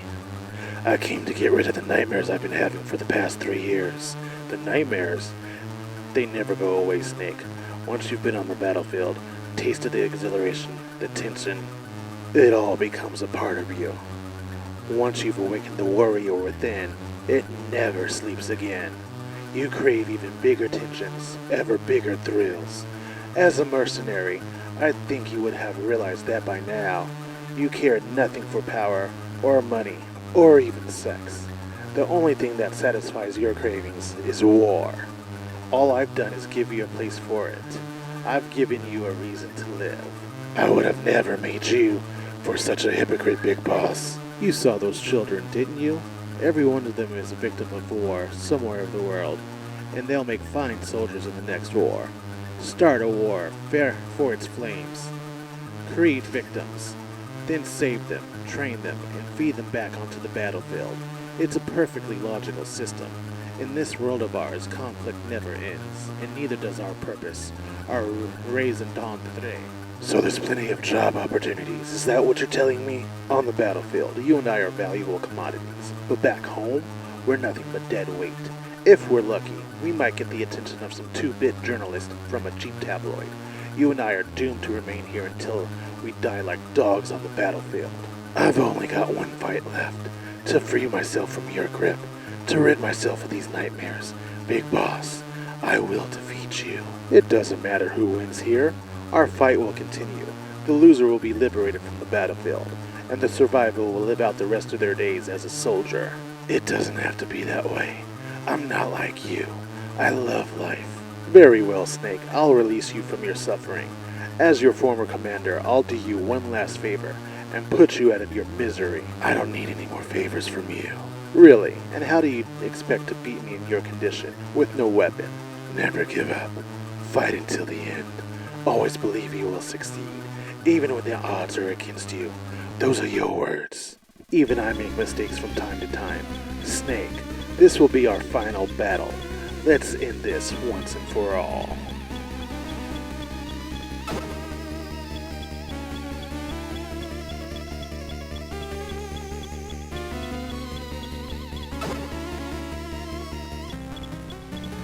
This was an interesting boss fight. This was one of the story plots that did carry over to the rest of the series. Is that when you fight Big Boss here, you fight him with a flamethrower and a lighter. Well, not a flamethrower, a aerosol can and a lighter, making a makeshift flamethrower. But again, nowhere in the dialogue here does Big Boss ever tell Snake that he's his father. Snake, I am your father. No, those dialogue points are never said at all after this boss fight, or even during the boss fight. But it wasn't too difficult to beat Big Boss here. You just had to go through and make sure you had enough rations for when he got hit, while you're going through and try to use flamethrower. But at this point, even though there is one more encounter between Snake and Big Boss in Metal Gear Solid 4, you don't ever fight Big Boss as a boss again in any other game in the series after this.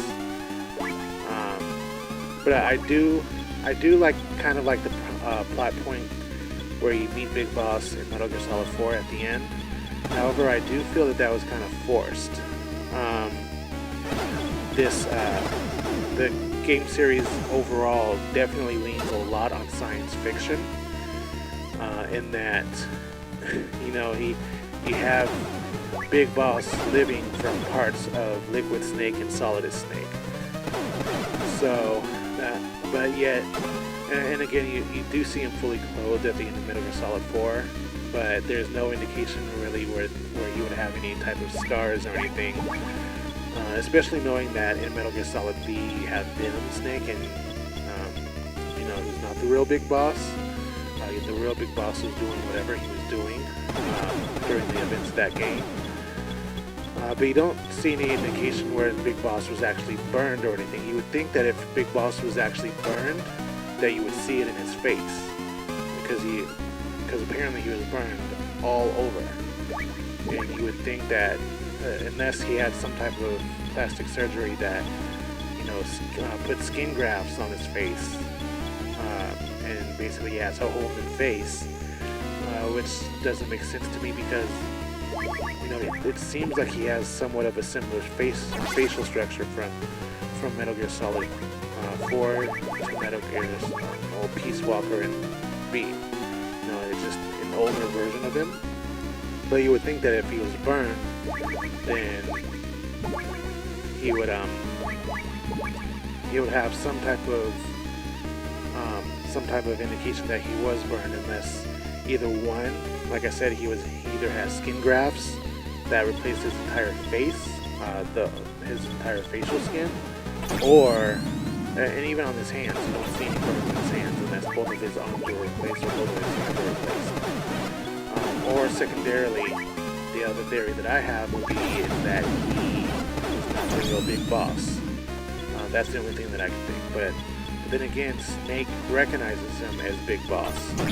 So it's really confusing. And honestly, that just popped in my head while I was seeing this. Like, I have to play. Well, we'll see in Metal Gear Solid again.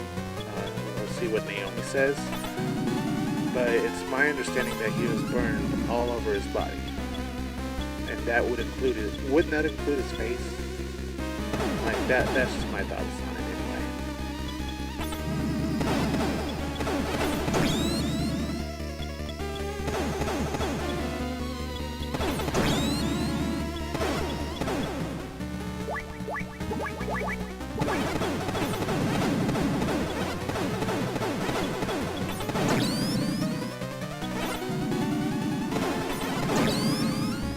Snake! It's not over yet. It's not over yet. It's not over yet.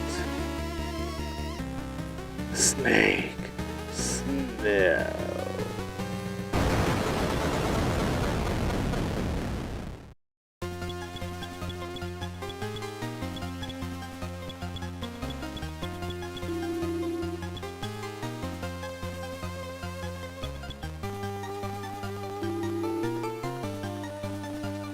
Freeze! It's okay, it's me, Snake. Holly.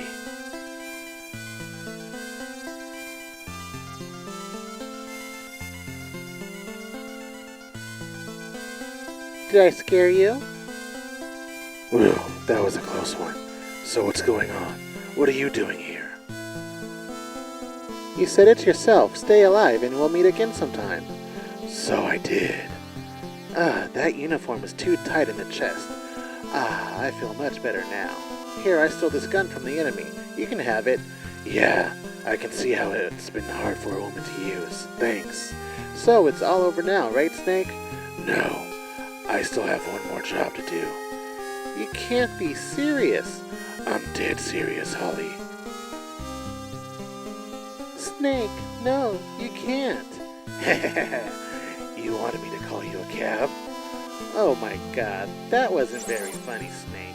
This is Snake. Come in, Charlie. This is Charlie. Go ahead, Snake. I've got the cartridge.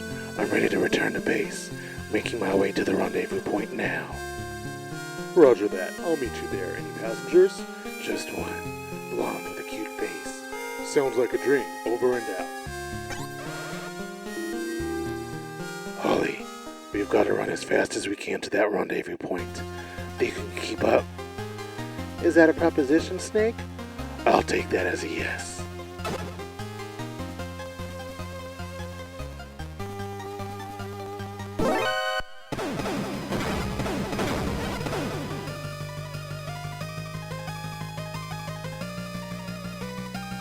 Another thing that I'm noticing here that didn't really carry over beyond Metal Gear 2, and Metal Gear Solid is the use of trapdoors.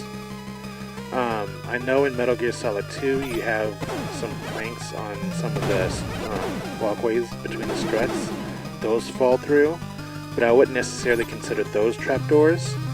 And I know in Metal Gear Solid 3 you have certain areas in the forest where that are covered in like leaf type of things, but those aren't really necessarily trapdoors. Those are just holes covered in like leaf covers or whatever. But the use of trapdoors really have stopped being used really in Metal Gear Solid, I've noticed.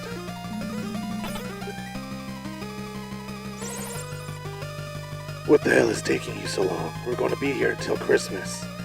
This is Charlie. I'm 10 kilometers from the rendezvous point. Hold tight a little bit longer. Over and out. Hurry!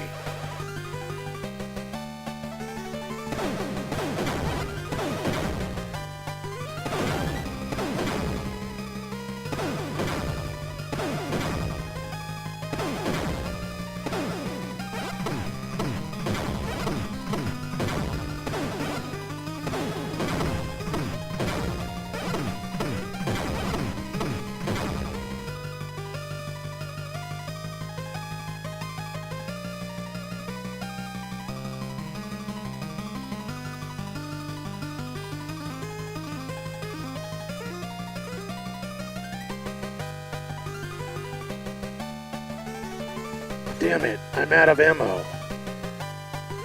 Snake!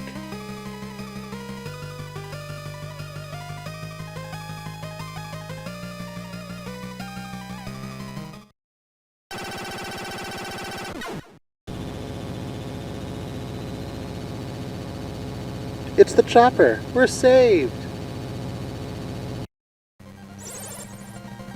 Charlie, you're late. Sorry, man. I didn't want to disturb you two lovebirds.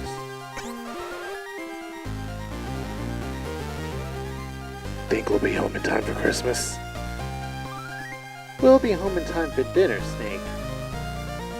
Let's go then. I'm looking forward to Christmas dinner. I'm sick of these rations.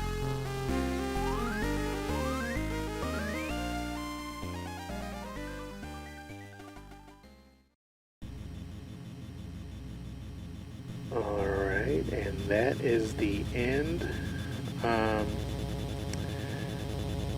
There, in true Hideo Kojima fashion, there is a end credit scene.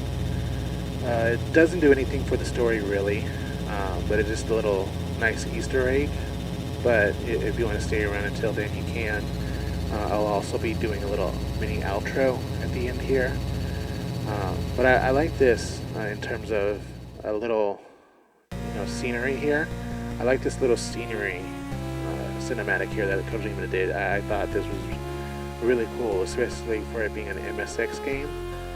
I like this little background. I like in itself, and I think I might do a screenshot of this and save it for something or other later on. But yeah, I want to go ahead and let the credits play through.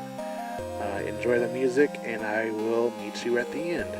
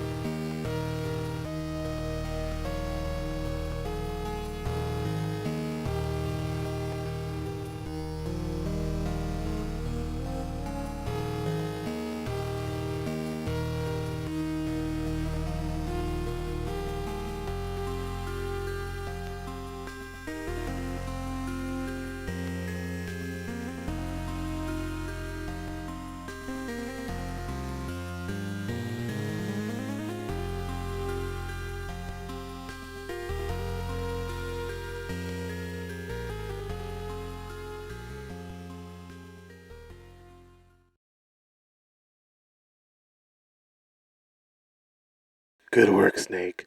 Have you thought about coming back to the unit? The nightmares have stopped. I'm a free man now. I see. That's too bad. By the way, about that cartridge, is it really the one Dr. Marv hid his plans in? Well, why don't we open it and find out? No need for that. The cartridge I brought back is Dr. Marv's. No question about it. Just put it into the MSX. All right, here it goes. Huh? Nothing's happening. What on earth? Of course, Snake was right. There's no doubt about it. This is Dr. Marv's cartridge. What are you talking about? I don't see anything. Here, look closer. Dr. Marv left his signature on it, right here. It says Keo Marv. I see it now. It's written backwards. This is going to do the world a lot of good. Dr. Marv's last performance. He really loved games, didn't he? From the bottom of his heart. Dr. Marv was entangled in a pointless political game, and it cost him his life. But the game he left behind will save us all, right, Snake? Snake? Where'd he go? Colonel, Snake's gone. Snake? Where'd he go off to this time? Snake! Snake! He promised to take me to dinner. How low can you get?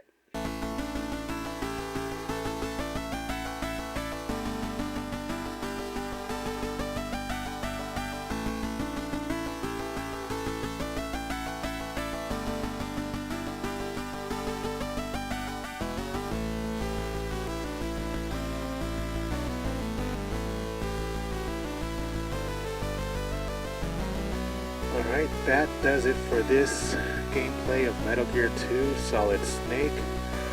I am finally done here with this particular game in this series, and now I can finally move on to the next game, which is Metal Gear Solid. Ah man, this was a long road. I am so grateful that I've reached the end here. I will be posting this today. It's April 12th, and then tomorrow I will go ahead and work on the next two portions of the next gameplay, which will be my previous story read-along, or previous stories read-along. They're going to be both stories, Metal Gear 1 and Metal Gear 2, in one playthrough. And then the briefings video, I will record that likely tomorrow as well. Whether I upload them on the same day or not is to be determined. It just depends on how long it takes for me to get these exported.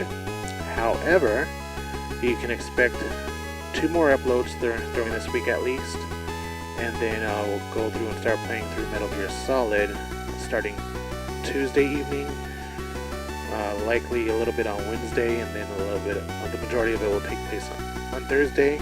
I will try to get through and upload it by Friday, but if not, probably by the end of next weekend is when my Metal Gear Solid gameplay will be. With that, thank you for joining me on this gameplay, and I hope you all have a great one. Peace!